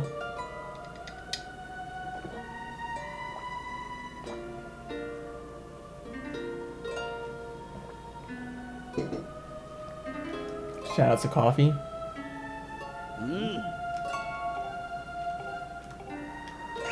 Good day.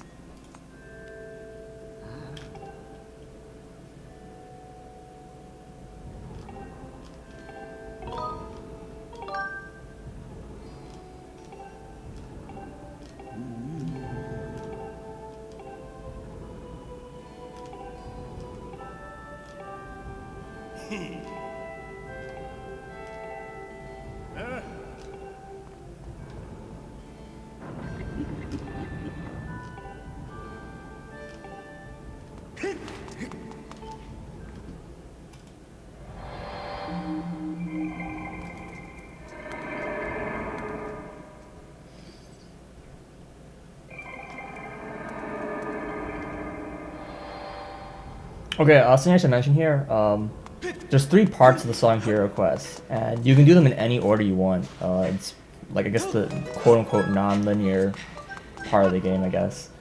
The issue is that you're only allowed to do 1 quest at a time. So you start 1 quest and you have to finish it before you do another one. And you do them in any order, but you have to do 1 at a time. At the beginning, at every quest, there's a trigger that marks a quest as started, and at the end, there's a trigger that marks the quest as finished. There is a glitch in this game called the goal lock, where you can accidentally trigger, after beating the Thunder Dragon section, you can trigger the start of the Thunder Dragon quest. But since you already finished it, you can't finish it again, and you basically are stuck, because the game won't let you start any of the other 2 quests, and you can't finish a quest that you've already completed. If you've completed the other 2 quests first, then you don't have to worry about it. This is an issue in the newer releases of the game. This bug is fixed, if you've got the game recently. And there's also a patch out there. Well, it's not really a patch. It's a hack where in the download store, if you get the glitch, if you get the glitch, which is extremely rare, by the way, there's only been a few cases like ever reported. Oh god, dude. Well, I'm gonna death warp.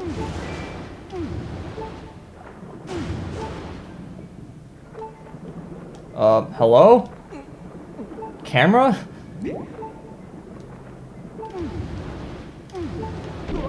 Oh my god, dude.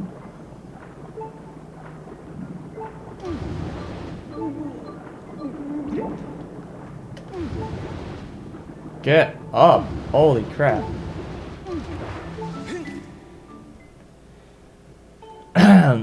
Where I leave off. Right. So, I'm gonna death warp here, by the way. Let's see. If you... anyways, you don't have to worry about it anymore. It's super rare and it's fixed nowadays. The point that I'm bringing up about this whole crazy trigger shenanigans that no one cares about is if you can start a quest without hitting the start trigger, then the game thinks you haven't started a quest yet, which means you can do 2 quests at once, which is done in a speedrun. You can skip the Golo trigger to start the Thunder Dragon quest, and it causes you to, which means that you can do the Thunder Dragon quest at the same time as the other 2. Really useful, because a big part of the Thunder Dragon quest is a humongous amount of backtracking. Oh my god, dude. Alright, well missing that ruined entire Tad Tones, by the way, you did know. Because, this, like, Tad Tones is really tight on air. Like, this potion will barely last me. Like, barely last me. And since I just wasted about, like, 10 seconds, it's gonna waste a lot of time later.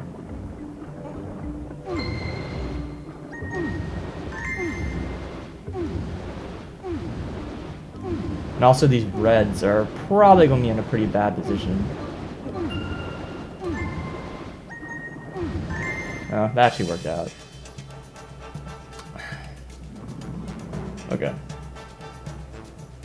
I have a YouTube channel, but there's nothing really on it, honestly. I don't really recommend checking it out. Okay, that was good. That enemy right there is the worst enemy in the game. It's so hard to... Get that, thank you. It's so hard to get that to blow up without hurting yourself.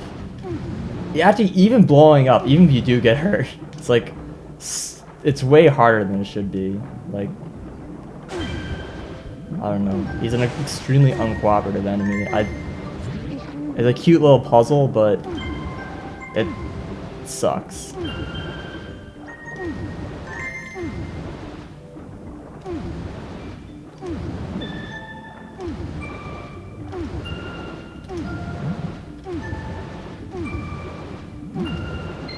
Missing one of these is, or getting one of these, okay, that's fine. Unfortunately, okay, so I should talk about water damage now. Water damage is a little weird in this game. Basically how it works is, you have this like invisible timer in addition to, like an invisible clock, in addition to your air meter. Whenever you run out of air, this like clock starts running down, and every time it runs out, you take damage. If you get air, and like if you get a bubble and refill your air, that clock doesn't refill. So if I like almost take damage in the water, it means if I run out of air, it means I'm gonna instantly take damage. It's basically how it works.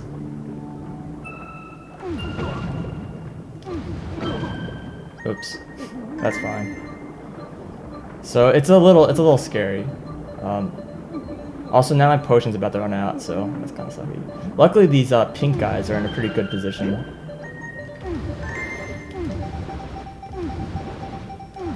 Like I said, ideally, I can get to the very end of this and still have my potion. It's gonna run out a little early. About now. There you go. Not a big deal. I think it'll cost me about... I don't know. Assuming I don't die here. Oh god, I shouldn't die. It'll cost me like maybe like 5 seconds. So running out early isn't a huge deal. Okay, that death is intentional, by the way. Dying there, as opposed to after the song, saves frames. It's not really a huge time saver. Hey, Indy. But it's a thing. So that was a pretty solid attack tones. The beginning was weird and sloppy, but it still ended up being a pretty good trial. The fact I was able to enter the tree before running out of air meant that I didn't lose too much time. Running out of the air potion before you enter the tree means that I was losing a pretty significant amount of time. Okay, so this is the split I'm talking about. Look at the possible time save. It's just ridiculous. And like I said, I can save a lot more time that's listed there. This is assuming this goes well. We'll see what happens. Overall, this run has been pretty mediocre, honestly. But this split can make it all up. So let's see where it goes.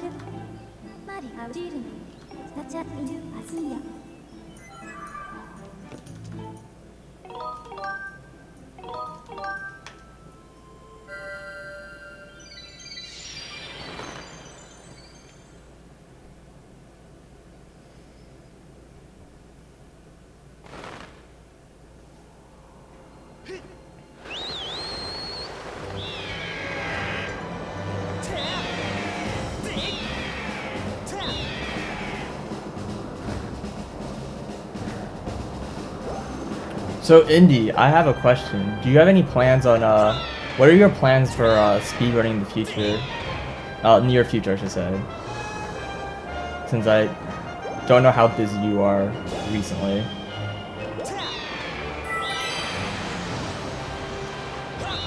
Yeah, there should be a Wii U Zelda coming out like 2015, I guess.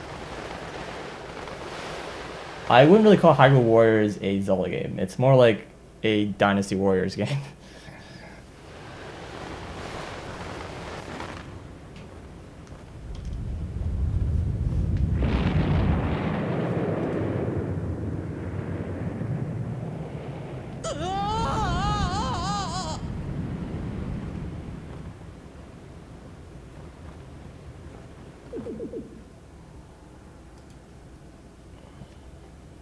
Okay, this is the real gutsy, risky, everything, YOLO, let's go. Basically, whenever you start this, you are dropped down to 1 HP. Or, I think 2 HP, yeah. 2 HP in hero mode means 1 HP. Everything at this point will instantly kill you.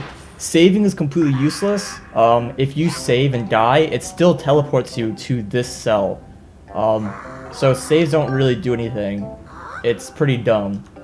I don't really know why they even put save points. So this is why it sucks. So normally what people do is they heal up. Healing takes about 15 seconds to do. So what I'm gonna do instead is not heal.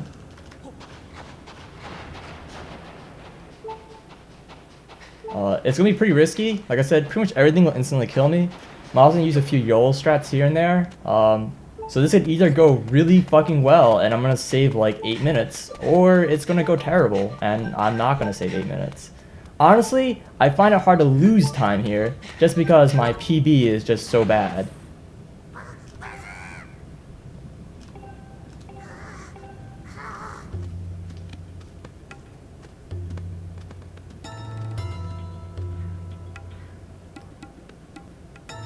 So yeah, let's go.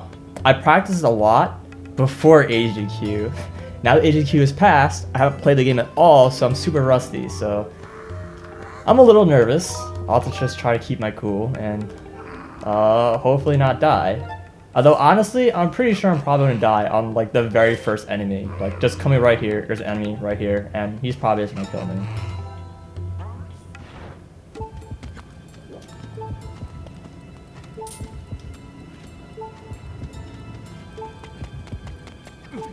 Okay, I waited an extra second there than I could have gone, just a matter of safety.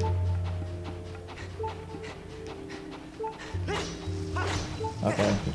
You want the bomb there on the left side of Link? I don't know, he's upside down, I'm confused. You want the bomb on the right, facing, like, in terms of the camera. So you can do a little trick that saves about 6 seconds. But when it comes down to it, it turns out it doesn't really matter because you're stuck on a cycle with some platforms. So even if you mess it up, you can still save that amount of time. Now, if everything goes godlike and you go super YOLO, you can do this jump on a platform that you can't even see, and yeah, it's pretty beastly, and it actually saves time. But it's so YOLO that I think I wouldn't even go for it, even if I was like on an amazing pace.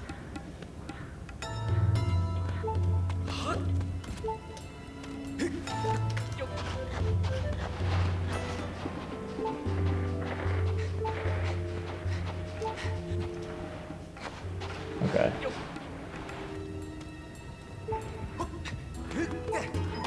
Now there aren't many places to die here, except everywhere, pretty much. Like I said, everything will pretty much one-hit kill me at this point, so I should try to keep my cool, which I'm doing a pretty bad job of, honestly. So we'll see how it goes. I think in a marathon situation, I probably wouldn't do this. I don't know, actually I probably would, honestly. I might save like here and there. Okay, if this goes well, you should be able to just run past this enemy. Although, I'm a little worried, actually. The guy was in a weird location, and I might get caught. Okay, that's fine. Basically, okay, I should talk, there's too many things to talk about, and I'm trying to concentrate. Okay, these enemy AIs are really bizarre. I had to do a lot of testing, and I found out that I didn't understand them at all. Basically, there's two big things. First of all, one thing that Tender already told me about was when the enemies are moving, they will catch you almost immediately. Kind of like Wind Waker SD style during the stealth sequence. But when they're standing still, they don't catch you immediately. Kind of like the HD Wind Waker version. You can just like kind of run past them, they'll scream, and you have probably about 3/4 of a second for them not to catch you. And you just run right past them. What I didn't know, which I thought was really interesting, was that if you roll, even if they're standing still, they pretty much will catch you instantly. Oh, I got caught. I'm gonna take it slow. So that platform you just saw was the one I wanted to take, but I ran a stand like an idiot, and I don't want to die, so I'm just gonna play it safe. So I'm missing this one cycle. This is the time I'm losing right here. It's about 15 seconds or something. But yeah, when you're rolling past enemies, they'll catch you instantly, even if they're standing still. So it's really weird, and you just want to run past enemies. You never roll. It's pretty contrary, because rolling usually gives you invincibility frames in most games, but not in this game. So, yeah, it's a little bizarre. This Bokoblin right here is a really sick YOLO strat you can do, and I love doing it. But I was slow, so the guy's already walking away, so doesn't really matter.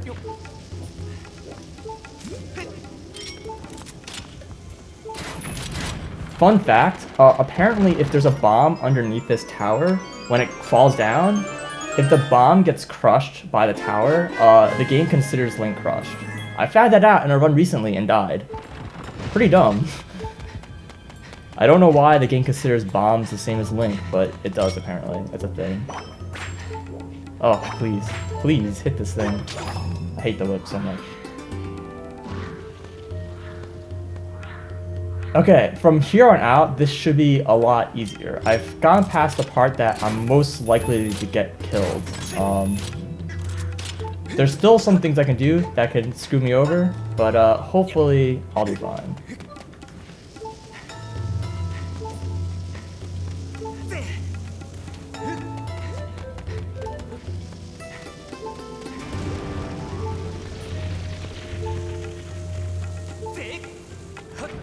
That bomb explosion actually hit me before because I was just too fast.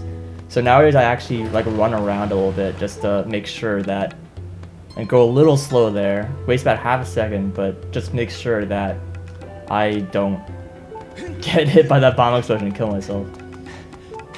It's pretty silly.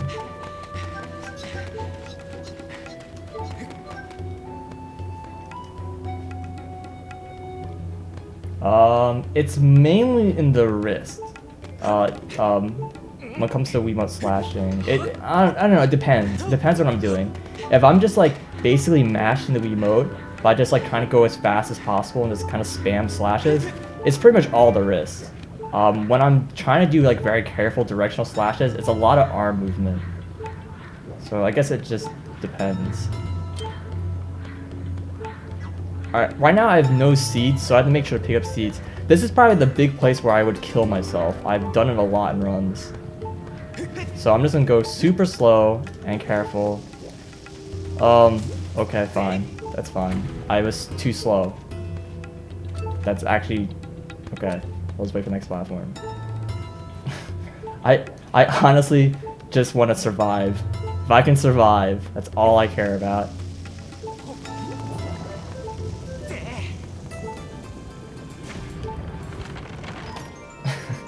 I don't care if I'm slow.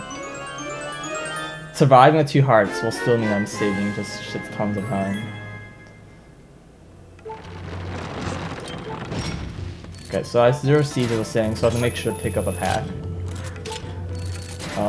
You're supposed to pick up a pack of seeds in the Lanayru caves, but I keep forgetting. It's part of the route, but I always forget it, so...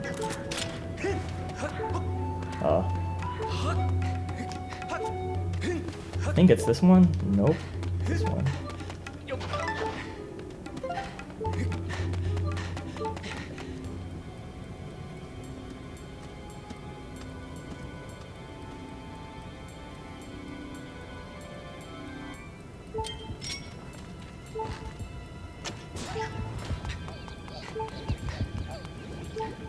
Be very careful.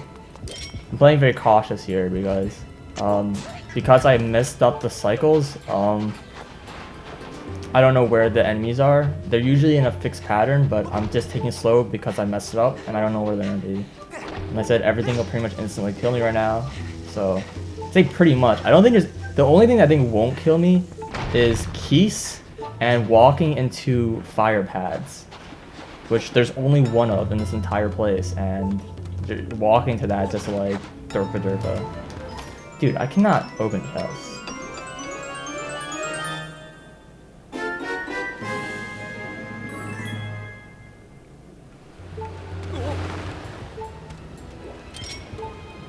I don't know why I used the bomb there, but whatever. You're supposed to use a slingshot seed, and as you can see, it's like good like 5 seconds faster. Oh god. Dude, this guy, he's after my guts.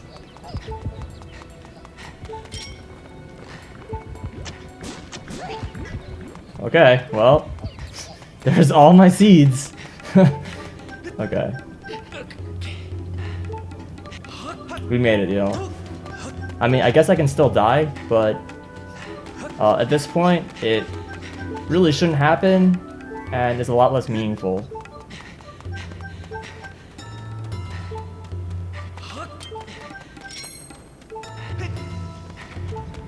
Okay. I don't know why that rock wasn't blown up, but sure. Okay, so this was a pretty rough Bokoban base. I didn't die, but it wasn't that good. I made a lot of mistakes. I missed like a cycle on both the platforms, so kind of silly. I probably lost like a good, I don't know, like 20 seconds or something, which is pretty funny because that's about the amount of time I saved with going with 2 hearts, so end up not really paying off, I guess. But I guess that's time to save in my next run.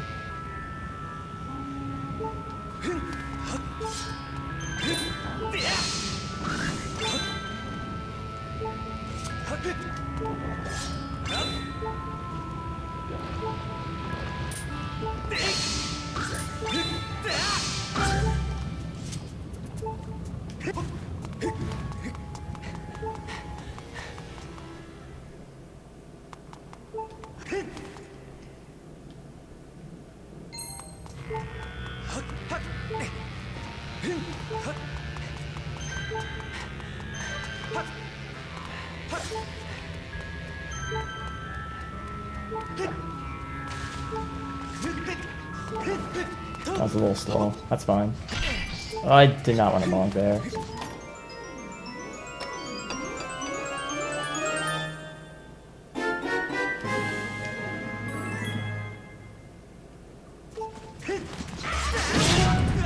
Okay.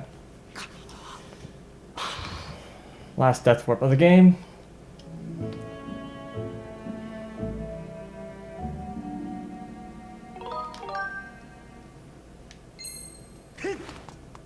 Welcome back.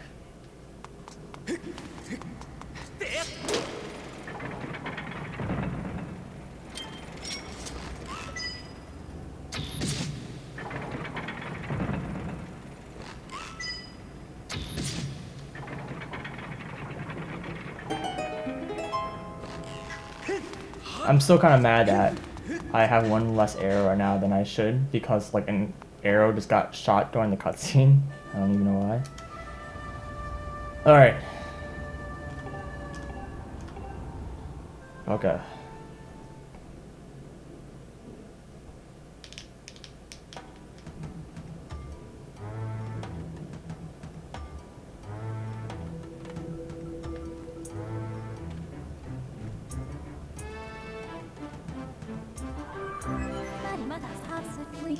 We made it, y'all. So the rest of the run should hopefully be smooth sailing. JK. There's a lot of tricks coming up, particularly in Skykeep. I can die during the Skylift trial, which would be like a 3-minute mistake, so hopefully that doesn't happen. Skykeep, I probably won't die. The only person I would really die against is Stall Master, which would be pretty brutal. Dying against him. That's like a 5-minute mistake. So hopefully that never happens in a run. Though I can't say that because it has happened in a run. Just hope it doesn't happen today, I should say. But there's a lot of tricks in Skykeep. Apart from that, I probably won't die anywhere. It's just likely to lose a lot of time. Really, the big butt puncher is going to be the Horde Rush.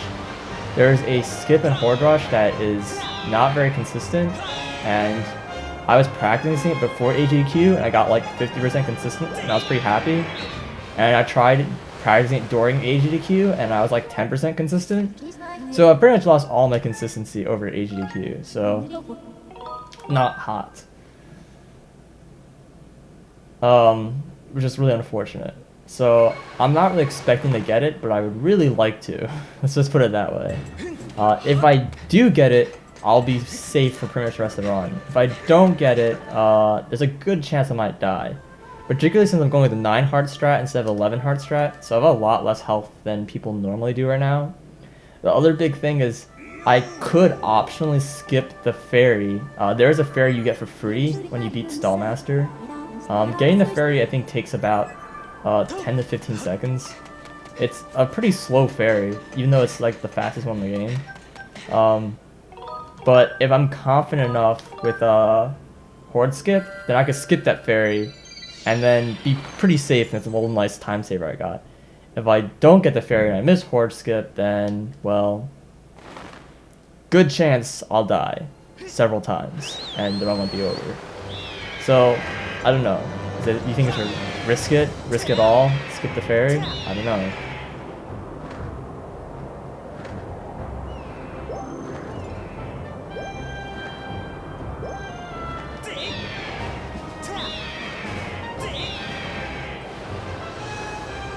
Oh god. Okay. Actually getting hit here is really not a big deal. There really isn't anything coming up that's gonna kill me before my next health refill. Skykeep has a lot of health refills in the dungeon, and yeah, they're just a lot of health refills.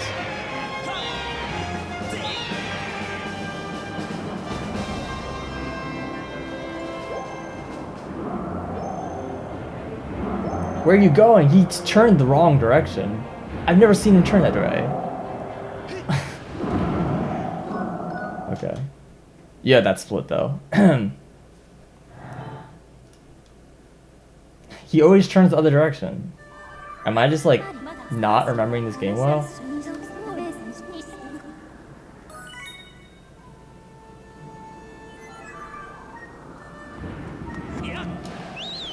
Hello, Rainbow Island.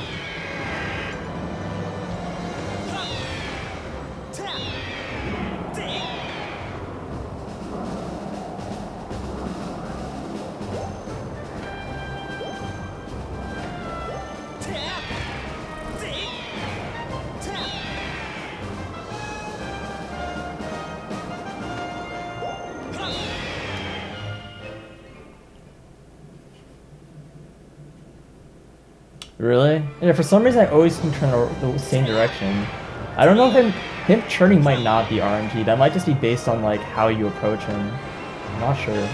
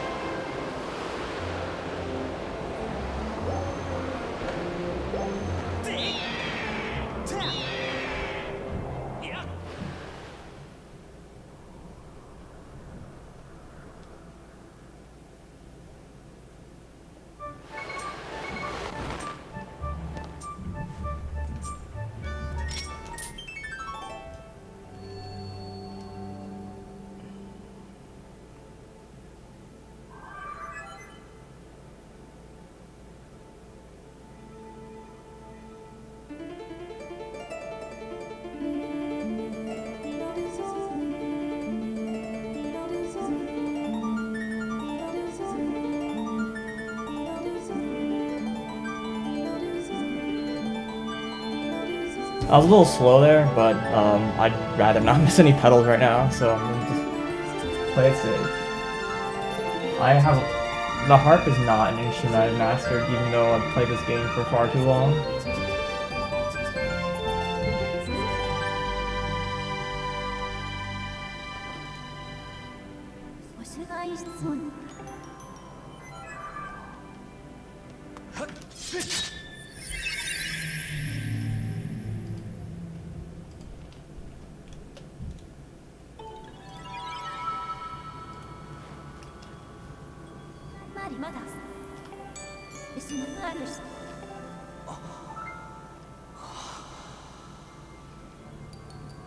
Yeah, but people have asked about it in chat. I'd rather not talk about Justin Bieber. I really just don't give a shit about him, and it just seems like a dumb topic. Like the celebrity gossip stuff, I just don't care about. Tatones went decent. It wasn't great. It was okay. I made a mistake in the beginning that cost me about like 10 seconds, and that was about it.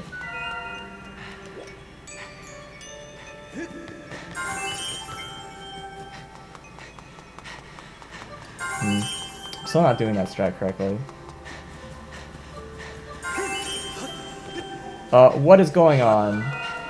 Camera is ridiculous. I cannot see where I was walking.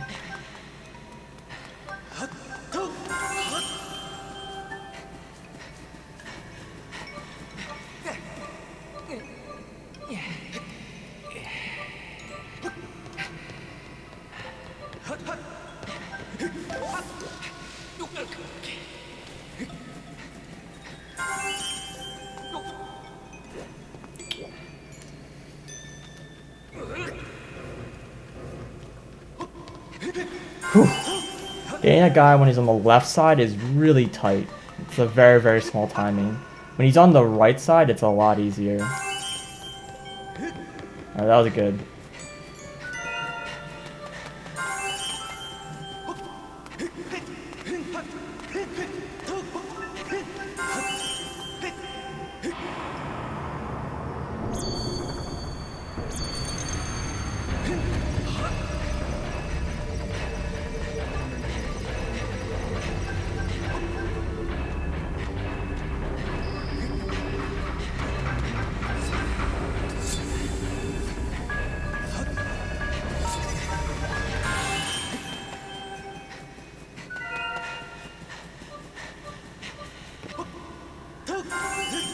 Hopefully I can get this. A little hop.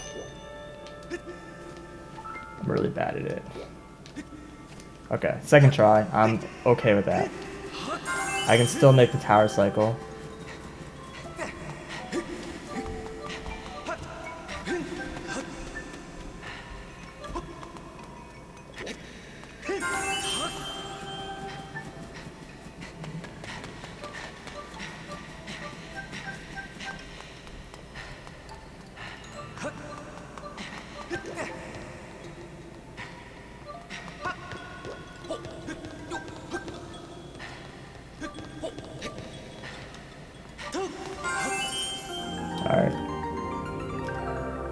Pretty decent trial. Yep. Okay, I'm just getting caught there. Getting caught there wastes like 3 seconds for no reason. So yeah, that's a good trial. I'm trying to think what went wrong. Just like minor movement mistakes in the beginning. And that was about it.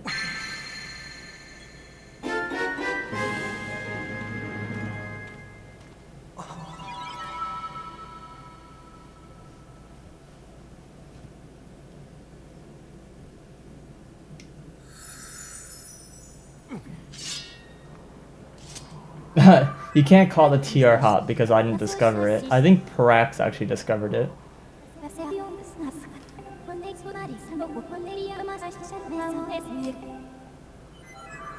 That strat is ridiculously old school.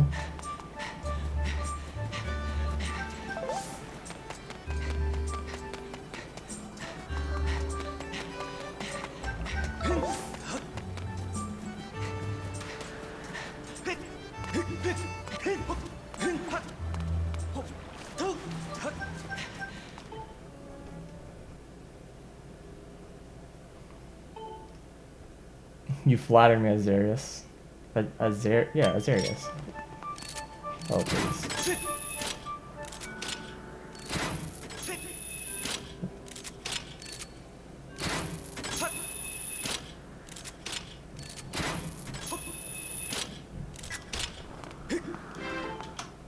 Cool.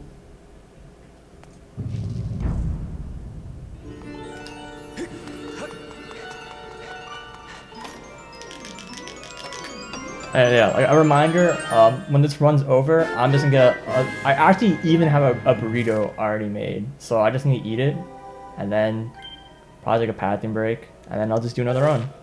If any of the Skyward Sword runners are around, I may be up for a race, preferably any percent. I do a side hop? Where am I? I don't know. I'm behind the chest. What the heck happened? I hopped to the right, apparently.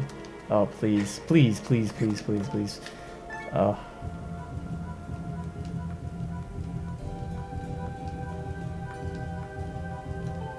Okay.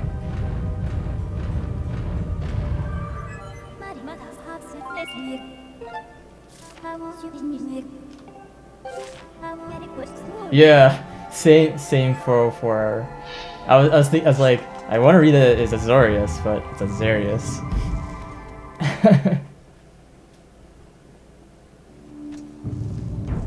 Thank you, Pluto and Press. Okay, I only have 2 arrows, meaning that I cannot miss this shot. Okay, whew, sick. You're once again stuff that you're not supposed to be able to shoot with the arrow. You can shoot that with an arrow. One more arrow shot here. This one's not very precise, but yeah, you can still miss that sometimes.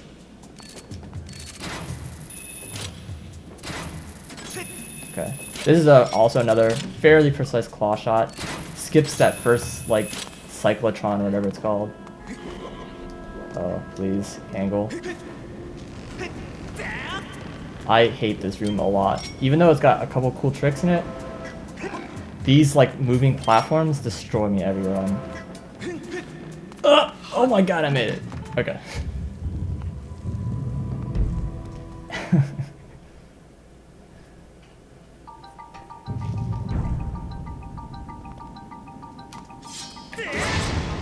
Me? Okay, so that's my 10 air refill. Alright, so this room, next cool room. I mean, all rooms in this dungeon are pretty cool. They all have something. That's why I really like this dungeon. Yeah. It starts off pretty normal. First of all, it's not getting hit by this guy. I failed. That's fine. Get off the ladder. It's gonna hit me, yeah. That was unfortunate. I got screwed over because ladder door plus camera equals not fun times. No big deal. I have tons of health right now, so I don't really care that much. It's just like wasting time, and small time wasters I'm not gonna cry about right now. Let's end the run. Okay, here it is. See orb.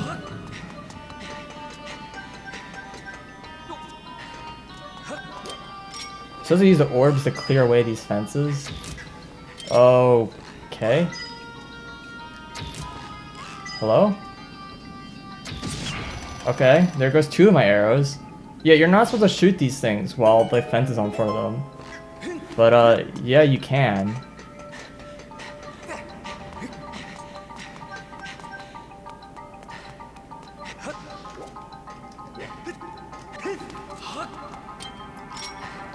Oh, that is not the item I want. Oh, please. Oh, please. It's over. I have to get air refill. That sucks so much. That's a huge time loss.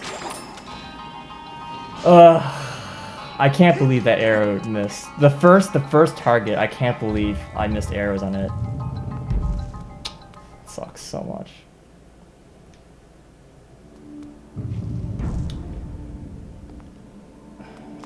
Well, I'm losing time on this dungeon for sure.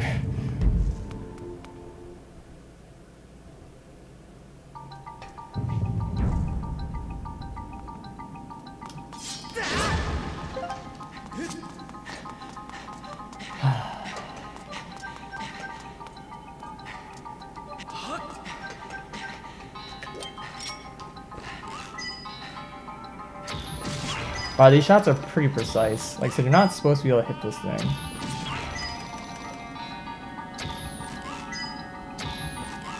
Please. I guess I need to practice the shots more or something.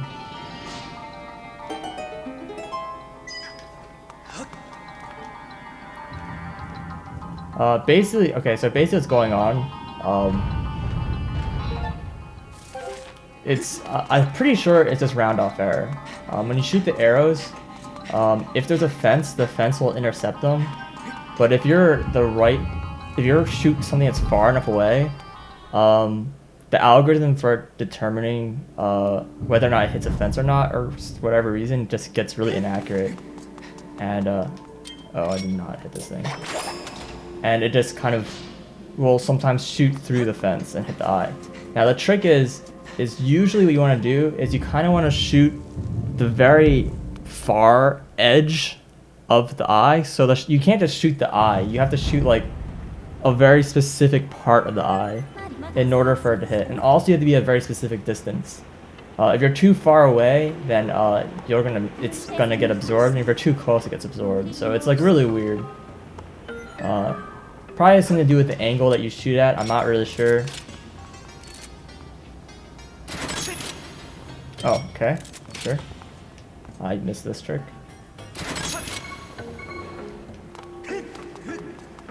So yeah, like I said, there's pretty much something in every room in this dungeon.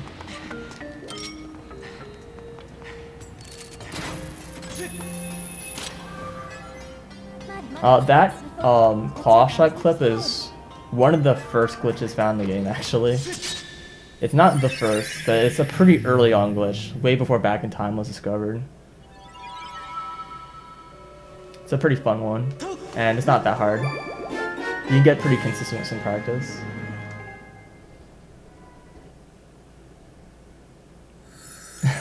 Yeah, Indy Kenobi has the world record for 100% English.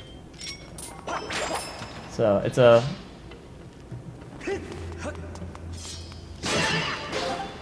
pretty crazy route.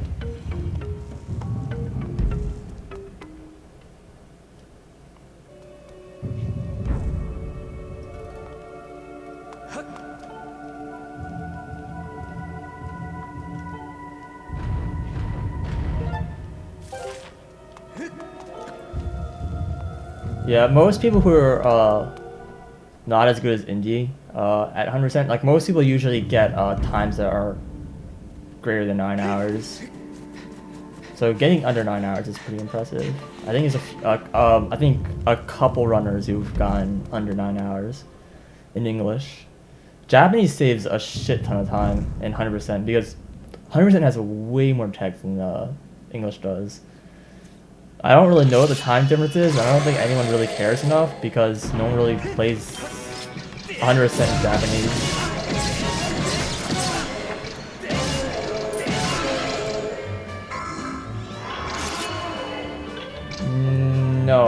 people don't really have less respect for, like, the thing is, this game has got so many different, like, various version differences, and on top of that, there's, like, all sorts of silly loading differences between runners. Like, if I take two Wiis and play the same game on it, they'll run at different speeds. So there's, like, basically, it gets really, really difficult to compare times from one runner to another. So we usually don't. We try not to compare, like, people play on, like, a slower version, or people are playing a different version, or running on a slower console. Like, we try not to get, you know, too touched up on that kind of stuff, and a pretty, you know, like a supportive community, and everyone just tries to be friendly.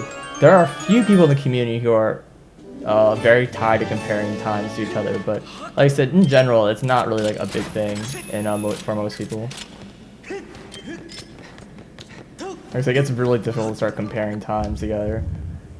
Everything's kind of like an approximation. And in the end, it's really about just personal improvement than beating someone else.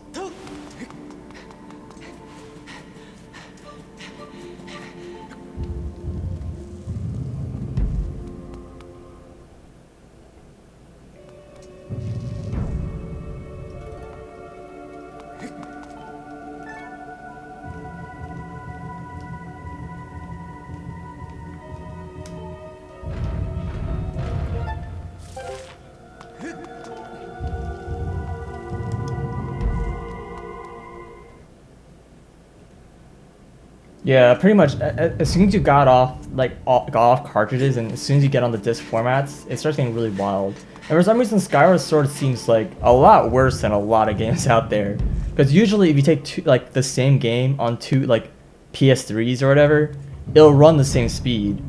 But not for Skyward Sword. And it's even worse because if I play the same game on the same Wii twice, it'll run at different speeds. Like, it's really not self-consistent at all. It's really unfortunate. So I can't even say alright, subtract the loading zone time, because no one knows what the loading zone time is because it's different every run. It's just like that bit of RNG that you just try to ignore.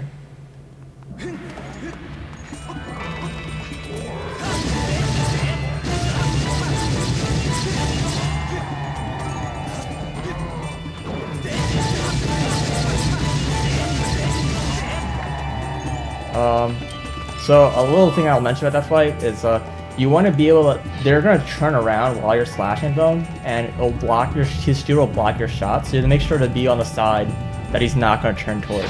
It's a little random, but you can kind of manipulate it based on your position. This fight is just quick shotting, and I've already missed one of them. I usually get hit at least once in this room. Not a big deal, because there's a guy on top of this ledge here that usually will hit me. There's a guy over there. Can't see me. Oh, come on. Okay, that was not very fast, but whatever.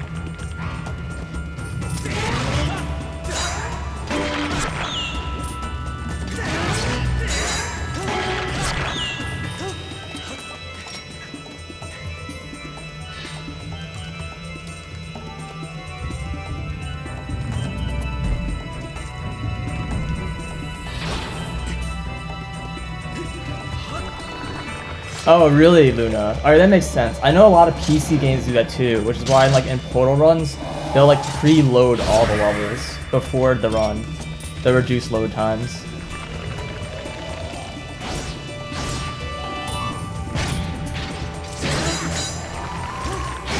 Oh, okay. What the fuck is going on here? I can't hit him! What's going on? My shield dash or something, I don't know, I'm just bad at this game. Am I gonna die?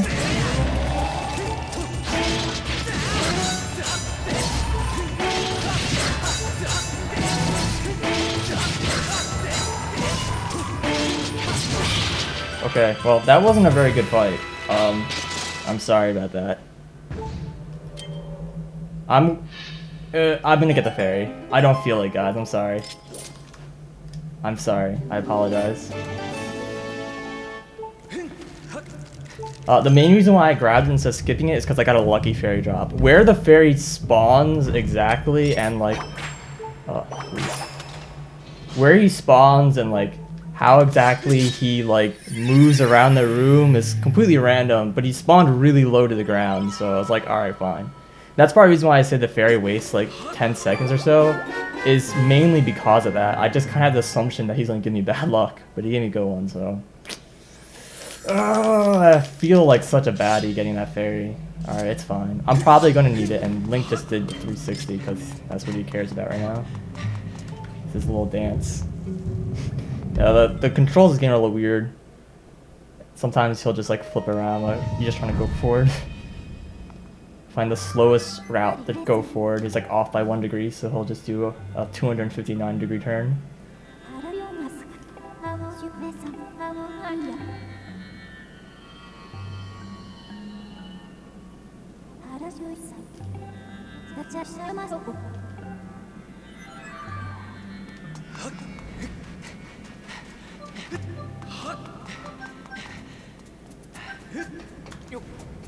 Okay, there's a new strat in this room. I say new, but it's months old. Hopefully I don't screw it up. I probably will, spoilers.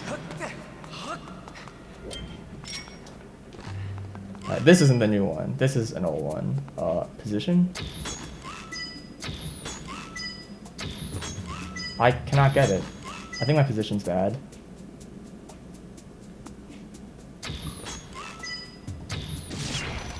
Yeah, my position was bad. Also, I think I just used all my arrows up, so. Oh, that sucked.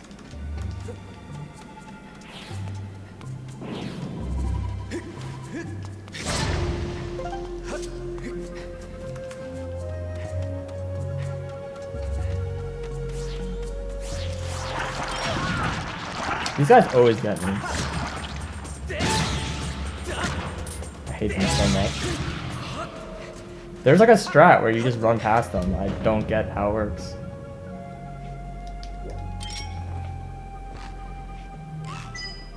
Alright, so this room went really poorly. You're supposed to, that air shot I made in the beginning, I usually get it first or second try, but my position was bad. I didn't realize it. Like, from where I was standing, it was, I'm pretty sure, impossible to make that shot. I'm just being dumb. Oh god, the time loss in this dungeon is so ridiculous. This dungeon went so badly. I think I messed up pretty much every single room.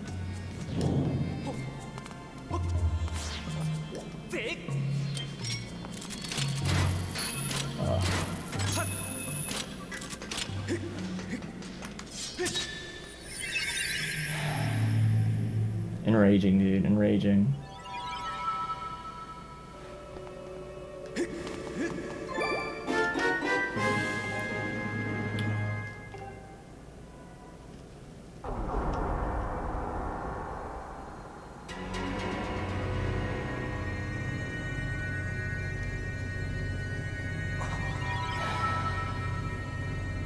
Kicking myself.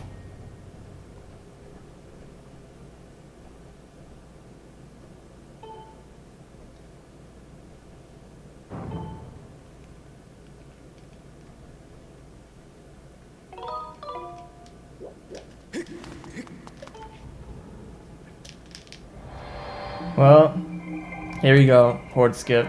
This trick is, I probably won't die just because I had the fairy. I really shouldn't, even if I miss it, but... yeah. Honestly, I probably won't be able to... I mean, I probably am going to SGDQ, which wasn't my original intention, but I think I might be able to now. But TLO is going to probably want to go, and, he probably has a little more weight than I do in game I run in, so if Skyward Sword gets in, he's probably the one doing the run.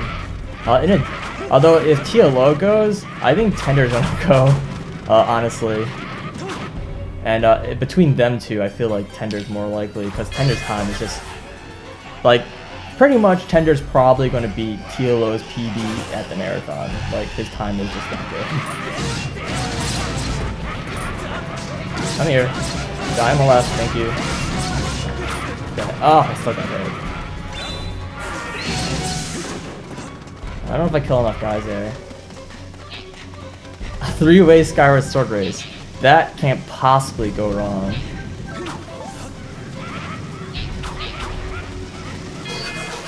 Okay, here we go.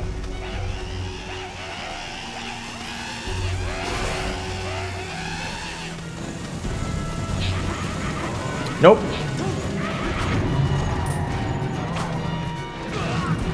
Nope, nope, nope, nope, nope.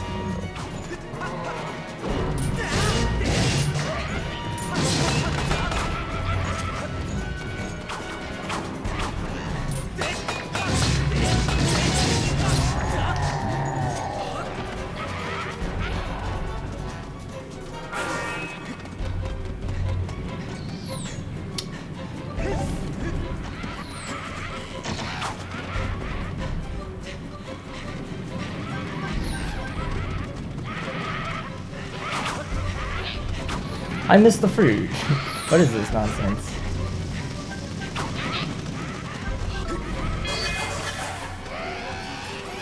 Two-player, one controller? I would definitely do that as like a bonus incentive for like small parts of the run.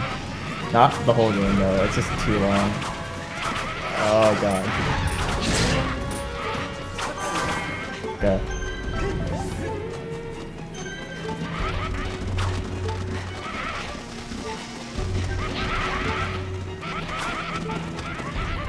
Oh, hello? What the fuck? What was that?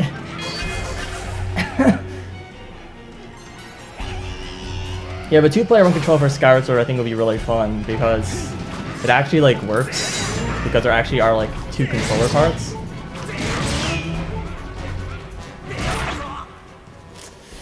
Dude, you see that sword sticking out of him? Like he just shot through his body. It was beast like I'm gonna die! What the fuck? What the?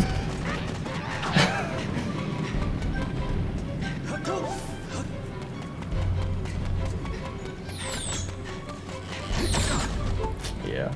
It's really hard to not get hit there. It's pretty much guaranteed. As long as I don't die here.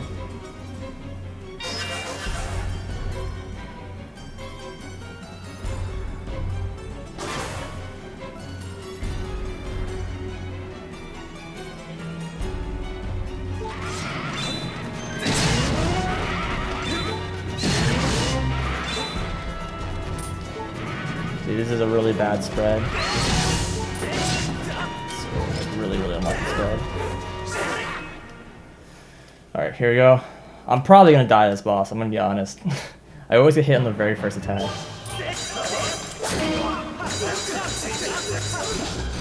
What? What was that?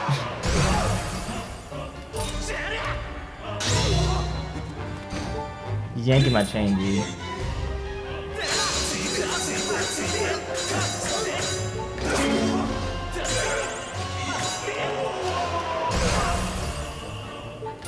That's really good. It's pretty much perfect.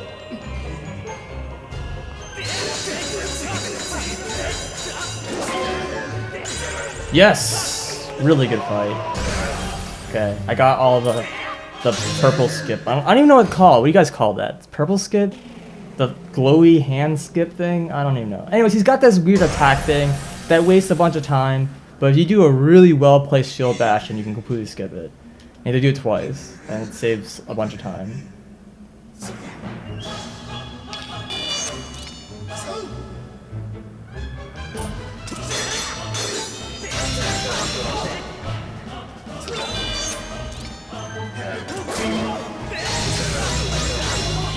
Good.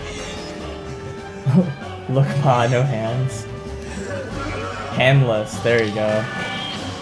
No hands. It's SMD3 here.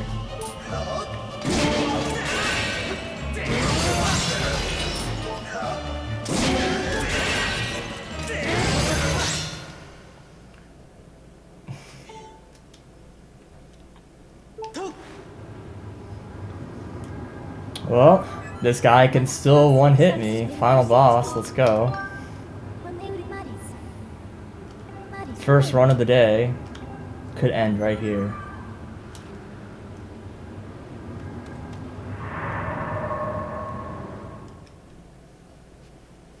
There we go.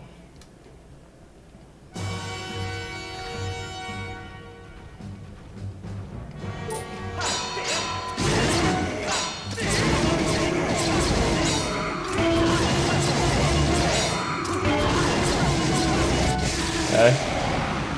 Play without Z button. No Z.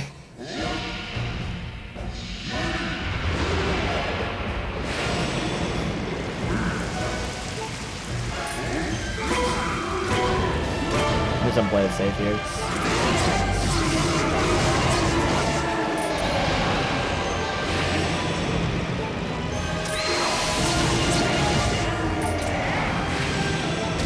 Alright. Good fight.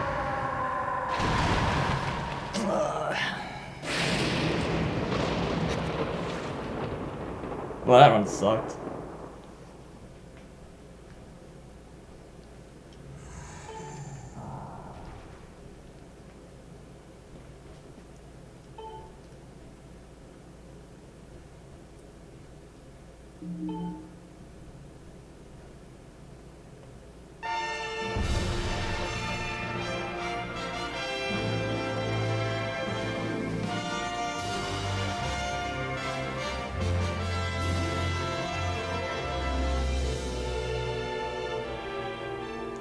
So I guess I'm gonna take a food break, and then we'll do another run, and hopefully beat this by another 6 minutes. Oh, it was just such a sloppy run. So sloppy. Rest in peace, SVU.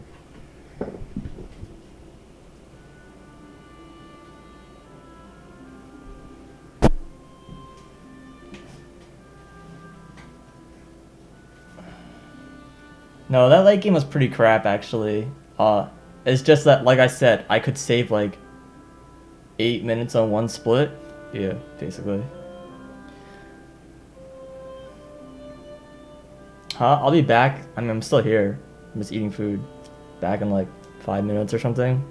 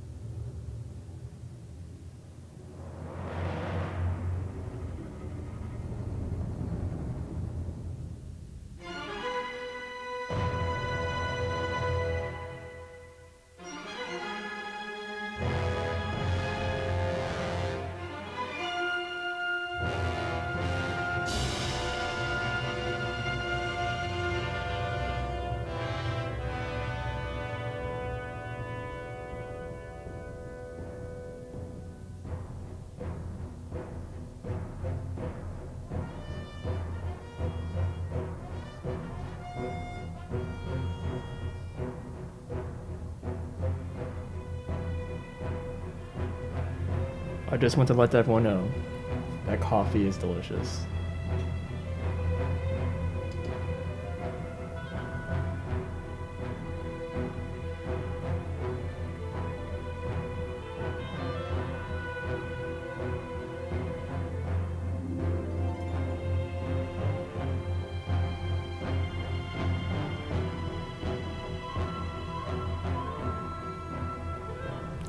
Yeah, this game came out 2011 in like early November. And I've been running this game since 2011, early November. Doesn't make me good at it. My favorite coffee? It's a good question. I don't really have a favorite. I usually take mine like with a lot of cream and sugar because... Oh right, I didn't copy file over. Since I don't know, I like sweet things, I guess.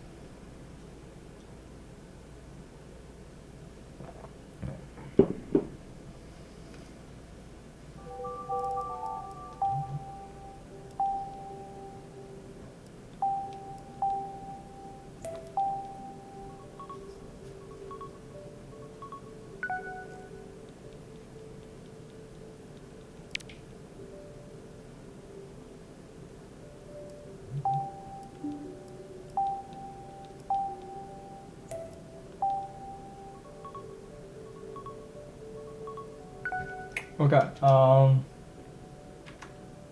yes.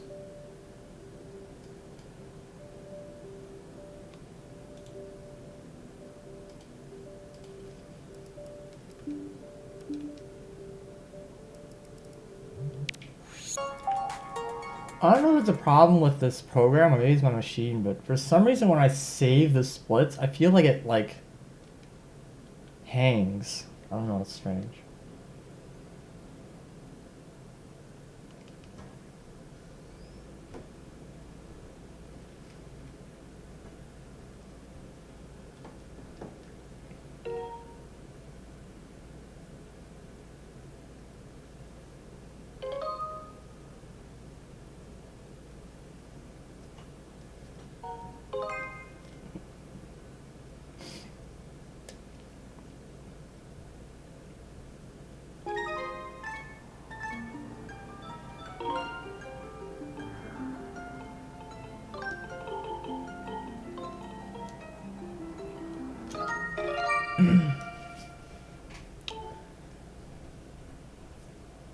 I'm not as awake I'd like to be, but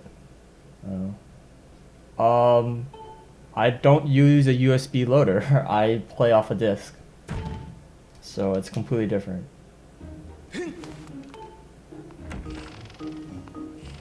You use Gecko OS to load import discs.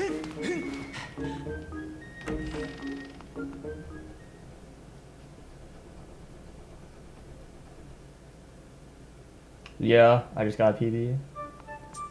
I kind of wish I got a 53636, but honestly, I kind of wish I got a 530. But what can you do? This is a fairly new timer. I have mixed feelings about it right now. It's called Live Split. It's pretty good. The nice thing about it is that it has a lot of customability, which is really nice. But it's pretty new, so it's lacking a lot of cool features. But I think it'll like have a lot of future improvement. It seems to have some pretty active development. So we'll see where it goes. Thanks, Tender. The run was kind of terrible, so I can hopefully smash my time again.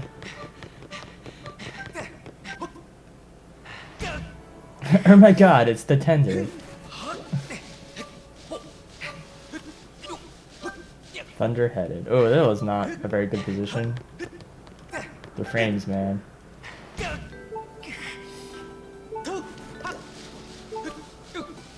Dude, losing frames all over the place.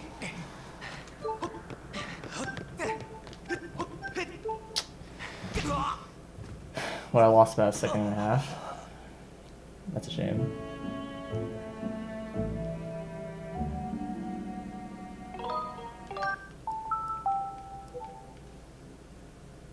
By the way, Zodiac Legacy, I've been kind of curious. Is your name like named after like after MoFat, or are you just kind of like just a weird coincidence? Well, I can't really say it's a coincidence because it's not like Zodiac. It's a really crazy, unusual word. But I honestly haven't seen many names with Zodiac in it, so that's what's kind of curious. Thanks, patient.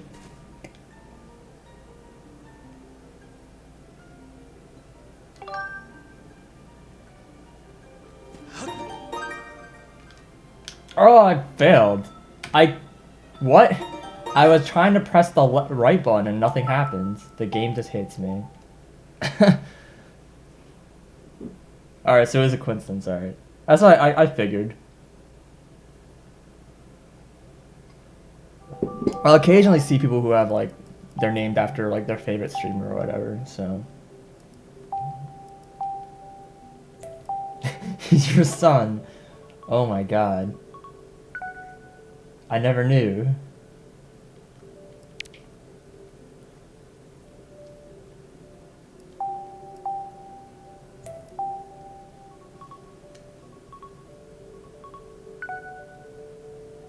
Yeah, I missed Horde Skip.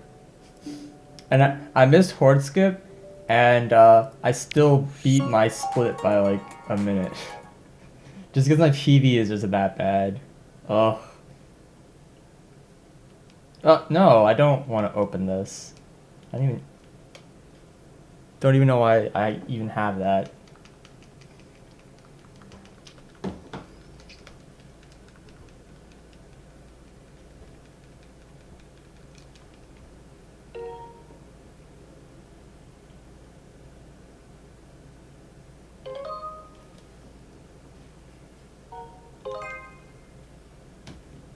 Seem to be having a little Craigasm party right now.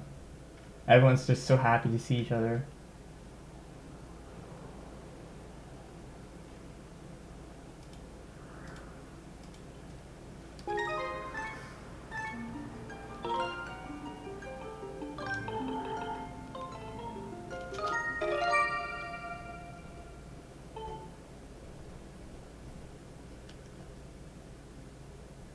Hello, Mrs. Homer Simpson. I almost saw that Mr. Shomer, which is pretty hilarious actually. Although I guess you have to be a Jew to get that joke.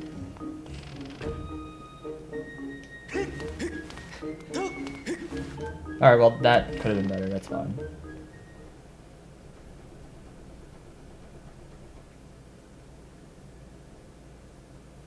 Yeah.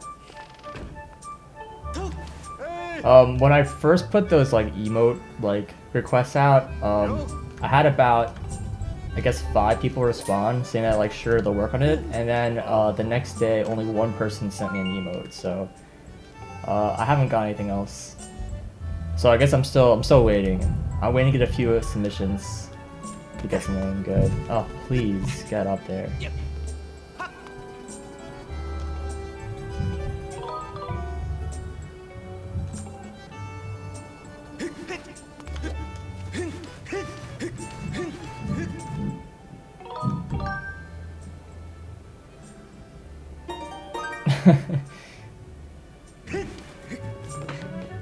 Naughty Tender.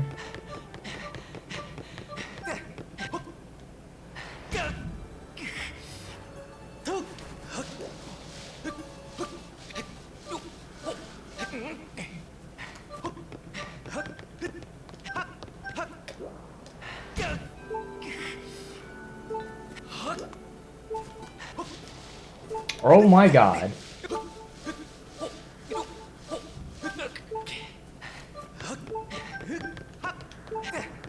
Link is a jerk.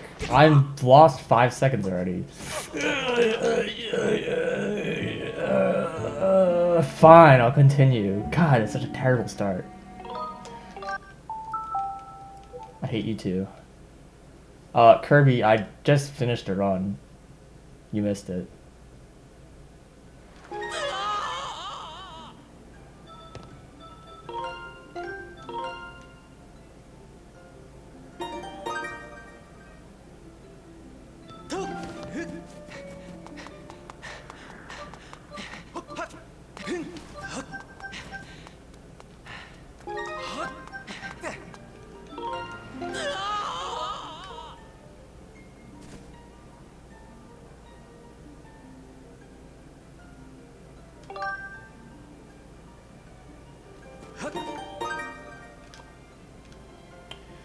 Well, it didn't crash. That's something.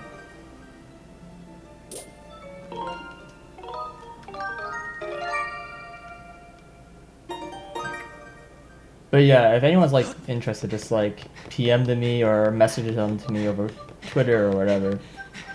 And just like send them as like a Imgur album or whatever.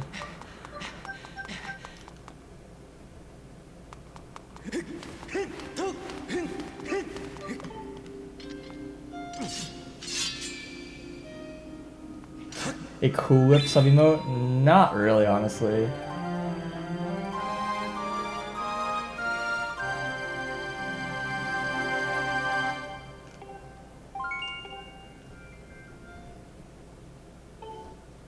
As much as I hate the whip, I don't think it really warrants an emote. I'm also not sure, there's probably some weird legal questions about like being able to use your trademark. So I probably am not even allowed to use it. And without like their logo, it's kind of a meaningless joke.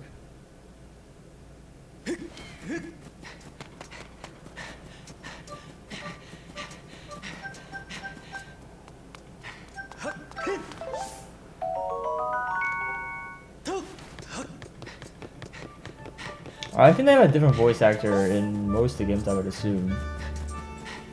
But, yeah. This guy sounds a lot more Japanese, I guess, than the previous voice actors. If that means anything, I don't know. You can't trademark the concept of Cool Whip, but you can trademark their logo. And you can't really recognize it that easily unless it says Cool Whip on there. Also, it doesn't help that Twitch doesn't want words on their emotes, like, if possible. Like, under, like, unless, like, extenuating circumstances. So, like, you have to do Cool Whip without the word Cool Whip on it, and then it's just, I don't know, it's just not gonna work.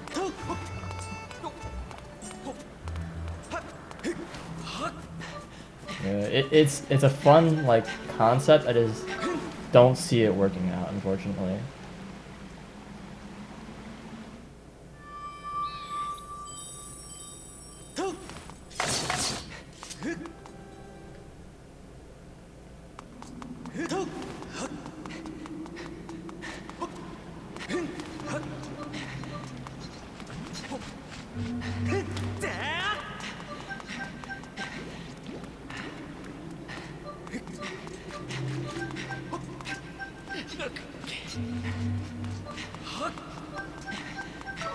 Oh! Well, this is a fantastic start. I don't know why Link didn't roll, but apparently I was like a frame too slow or something.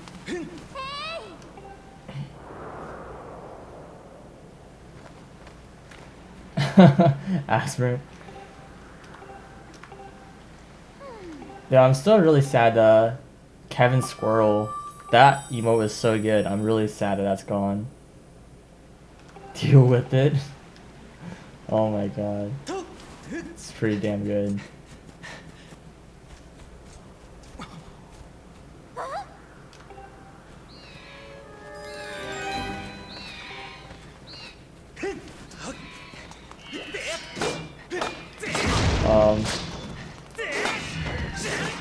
cool. Yeah, I'm about like at least 6 seconds behind where I should be. More, I'm pretty sure. Like, I don't really know what good times right or Japanese ropes and Japanese deaths are, unfortunately. Yeah, I don't use Frank or Fizzy. I don't really have a problem with it, like other people using it. It's just that, like, I wouldn't really add any emotes to it. Because I know that most people don't use it. And like, I don't know, it just seems really weird to me. Trying to like, get my viewers to use a tool that most people don't use. Like, I'll feel like using emotes that I know that most people can't see. Like, it's kind of like just having like my own personal emotes that like no one else can see, and it's kind of like, what's the point? I don't know. Guess that's the way I see it. I don't know, I'm kind of dumb.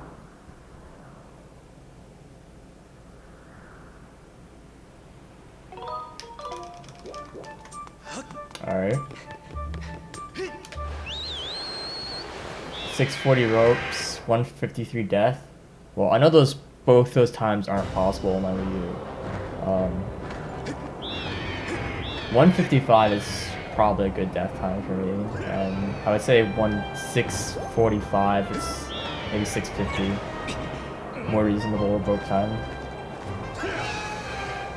Ugh. Fucking you, dude.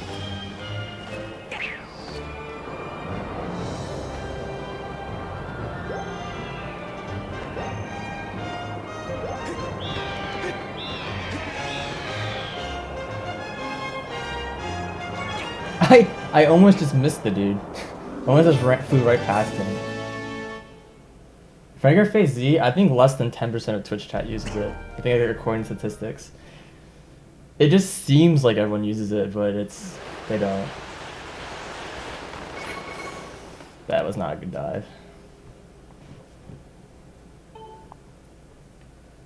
Yeah, I mean, yeah, it's hard to like get a good statistic on it because most people who use it are in the speedrunning community. That's true. But I still feel like most people just don't use it. It's really hard to get a good statistic, mainly because it's like out of people who watch speedruns, only a small portion of people who watch actually chat. So it's like, oh, are you kidding me, dude? That should not have been a bonk. So like, it's really hard to say. It's like, okay, what proportion of viewers like just like watch chat or read chat who don't ever chat, and like you can never get that number into the poll. I don't know, it's weird. Statistics is hard and usually misleading.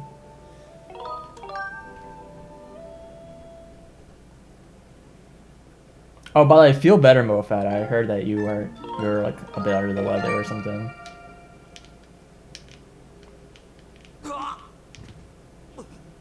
No, I'm playing on the Wii U, which looks exactly the same as the Wii, except for it's HDMI, so the digital video output looks a little nicer than you would see than on the Wii.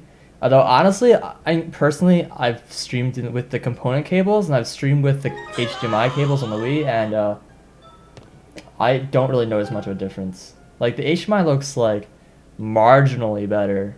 It's really not that noticeable. Although when I played on the Wii, tons of people came to my chat saying like, this game looks so much better than on the Wii. And like, so many people like swore that I was playing on console. I don't know what's up with that. Maybe it's just the TVs they're using. I don't know.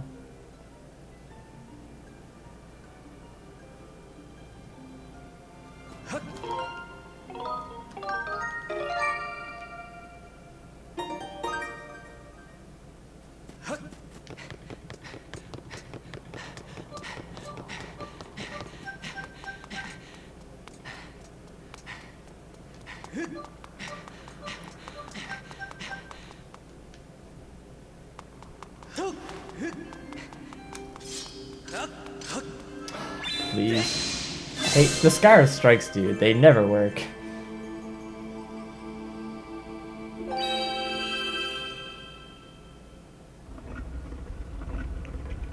The time. Oh, it's all gone. What a terrible start, dude.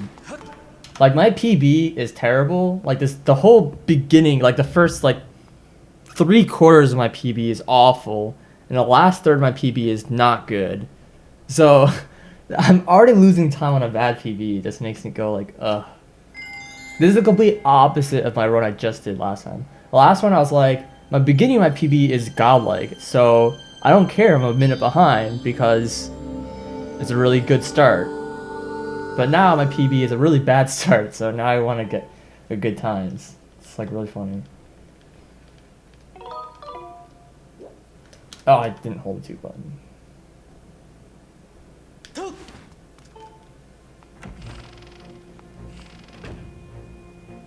Yeah, the component cables don't come with the Wii.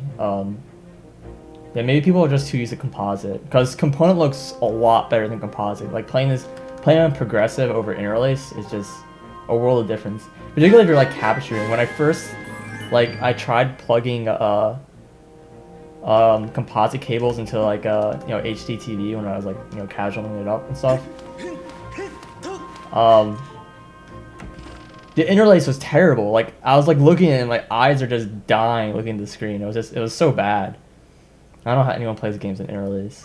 Interlace looks a lot better on CRTs, I guess, but as soon as you're on some sort of LCD monitor, it's so noticeable. I had to immediately upgrade.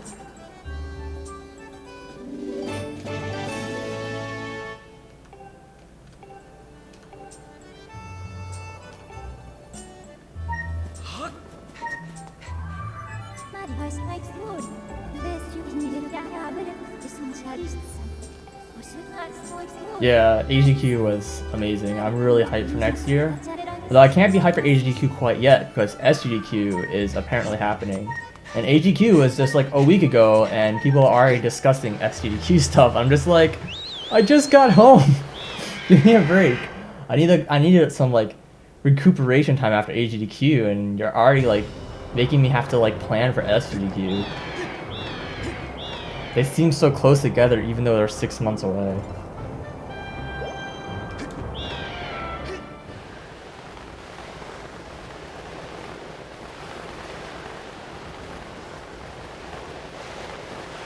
Oh god, please. Yeah, that could have been better.